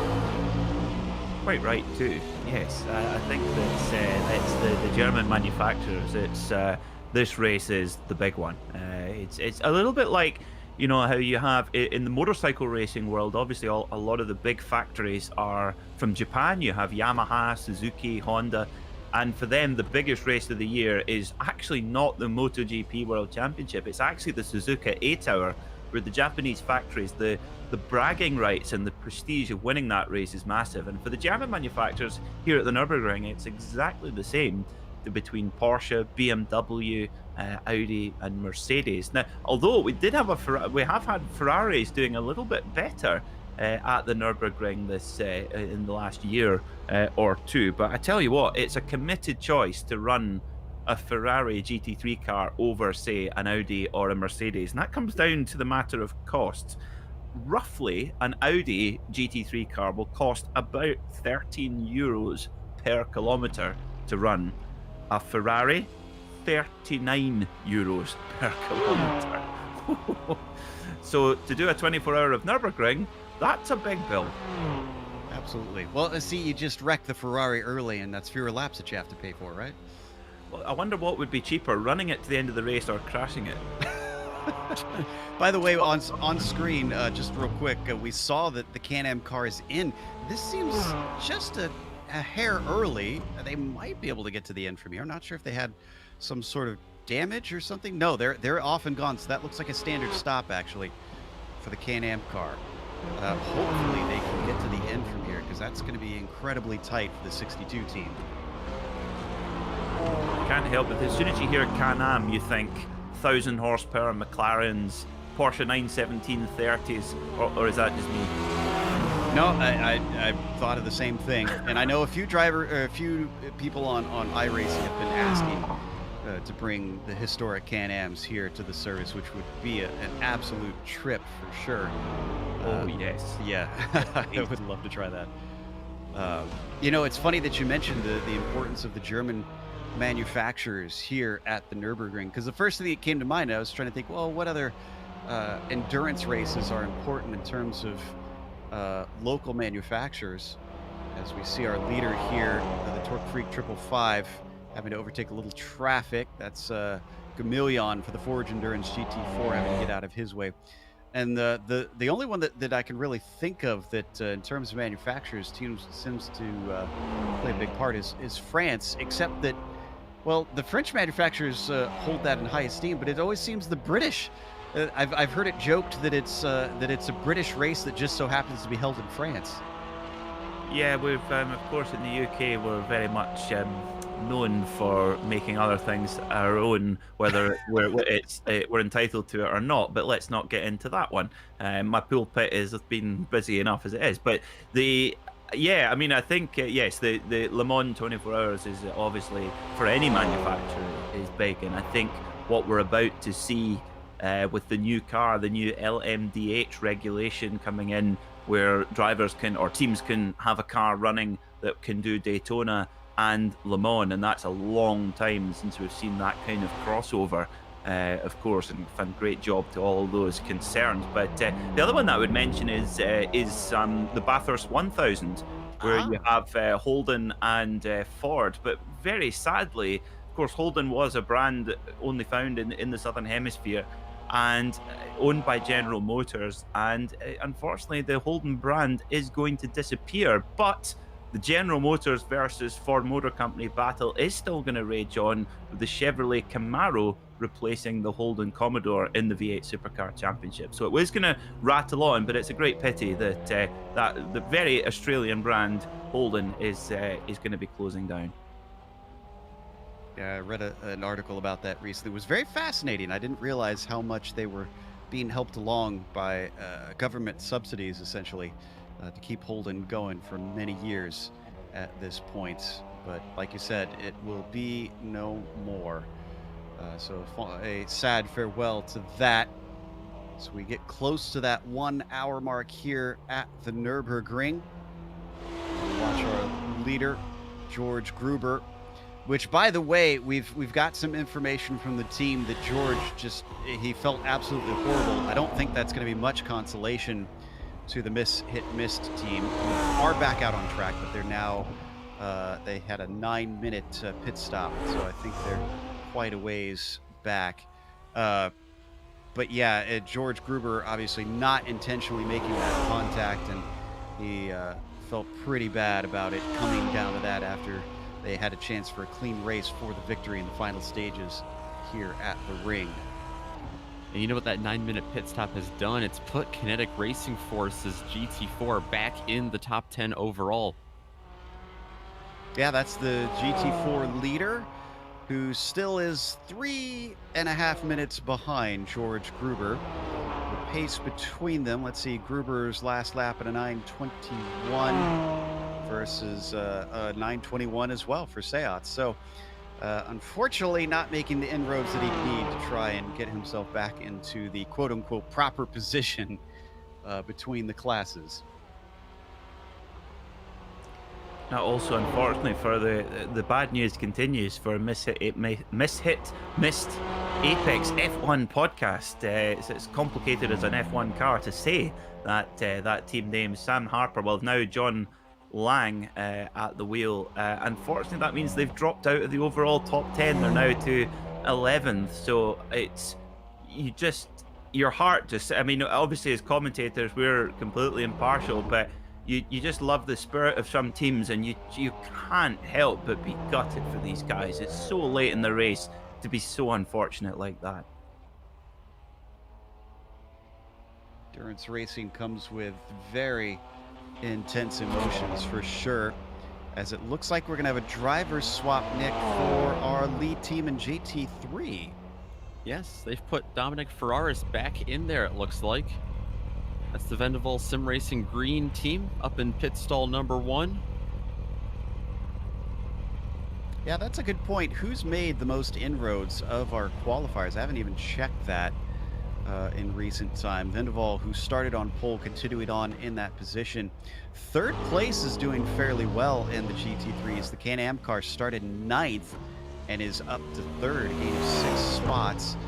Now, of course, attrition plays a part of this, but still, overall, you have to say impressive. Torque Freak, our leader in the TCRs, started 26th and are currently 9th overall. How about Sector 5 TCR, the 212 car? They started dead last overall on the grid. They are up to 3rd place in class. David Warner behind the wheel of that Audi TCR right now. Currently 14th overall as well in that 212. There you see them on screen. They've got Warner in the car. He has been sharing that one with Christopher Sherburne and Dale Green, as well as Jimbo Pfeiffer. Looks like Brian Bennett has also done a stint at one point during this race. They've been swapping back and forth. It's been between Warner and Sherburne for the last couple of stints.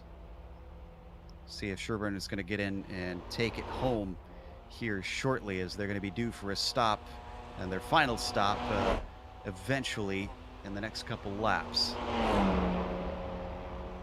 And they won't even need a full stop either. Of course, they're well within the fuel window of these Audi RS3 TCR LMS. If you just put as many acronyms in there as possible. DSG gearbox, of course, ABS, SCS, as well. They do love an acronym, do they? PDK as well. That's of course the this little Porsche here. The 718 Cayman GT4 has a PDK gearbox, 6-speed.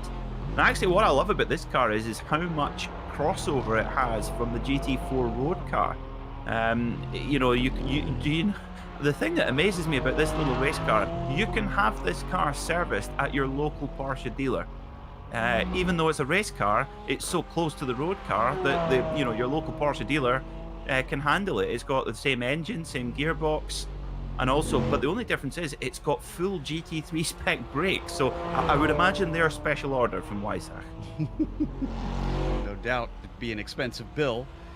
But yeah, you mentioned the acronyms. I was thinking as you were talking about Le Mans and things changing, the LMDH. Maybe it's just me. I just feel like it'd be easier to call it the hypercar class.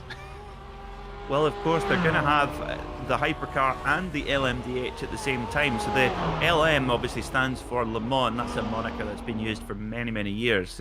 But then D is for Daytona and H for hybrid. Of course, the new LMDH format, which is going to be the top class of sports car racing. Hugely exciting, because basically it's actually, I think, the rule set that they've come up with, and it's been a very good collaboration between IMSA, led by John Doonan, who has a long history as the top of the Mazda racing operation. So coming from an environment, understanding what a manufacturer wants out of motor racing and how they want to spend their money. And John has done an amazing job with the team at the ACO, who are the organisers of the Le Mans 24 Hours and the World Endurance Championship. And for too long, the IMSA and the World Endurance Championship have been too kind of disjointed, if you like, and therefore, you didn't get cars that could Le Mans, Daytona and Sebring, which is really the kind of holy trinity of endurance racing in prototypes. So now we've got, and I think it's testament to what IMSA have done with the DPI category, where you buy an off-the-shelf chassis from a Dallara or an Orica or Multimatic or whoever you want, and then you fit your own engine, and you also have some your own design of bodywork to give some hint to your road car range. And that's exactly the same formula that they've used for LMDH, just added a spec hybrid system. So very, very exciting indeed. And of course, who would have thought we would have seen Audi and BMW quit Formula E in the same week? I didn't see that one coming. And Audi announcing that they're coming back to go for outright victory at Le Mans, and that makes me very excited. Yeah, that really caught me off guard, them ducking out of Formula E, which will be sad because both of them have been great competitors for many years in that series. By the way, we had a cut down for our lead in the GT3s. That last pit stop where Ferraris took over for Burse was slower than the Fitzy number 69, who still has Philip Morton in that car. So it's down to 56 seconds. A small inroads, but something, and you'd rather have something than nothing in this series. There is Ferraris on screen, and there you can see the gap at the bottom between the two teams. Yeah, that gap's certainly coming down a little bit, isn't it? So Dominic Ferraris got an hour to go, less than a minute gap. That is that's not comfortable. And I imagine Dominic Ferraris now will be sort of looking over the shoulder a little bit, and with a car that's definitely past its best, as it often is after a 24-hour race, this is going to be a nervy 59 minutes of driving. And also, you know, they came in, they've gone I don't think they'll be able to go absolutely flat out on the fuel. I'm sure they'll have to do a little bit of saving here and there. Well, the damage assuredly has got to be hurting some of that fuel mileage as well. Not something we talk about as much here when we cover races on iRacing, that you, just like real life, you can hurt your mileage by not having a perfectly aero smooth car. And that is not an aero smooth car that we see on screen right now, unfortunately. No, it's not. And funny enough, across the street from me, there's a guy who he's got a pretty cool two-car garage. He has a Jaguar XKR V8 supercharged, which is very cool, and noisy, which is excellent. And but he also has an Audi e-tron, which is the new Audi electric car, and it doesn't actually have reflective wing mirrors. It actually has tiny little stubs with cameras in them, and inside the car is a kind of readout, a little screen where the mirror would normally be. So, and that's for aerodynamics, to make the car as slippery as possible. I mean, if you wanted it to be slippery, don't make it an SUV. But anyway, never mind. And but yeah, it just shows you just that those tiny little differences in aerodynamics make a huge difference. So as we watch one of our bimmers come through, this is, figure out which car we're looking at here. This is Morton on screen, rather. And up to 69. He weaves his way down towards what has been nicknamed YouTube Corner, where a lot of fans tend to watch, take video and footage of cars swinging through there. Actual name is Bruchen.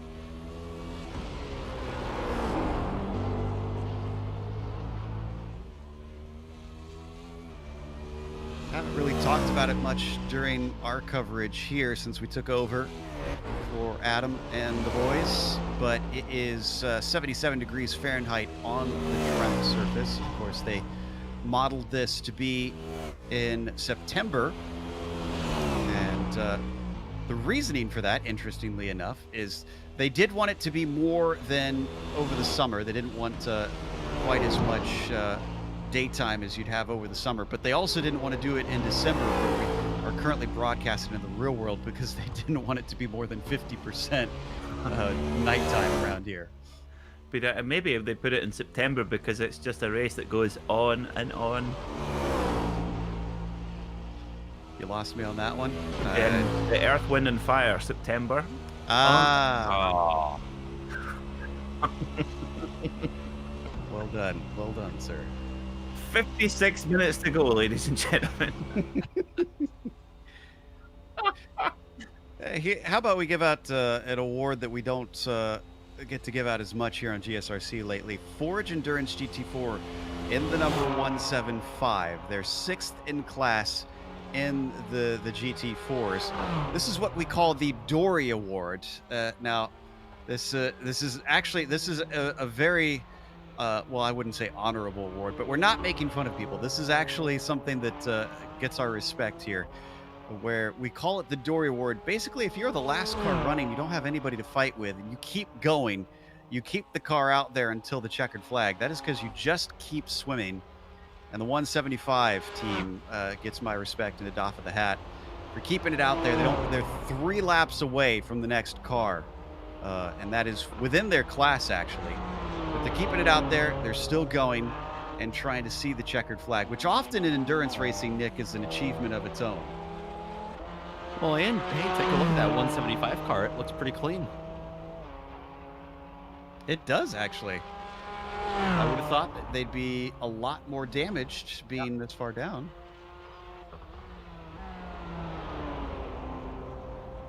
Quite possibly. They just, have been riding along all day. Been on a Sunday cruise. 35, I love the 35 laps down of the leader overall. Sorry, go ahead, Peter. I love the paint scheme. It's very much Team Advan sort of color scheme, that red and black. It looks superb. Absolutely. Pretty sure we've seen Forge Endurance racing in the majors. I have to check my stats, but they have showed up here for the Nurburgring 24. This is basically one of the last hurrahs of 2020 for the majors, having their special event and running 24 hours around the Nurburgring, inviting a lot of drivers in. Not all of them are going to be seeing this checkered flag, as we're going to be down to 20 left on the track. We're waiting for both the Hansen Brothers Racing and Forge Endurance, easy to say, to overtake them after Unorthodox, unfortunately, not going to be able to see the end, having an incident late on and having to retire the car.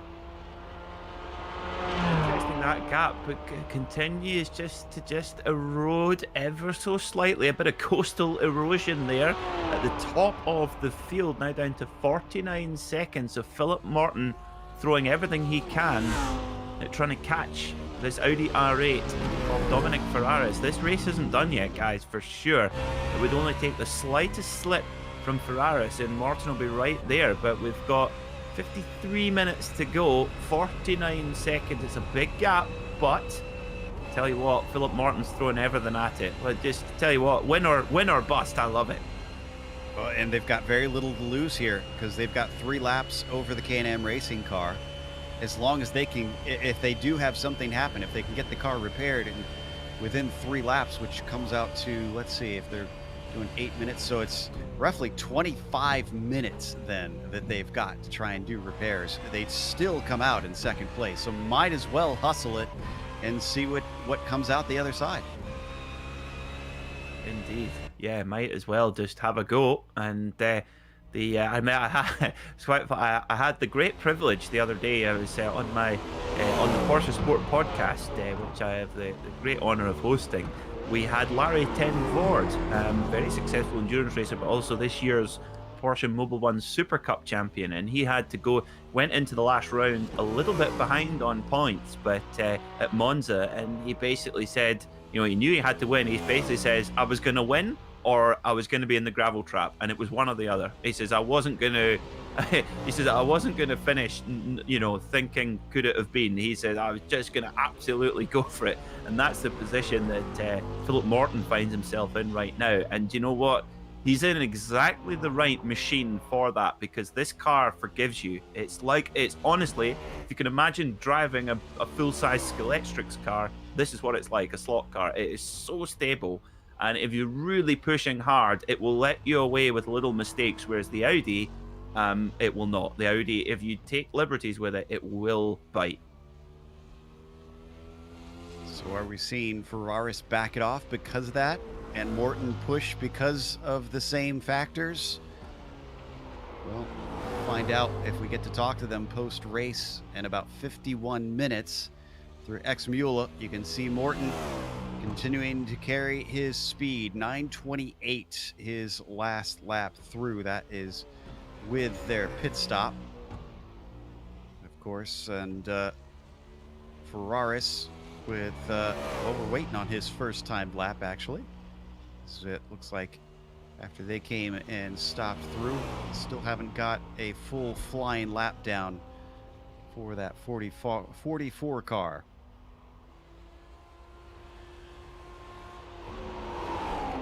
And it looks like we've got Bombshell Racing back into pit lane once again. I'm not sure if this is a scheduled stop, though. Remember, they had to take extensive repairs a little bit ago, falling down to 7th. They do not have a full lap over the Fitzy number 76 car.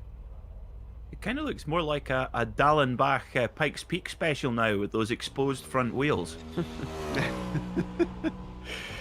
It really does, and I don't think they want it to look like that. There is 8th, who's trying to chase them down. Currently Stanley in that car, and gaining, because this is up through Swallowtail now. So that time is coming down very, very quickly. It's been 2.5 minutes for the number 86 stationary. You know, let me check to see if they had an incident. I'm not seeing one. Maybe just leftover repairs that they didn't do last time. They're trying to take a few more. Weren't happy with the handling potentially. They've been struggling all afternoon, pretty much. They were up comfortably inside the top 5. Like you said, they're about to fall to 8th, it looks like, with Fitzy's Motorsports' number 76 car there. Oh, and that 76 car is on the Dottinger Hoa now.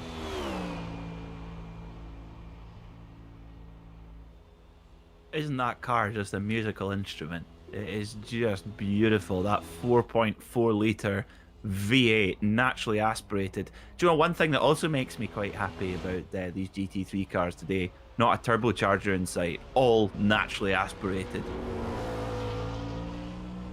I guess we'll have to have differing opinions on that one, because I grew up on IndyCar in the 90s, and I guess turbochargers have a proper turbocharging, not this downsizing nonsense.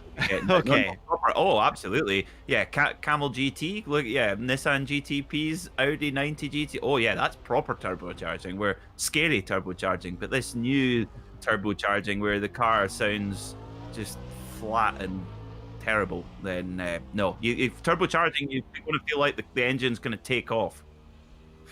Speaking of flatline, well, Bombshell, unfortunately, has put themselves into 8th with this pit stop. It's been 4 minutes now as we watched Stanley go by up into P7.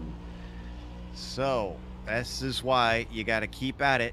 And even if it looks dire, you keep pushing, because you just don't know when you're going to pick up positions and how. I feel like I was climbing the stairs to the top of the pulpit there, but not quite all the way up. But yeah, this car as well also won the Spa 24 Hours as well with the Mark VDS team, who have also been so successful in motorcycle racing as well. They've won the Moto2 World Championship a couple of times, and owned by a certain Mark van der Straten, who is of the Stella Artois brewing family. So not only is he a billionaire, he also owns his own brewery. I mean, that is quite literally the dream. I enjoy their cider, I will say. I've tried a bit of that, and it is quite good as we watch Tommy continue on around, leading the way for our GT4s. In fact, he's going to complete another lap. Not going to pit this time, though. So when will we see everybody take their last laps in? That is one of the questions as well. I see we've got 6 laps on one of our BMWs. That's Dog Bear Black, so they will probably need at least one more in the GT3 class. And the 76, who just took 7th place, is on lap 5, so they're probably going to need at least one more themselves. You see what a section that is over the Flugplatz, and then into that really fast right-hander, and you just hang on and use all of the aero grip of those GT3 cars. I can imagine that must be so special in one of these machines. Goodness only knows what it was must have been like for Timo Bernhard in the Porsche 919 Evo when they took their then retired hybrid LMP1 car and de-restricted it. And what was it, 5 minutes 15 or something like that for the Nordschleife? I mean, it's just frightening. See, what I mean, I guess the cars are pretty safe now, but even still, I just can't. It's one thing to send, crazy cars like prototypes here in the sim, and even that is kind of frightening, even though you're not risking life and limb.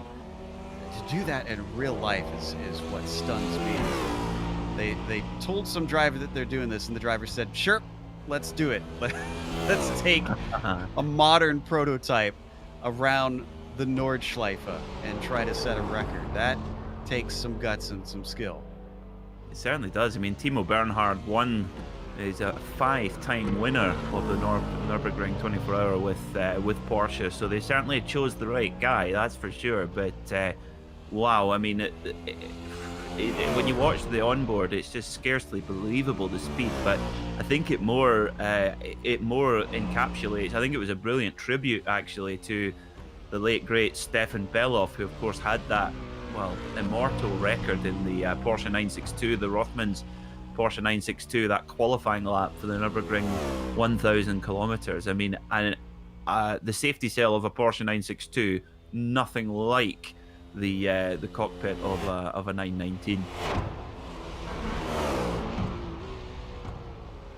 So we continue to follow Morton around this track.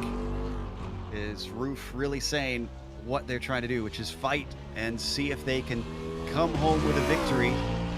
There's slim chances, but there is still a chance. Last lap, an 8:14 for Philip Morton. Ferraris, an 8:17, another 3 seconds down.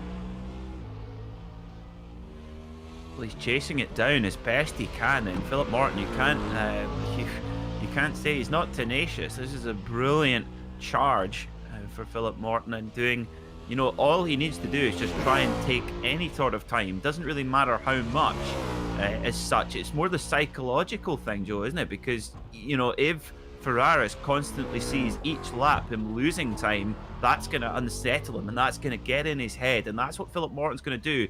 Can he really bring down 47 seconds in 43 minutes? Probably not, very likely not. But if he's just taking little chunks of time here and there, it's more the psychological pressure that he's putting on Ferraris at this stage. Absolutely. So Ferraris has to stay smooth, he has to stay cool, and he has to stay on the track to make sure that they manage to bring home the victory. That would certainly be upsetting, I'm sure, after putting it on pole and managing to lead this race, to give it away final hour, as we're actually almost to 40 minutes to go now. Looks like Ferraris is going to have a bit of traffic as we continue to watch Morton. Barraclaw and the number 555, our leader in the TCR, is going to let him through. Barraclaw, another one that we've seen race for a number of years here on GSRC, and is typically very, very fast. For fans of the missed car that was in a fight for the lead in that TCR class, they are continuing to run in second. They are on the same lap as their class leader, but it's now 6.5 minutes that they are behind. I think we just had a change for the podium in GT4. Second place swapped hands because of no emission motorsports sitting in the pits for a lengthy amount of time. Looks like Will Leslie in the 101 Kinetic Racing Motion BMW has just taken that team up to second. So Kim Johansson was in that 109, and I'm checking to see if he ran into trouble on the lap prior. Yes, he did. He had a wreck, and that's why they are in for a long time. It was through Vipperman, which is one of the corners that I absolutely loathe trying to drive through. It is a scary fast set of S's with no runoff. And unfortunately, they found out just how little runoff, banging into the Armco through there. Yeah, this BMW, it can be a little bit twitchy from time to time. Flashing the lights as well wouldn't be a BMW otherwise. But yeah, I've actually ran shotgun in the road car version of this car, the BMW M4. In fact, a good friend of my father and I is who's a tailor, actually. He sorts out all my kilts and what have you for me. And how Scottish is that? But he's got one of these. And as you can imagine, here in Scotland, the should we say the track temperature of the public highway is low, and usually adhesion is very low. And the twin turbocharged power delivery of this car is sudden, shall we say. So yeah, it can be a bit of a handful, and it's interestingly, since it's come onto iRacing, it's actually been quite notorious for actually using up its tires a lot more than the slightly more smooth Porsche Cayman. Okay, I have to ask, does he actually work on your kilts, or is that... No, that you're wondering, is there a joke in there? No, absolutely not. No, it's Watson Hogg and Octorardor. So if you're listening, saying I want to get a kilt, best place in the world to get fitted for kilt. Well, actually, I do have a kilt, but I prefer the tartan trews, which basically like a kilt but in slacks form, if you like. Yeah, that's I do like the tartan trews. They're a little bit more comfortable. Every time I think that you can't get more Scottish, you go and one up yourself, Peter.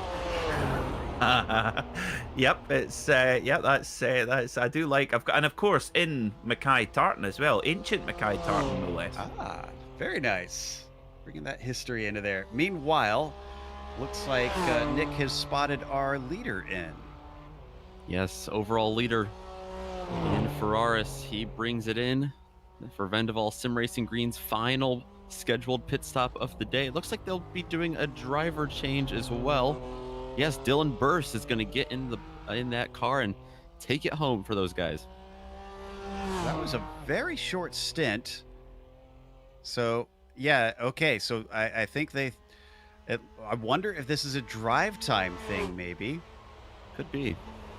Because Burse was in there, and let me see.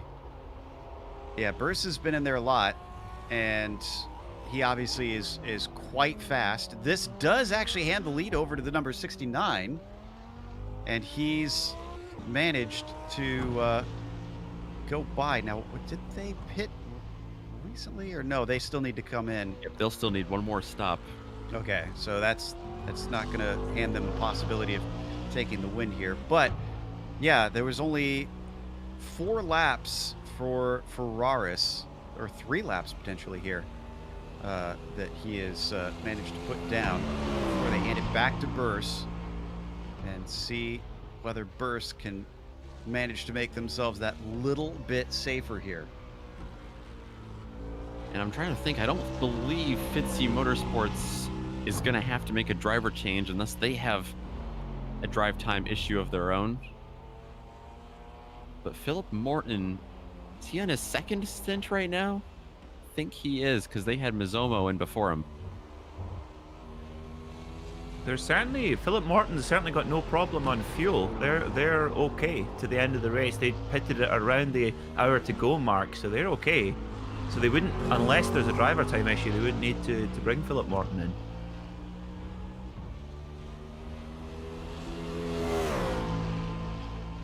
Yeah, I think that should be safe. I do see a lot of Philip Morton on their times.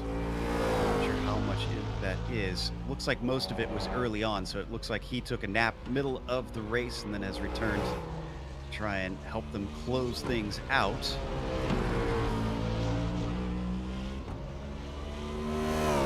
Got to think that there's feelings of relief starting to come over many of these drivers too, knowing that it's just a half an hour to go to finish this out. This is it's always mentally taxing, Nick, to try and run a 24-hour race. Oh, Philip Morton just made contact. Oh my word.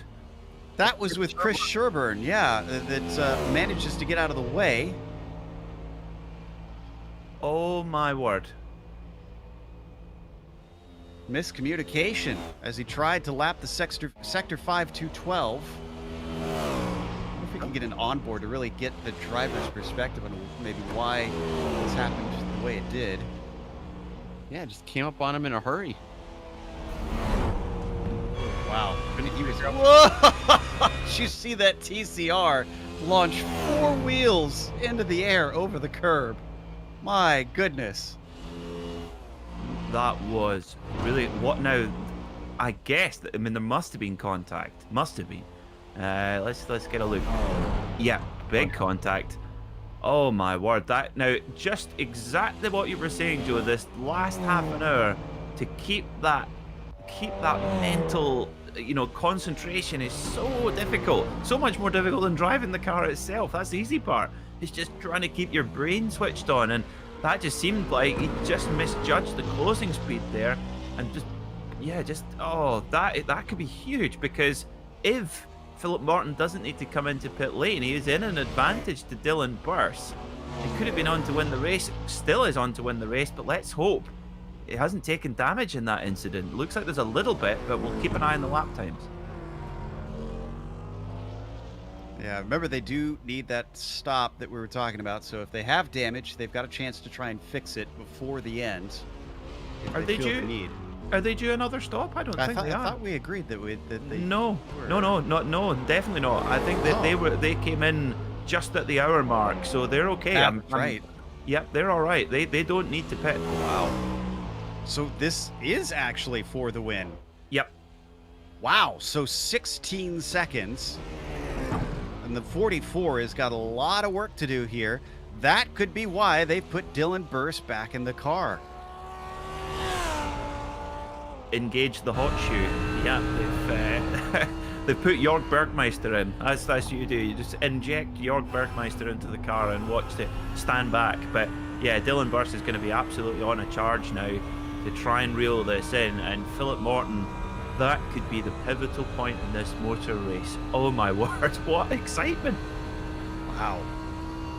So that's probably why Morton was not interested in sitting around behind that TCR. Really wanted to try and sneak his way through as quickly as possible. I always admire those drivers who can be the anchor to really put in those quick final laps. Unfortunately, I was the reverse. I was the safe pair of hands, so they always started me, so I had all the craziness. And then if I was set for an instant and we were in a close fight, I had to hand it over to our faster drivers. That's how it works. You need both. That's the thing, is that you have, if you've got a good roster of drivers who have a certain set of skills, can be really. Oh my, Dylan Burst pushing. Wow, when you pop out sideways out of the carousel there, there wasn't anything left on the table there. That guardrail on the right really comes out of nowhere. Real burst of speed here. And he's going to try and claim victory, but he's going to have to work hard for it. This is that Vipperman section I was talking about. He's going to have to be very diligent with the traffic here. Yeah. Aeroclaw. Our leader in the TCRs. Now, he can actually give up some time because, again, he's not in a fight anymore. But he also doesn't want to just leap out of the way because he wants to do it safely. That's going to cost some time to the Vindeval Green machine. Yeah, we're going to see this traffic playing a big factor here. We already have with Philip Morton just making contact with that TCR. How much damage has it made? It's just so hard to tell. We'll just have to keep a close eye on the timing screen as he's coming towards the end of the lap now.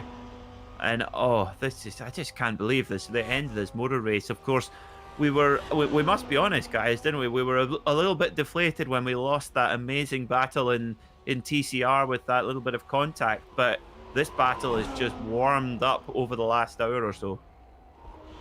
Did not develop like we expected, that's for sure, because essentially the Fitzy number 69 pulled a blinder on 44. This is mostly strategy. They've not seemed to have had ultimate pace over the number 44 for much of the race.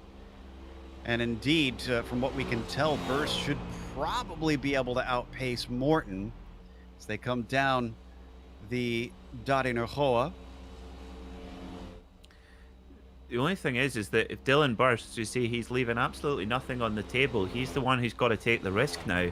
And yeah, if he makes an error, that'll be them done. But Philip Morton doing a great job here. But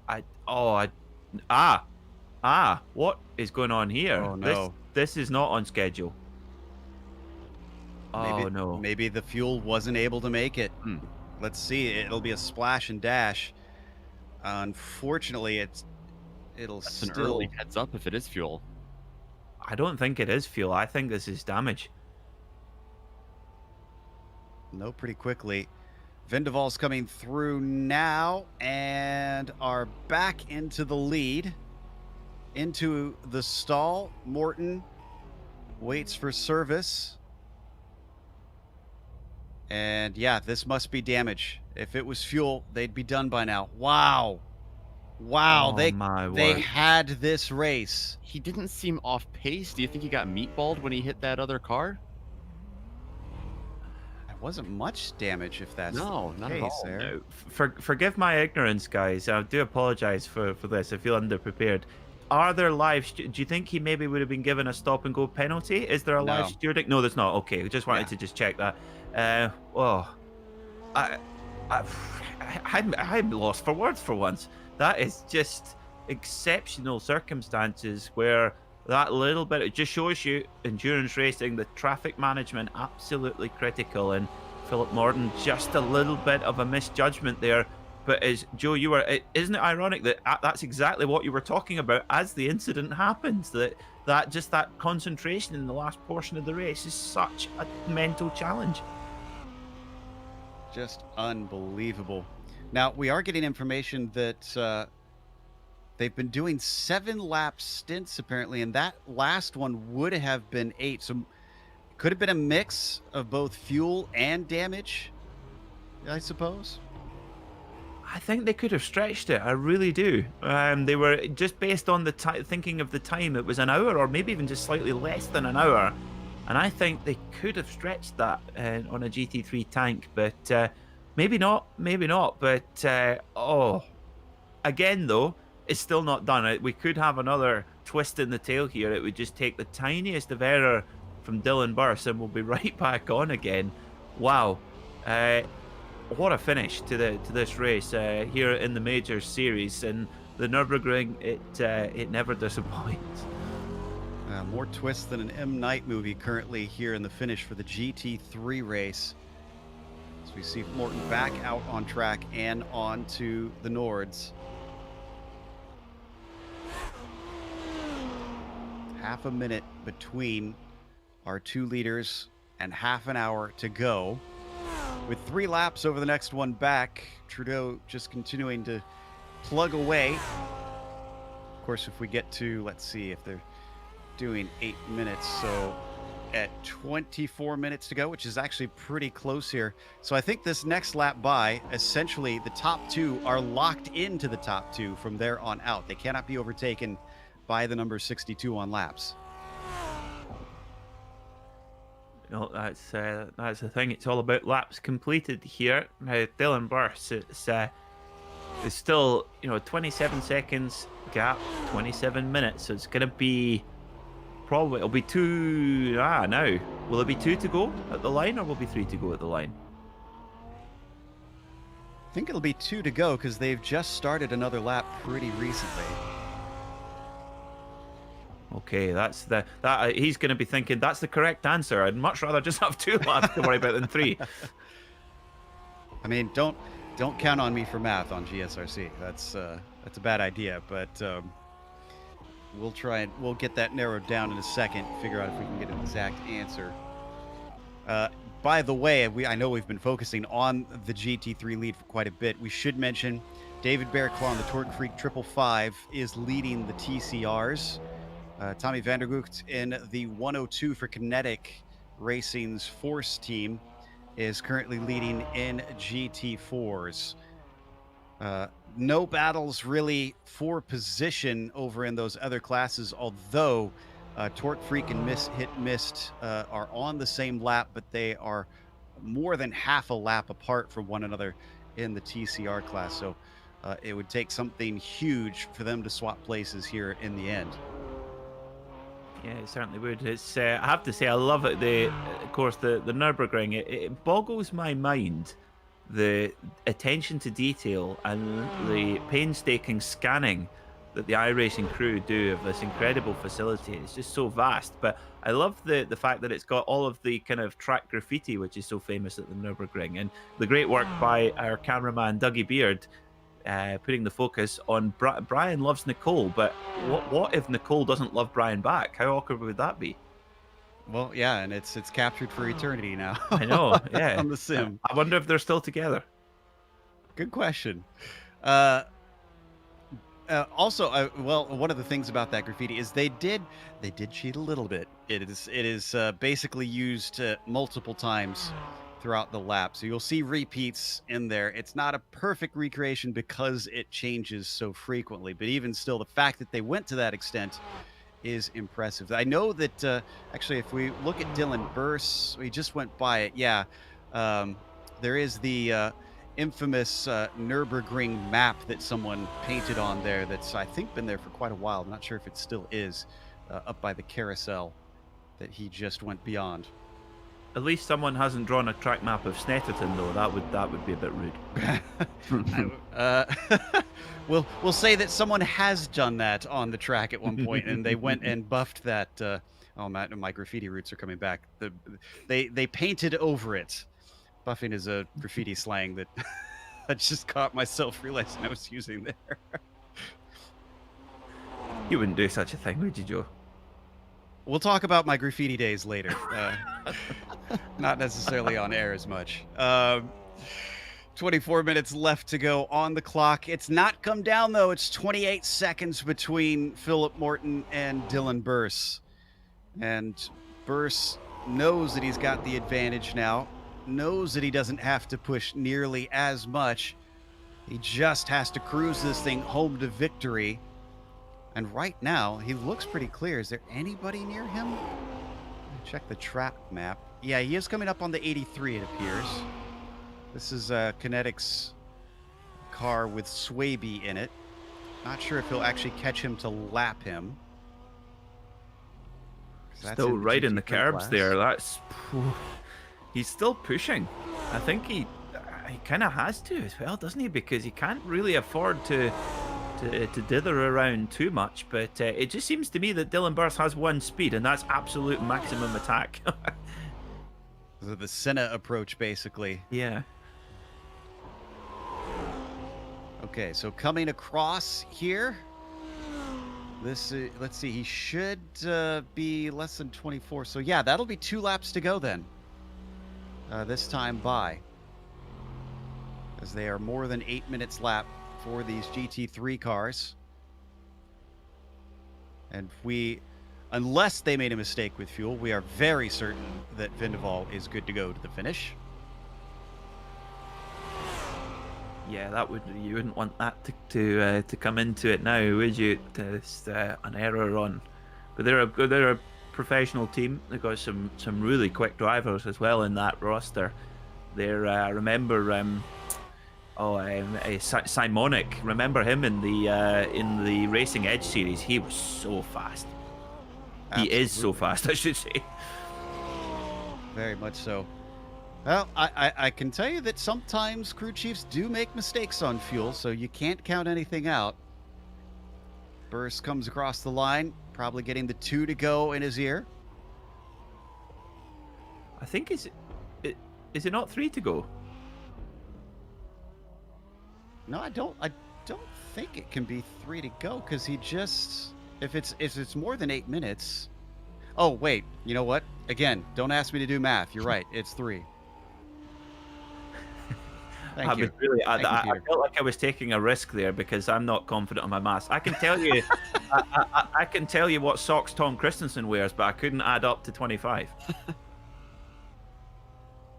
Of course. My brother and I used to call this brain sludge. Completely useless facts, which, interestingly enough, have come in handy to do commentary for a living. But I love it. My father used to say to me, he let's just say he would aggressive encouragement when I was at school, and he says, if you put as much effort into your schoolwork, young man, as you do reading Autosport magazine, you'd be dangerous. Not everybody has to grow up to be engineers, right? So yeah, true. As we watch our leader in the Torque Freak number 555 come down across the line, painted quite similarly, of course, to that old 555 Subaru. Man, Dylan Burse just had a little bit of a moment in the chicane. Got a little bit sideways, but he's all right. Let's take a look at a replay of that one, because yeah, you're right. That he actually went off course too. Yeah. I was watching him close in on. Oh, there you go. You can see him going wide off the exit. Here's another look at it from above. This will really show you how off this car was.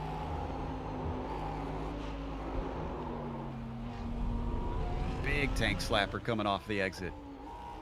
he will be twitching like a rabbit's nose after that one. My word, that's that is not the wake-up call you need at 20 minutes to go.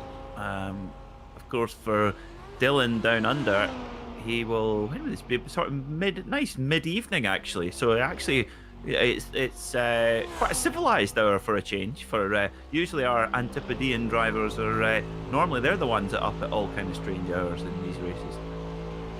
It's always the difficulty with events like this too, is when do you start and end them so that you can't have people take part, and who's going to get the disadvantage at the start and the end and the middle.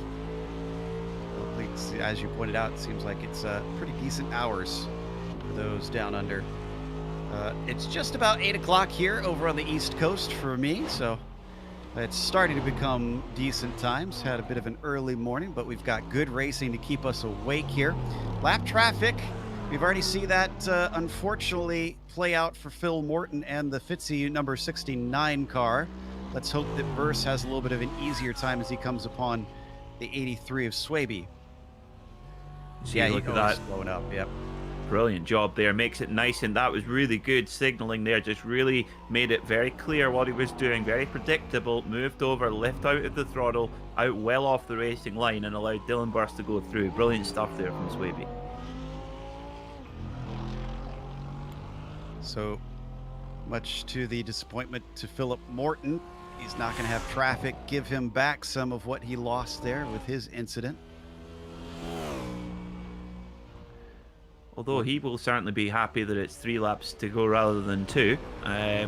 Just one more. It shows you how many laps these guys have put together. But when it comes down to just that one more extra lap, you think, oh no, it's just that psychological warfare here. Really, the guys will know the circuit.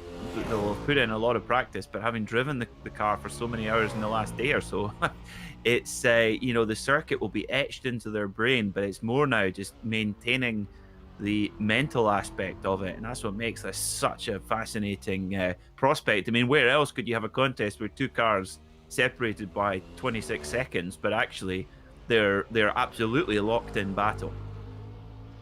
And that's what I love about endurance racing is we talked about it a little bit earlier, that it's such a fascinating sport to watch that's so different from not only all other sports, but also motorsport. The closest thing I could think to compare it to is, whereas regular racing, like you'd see with F1 and whatnot, is maybe more like a football game, whereas this is maybe like baseball or a cricket match. It just kind of, it plays out, and it's still incredibly tense, even though not a lot might be happening, but you know that it could explode at any moment. And that's the tension is what keeps you drawn to it and watching for all 24 hours. Absolutely, and of course, not too long before we have, well, it's quite funny. 2 of my absolute favourite motorsport events of the year are often on the same weekend: the Rolex 24-hour at Daytona and the Rally Monte Carlo. Another, not quite an endurance test, but certainly a tough event. But yeah, I tell you what, it's you've always got, and the great thing about sports car racing is as well, and endurance racing, is you've got great variety. So you've got 3 classes of cars with different cars in each class. Really, really exciting to watch. But I tell you what, this has been a titanic battle between Dylan Burst and Philip Morton. Audi versus BMW, and the only Audi in the field in spot 16 minutes from a victory here. We've had a little bit of a battle starting to brew farther back in the GT3s. This is for 9th in that class. Actually, this is, I believe, the fight to not be last in the class. Brett Trocine is running slightly quicker than Wayne Hutchison. Well, now, Hutchison had passed Trocine's teammate Ray Partridge back when he was in the car, but it seems that now that they've put Brett back into that number 38, he's picked up the pace and could maybe have something on their sister dog bear team, because there's only 12 seconds between them, and as we mentioned, about 2.5 laps left to go.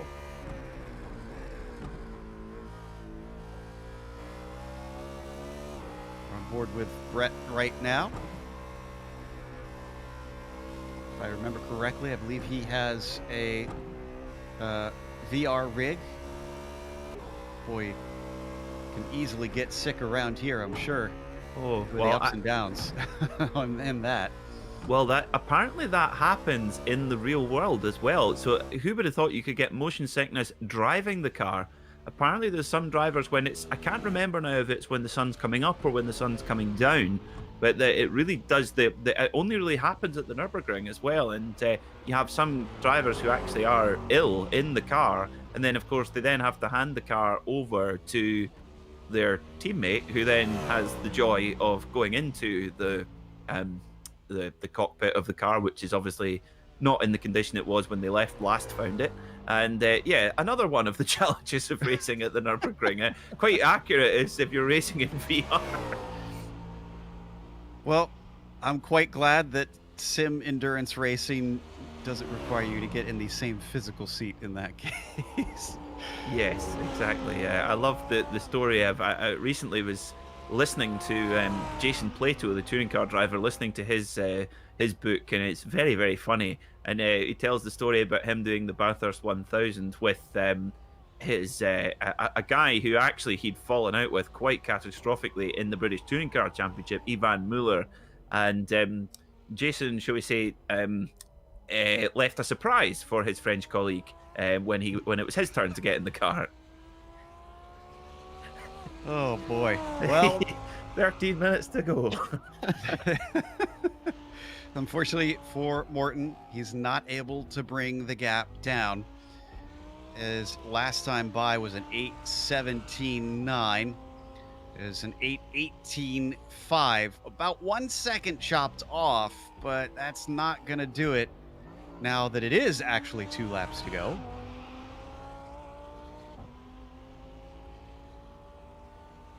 Yep, And that we can confirm that. It's definitely right. We've got it.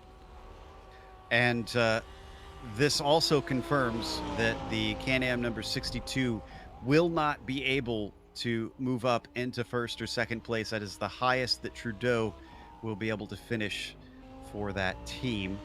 And equally, that means that Burse and Morton will not finish lower than second between the pair of them. They are free to fight it out.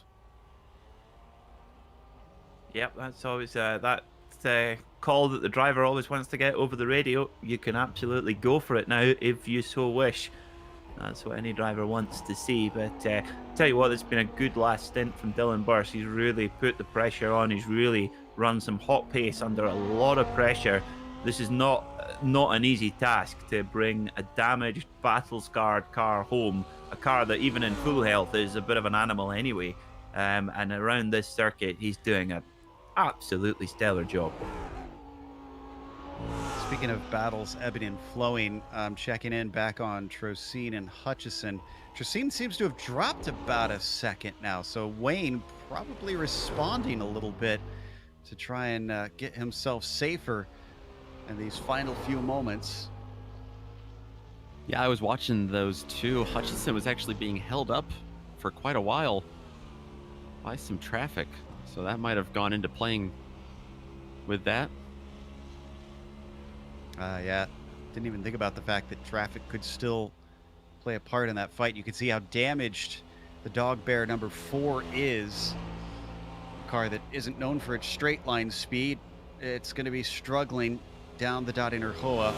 In fact, 154 miles an hour, that is definitely well off their pace along this stretch. Compare that to 156, 157. Not much faster for Trocine. Well, it's still prettier than the new BMW kidney grill anyway. I'll be honest, my immediate thought when I saw that car was, is that a Dodge Stratus? It looks like Bugs Bunny it looks like Bugs Bunny's teeth. What's German for what's up, Doc? I would have been able to... Oh, Trocine is in. Trocine is pitting. So he couldn't make it to the end from here, unfortunately. And Hutchison is able to continue. So that will end that battle. Oh, that's frustrating. 10 minutes to the end to have to come in and take it. This will be... Oh, that's just one lap, isn't it, really? He's going to do just a little quick splash and a dash. and still the little Christmas lights. That's my kind of Christmas lights. I'm sure somebody out there makes car-shaped Christmas lights that blink their safety lights as their theme. Meanwhile, yeah, that definitely was a splash and dash. They must have miscalculated the fuel, which has got to be frustrating, knowing they were so close to managing to get into 9th there at the end. That would be my kind of Christmas decoration, actually. Maybe that could be something for the we could have a GSRC Christmas bubble with like a BMW Z4 with flashing lights on it as well. My lovely girlfriend Lucy, she's made some homemade bubbles for our tree this year with different racing liveries of our favorite drivers on them. Now, if that's not a keeper, I don't know who is. Ah, yes. I might have to suggest that to my wife, see if she'd go for that, because she might, honestly. She's not a racing fan, but I think she'd see the appeal of that. Dylan Burst going to get the white flag next time by. He's currently heading up Kesselchen, so just about halfway through this lap currently, remaining at 28 seconds ahead. Does he have any traffic ahead of him? It does not appear so. Because, yeah, wow, the 58 is the next car up. That is Section 8's Robert Gamble, who is way far up the road. So essentially, Burst has nothing but open track in front of him to the checkered flag. What a dream scenario for Dylan Burson. Now has a bit of time in hand where he can really just back it off and just bring the car home. It's no risk, no need to run all the way out to the edge, and you can see him now. He's probably avoiding curbs that he maybe would have gone over before, and yeah, just coasting it home now is Dylan Burson. Wow, what a sense of achievement for all of these drivers in every single class, just to get to the end of the 24 hours of Nurburgring in the sim or otherwise is just an exceptional achievement where you've got to all work as a team, you've all got to do your share of the driving, but also to get the car to the end in some sort of shape is very, very tricky indeed. And well, even to do it at this pace, wow, really impressive. Yeah, I'd say that our team always had sort of tiers that we kind of looked at it as of accomplishments. The top, of course, being the ultimate to win the race, not always on the cards, depending on what split you're in. And then the next is sort of your realistic goal when you look at it. Say, well, a top 5, a top 10. And then if all else fails, in the end, you just want the ability to finish it and be able to see that checkered flag, to say that your team completed 24 hours, because it is such a feat even today and even in sim racing to try and accomplish. It takes a team and sim racing, just like it does in real life, to try and take a car around these difficult tracks for 24 hours and keep it running. Vendaval has kept it running, and they've kept it running faster than anybody else so far as they come onto the Dottinger Hoa for the penultimate time, and he puts that foot to the floor. Dylan Burst is going to see the white flag, and that is going to be probably one of the most beautiful white flags he has seen in a long time. Yep, and he won't be throwing out his own white flag because he will be the leader as well. Funny, when you're talking about your endurance racing team having tiers, I actually thought that you were crying. I don't know if joy or in sadness. I don't know. Different tiers. We have, this is a bit of a pandemic joke. Here in the UK, we have, every micro area has different tiers of restrictions that they have. And, right, the tier that we're in, we can't go to the pub, which you can imagine how devastating that is. And yeah, it just, if the higher up the number of tiers you are, the more tiers you are crying because you're under more and more restrictions. How in the world do they keep Scots from going to the pub? That's my question. We've been wondering that for the last 8 weeks, Joe. The white flag flew for Dylan Burst. Down to 27 seconds. Morton makes up a little bit of time, running an 8:16. compared to the 817 of Dylan Burse. We've been focusing so much on them. Let's give a little bit of love to our other classes as well. David Barraclaw, the 555. Looks like, where is he on track right now? Believe, yeah, he is coming through the last third of the track. And David Barraclaw going to be finishing up and heading towards the Dodinger Hoa himself soon, as he's got a full 2 minutes over John Lang. Now, wasn't that 6 minutes before? Did we get a pit stop recently from Barraclaw? Maybe did. Yeah, it's actually the gap's just been since the Missed Apex podcast car got back out on track. They have they have been lapping pretty strongly and actually been just taking a little bit of time, and they're actually still going to. It looks like they're going to finish on the lead lap, which would be actually with the damage that they took. That's a very good achievement indeed. Yeah, absolutely. And I got confused, or I confused myself. It was the Kinetic Racing Force, which was 6 minutes behind Torque Freak, which they are still. Miss Hit Mist is about 8 minutes behind our leader currently and trundling along. There's our leader in the TCR currently. Barraclaw stuck behind Gamillion, who is the last car running with that Dory Award. Looks like Maurice going to try himself to make sure that they see the checkered flag and the Forge Endurance number 175. 3 minutes to go then here after 24 hours of racing, day to night and back to day again here at the Nurburgring Nordschleife, one of motor racing's greatest challenges. To me, it's kind of like I always think of it as the four-wheeled equivalent to the Isle of Man TT. It's that challenging, and very similar kind of road course, no room for error, and of course so long that it requires a lot of time to learn the circuit as well. Yeah, I think that's a pretty fair comparison. And Burse seems to have this one down for sure. So does Barraclaw, who's going to manage to make that overtake on the GT4 of the 175. Oh, did we lose? Uh-oh. Brett Trocine. Unfortunately, it looks like he lost internet connection, and Ray Partridge has gotten in the car. Now, they were last in their class, so it appears they're not going to lose a class position. Chris Sherburne's 2 laps down, so they're going to stay put, but that's just an embarrassing finish, I'm sure, to this race. Hopefully he can get out before they get the checkered flag so that the car can be running. So Dylan Burse just now taking it nice and steady, just a couple of minutes left on the clock. This is the last lap. He'll be about to head down the hill and then crest it back up again, and he'll head up towards the section with the carousel.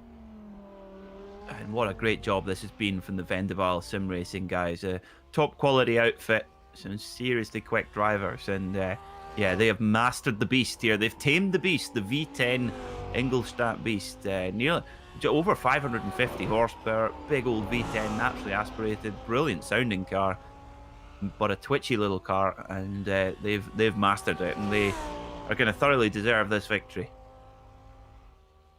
Absolutely. It was in question for a brief moment, but it seems they have managed it well enough that they're going to be able to get out. I have to imagine that the Fitzy Motorsports, if it was just fuel, they've got to be kicking themselves, because 30 seconds, don't think, they had a bit of a gap. Even if they waited, another couple seconds to be overly safe on the fuel, Peter, I feel like they would have had this one in the bag. Yeah, I'm not convinced it was fuel. I think it might have been damage repair. Maybe not, but it's well, maybe we'll find out after the race. But I was sure, I was convinced that they were okay on fuel. So to have to come in, if it were fuel, yeah, that's devastating, and it was just so close. But they've run it all the way, and they've run. I mean, you talk about a top team. They have run one of the very best teams you're likely to come up against for 24 hours, and they've run them to within half a minute. I mean, that is, in a race like this, absolutely exceptional effort, but you've got to think they will be devastated after this one. The clock hits 0. 24 hours have passed by, and from here, it seems that Dylan only has to get to the checkered flag. Let's ride on board for these last little bits of the lap with the Vendaval number 44 and see how they manage it. Wow, it's just impressive, honestly, how quickly he can sling it through here. And even after 24 hours and knowing he's got such a gap, the car is still hustling. It certainly is, isn't it? And of course, this Audi R8 has had an amazing competition history. It's won the Spa 24, it's won the Nurburgring 24, it's won the Bathurst 12 hour, it's won the Daytona 24 hour in class. It's an exceptional piece of kit. Audi Sport, they've sold literally hundreds of these cars. What an achievement. It will go down in history as one of the greatest racing cars. And Dylan Burse, he is, yeah, like you said, Joe, he is just, even with a walk, just floating it over there in the S's. Amazing to watch. Love this helmet cam that Dougie gives us. This is through the Beloff S's, and then it's up into Swallowtail. There's very little in it from here because the Dottinger Hoa is just point it straight and push the gas. As he comes out of Swallowtail into the mini carousel. Not many more braking points. This time keeps it within the banking. Then up to Gallows Hill. Getting the power down. Coming over the crest and onto the Dottinger Hoa. He probably feels home free at this point. Foot to the floor at 150 miles an hour and gaining. 24 hours of racing. He's shared it with Dominic Ferraris. Dylan Burse has. He shared it with Juan Lopez. And the three of them have come together to put on an impressive performance under Antonius Beach. And then down towards Tiergarten. Last point where he has to hit the brakes. Through the final bit of chicanes, the number 44 is going to take victory here at the Nurburgring. Celebration for the Vendaval team as they win the 24 hours at the ring.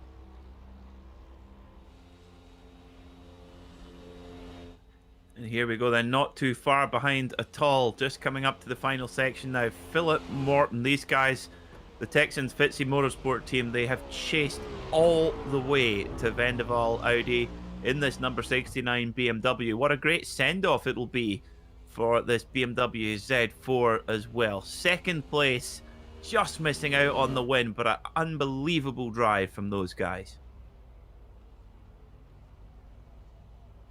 Then we've got the Kinetic Racing Force number 102. Oh, are we getting a... Whoa. I think we're getting... it's a team photo. Aha. He's got plenty of room to the next one. Yeah. And they are actually running 1 and 2, but they're separated by 4 laps.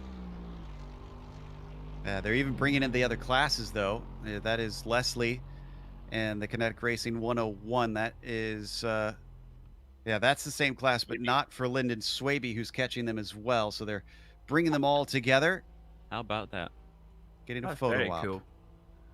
That reminds me of the Le Mans in 1966 with the 4 GTs lining up together, and yeah, a little bit of formation flying there.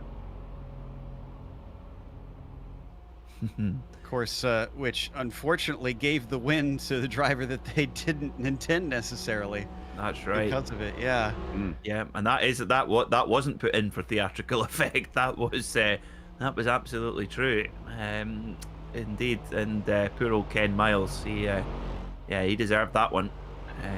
Of course, winning Sebring and Daytona that year. But this is very cool. I like this, and also pretty fittingly, we've got all the marques. We've got Porsche, we've got BMW, we've got Mercedes as well.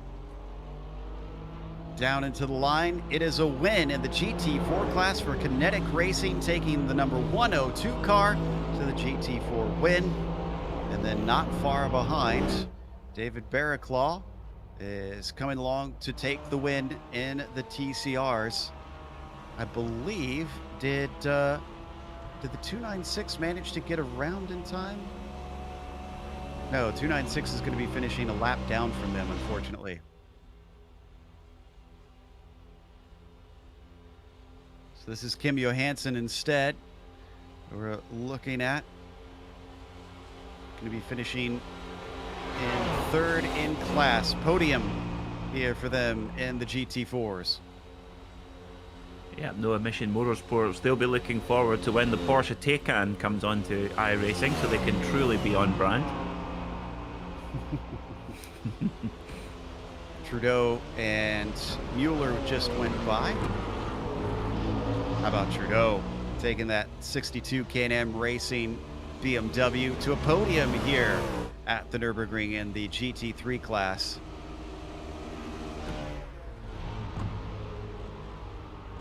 Hansen to the podium in the GT4s. This is John Lang, second in his class in the TCRs. Unfortunately, going to finish a lap down with the overall leader being between them. Late race incident between himself and the leader cost them a potential victory, but they still managed to podium here today. Yeah, I think that's highly impressive for those guys, for the Missed Apex Racing podcast team to, you know, be in the pits for repairs for such a long time for an incident that really was just an unfortunate racing incident as it was, and that battle was so impressive in the TCRs. But hold on, yeah. Can we go on board the 555? Are they out of fuel, or is Oh this no, another... my word, no way. They're slow. Definitely. Oh. Your Hoa. Interestingly, in fourth gear, so you would, I think they're okay on fuel. Okay, yeah, they're okay. He's weaving back and forth. He's savoring the moment, I think. Okay. Well, I was thinking if he's worried about fuel, he should put it up into sixth.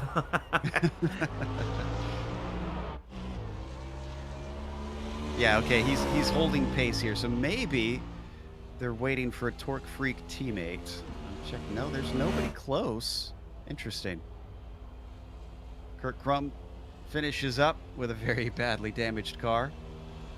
As Gomillion last to finish running, though not the last to come across the line.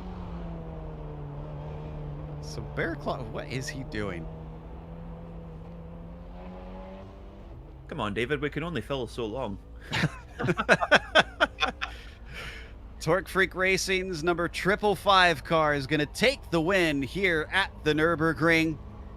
Barraclaw wins it for his team. And that is going to be among the last of the cars to come across, as we see Sherburne now in third. I believe Marzov and Ray Partridge managed to get back out there as well. So just a couple more to cross the line, but we're going to take a quick break here on the Global Sim Racing Channel. We'll come back with post-race interviews. Stick around, as we'll also bring you the unofficial results.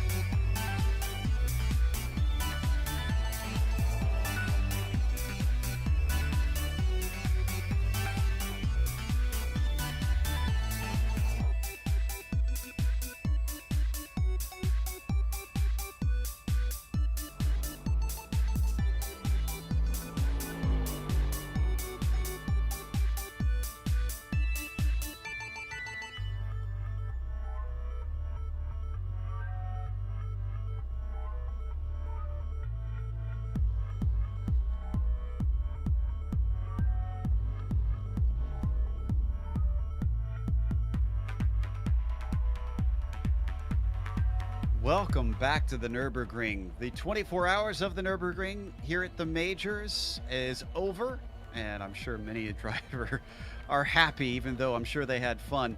Global SimRacing Green probably celebrating the most after taking overall victory, winning in the GT3 class in that number 44. Texas Fitzy Motorsports Hades was second behind them, but we think that potentially the contact that they had made late in the race cost them the win. We're going to find out soon enough, as we'll hopefully get to talk to them. Can-Am Racing, number 62, finished in third, 3 laps down. Kinetic Racing Surge was P4 with Dog Bear Black in 5th, and you've got Section 8 Racing finishing 10 laps down from the leader in 6th position. Fitzy Motorsports Aries was P7 with Bombshell Racing Team finishing in 8th. And then the winner in the TCR class, outgunning the faster class of the GT4s with Torque Freak Racing by TFRL or TFR Lab, I assume that is, finishing 9th overall. Second in that class and 10th overall was Miss Hit Missed Apex F1 Podcast, who were close until unfortunately it came to blows between themselves and Torque Freak, and they had to come in for damage repairs. Nick, who was our next 10? Your next two teams, I should say, on the grid are going to be Dog Bear GT Red and Dog Bear Euro, 11th and 12th. Those are two GT3 teams. Then you have your overall winner in the GT4 class, Kinetic Racing Force. Great race for them and a great battle at the end as well. Sector 5 TCR is going to round out the TCR podium. Then Kinetic Racing Emotion and No Emission Motorsports will finish 15th and 16th overall. That rounds out your GT4 podium. For Poston Spitze F1 Podcast, it's going to bring it home 17th overall. Then 18th through 20th go to No Emission Motorsports, Hanson Brothers Racing, and Forge Endurance GT4. Peter?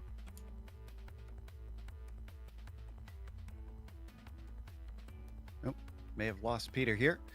As 21st went to, unfortunately, our first DNF unorthodox GT3 team down there, with Elite West finishing 22nd. Forge Gold was P23. Then it is Grizzly Motorsports TFR Lab in 24th, Kinetic Racing Velocity in 25th, Schnitzelwagen in the 26th position, Falk Auto Tech 27th, and last car was Section 8's number 954. Up first, we're going to talk to second place finisher in the GT3 class so that we can get some answers from Philip Morton about what happened there at the end with the extra pit stop. Congratulations on a podium, though commiserations that it wasn't a win, Philip. What happened to the Fitzy car at the end? What was the cause for the final pit stop? Was it damage or was it fuel? We came into the final pit stop knowing there was 8 laps to go. Couldn't do the fuel saving to get an 8th lap, so it was just a case of fuel for 4 and then another 4 to minimize the amount of fuel in the car and get as fast as laps in as I could. Well, that has got to be incredibly frustrating. No, you came within half a minute after 24 hours.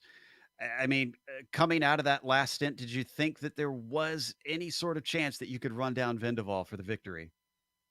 Dylan's a quick guy. Dylan's quick. No, I don't think I could have got Dylan. We were pretty much on par with each other in that last stint. I think he was actually probably had a little bit more in the bag than I did.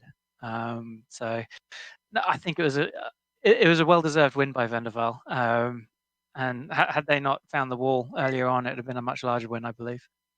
Tell us about the incident, though, with the lap traffic before that final stop. What's going through your mind there? Help, pretty much. No offense to them, but they kind of just swept across the track as I had already picked to go around the outside of them because they were hanging on the inside for first part of the corner. I hoped they were going to stay their line. They didn't, and I bumped into the back of them. Truly sorry about it. But by the time I had picked my side, there wasn't a lot I could do to stop, avoid, or do anything to stop that happening. So, yeah, it is what it is, unfortunately.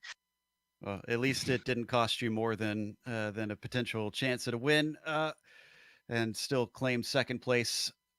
Was there anybody you'd like to thank for taking a podium here? This must have been a hard effort from a lot of people.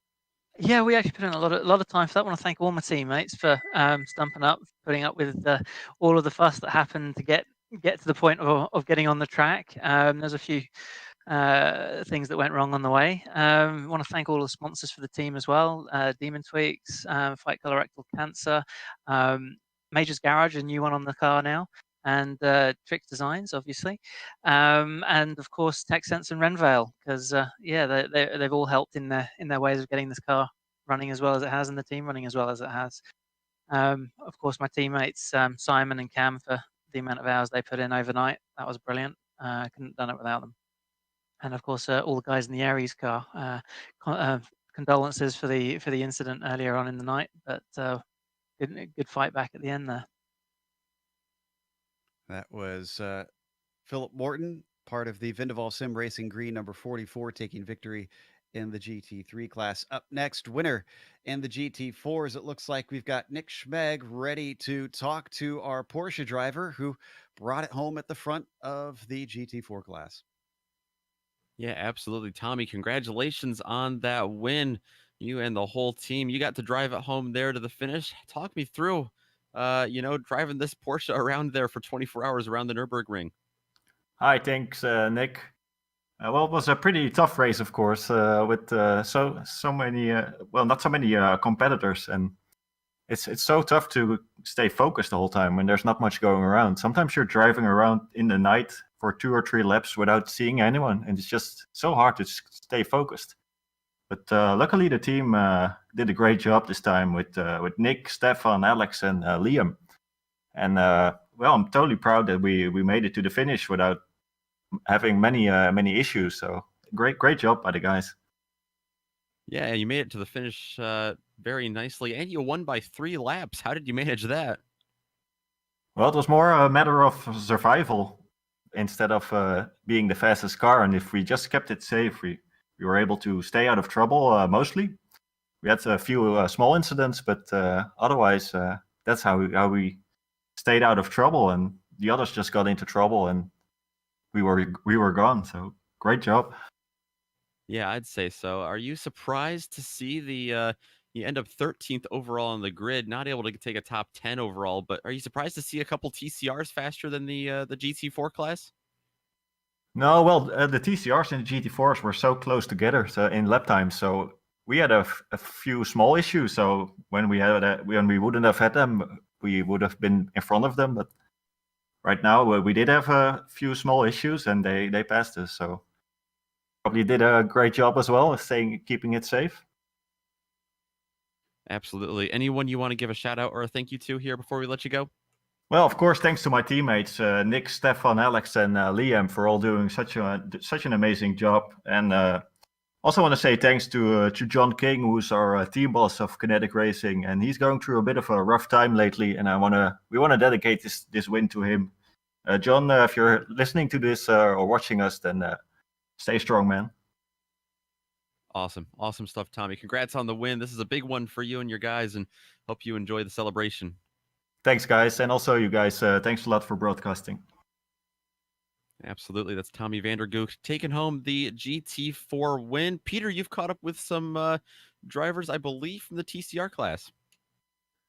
Yeah, I'm here with David Berclaw and James Ewens. Guys, congratulations on winning what was a titanic battle in the TCR. How does it feel? Thank you very much. It feels pretty good. James, what do you think? Yeah, quite a good race for us. Yeah, Titanic with the missed Apex car. Shame it came down to netcode at the end with George, but we made a few mistakes during the race. I put it in the wall in the first stint, and that cost us 8 minutes. So if we take out some of the mistakes, we would have been so far ahead it wouldn't have mattered. But yeah, good fun though. Really nice race. Majors always put on a really good show, so it's good to come out and this is our second 24-hour win now because we won Le Mans 2 years ago. So yeah, really good. Absolutely, well, fantastic. I mean, well, compare the two, of course, two completely different circuits. Try and explain to our viewers the challenges that you guys face winning here at the Nurburgring compared to winning at Le Mans. This one is for sure a lot more challenging because the track is the nature of the track here is that every single lap is a challenge.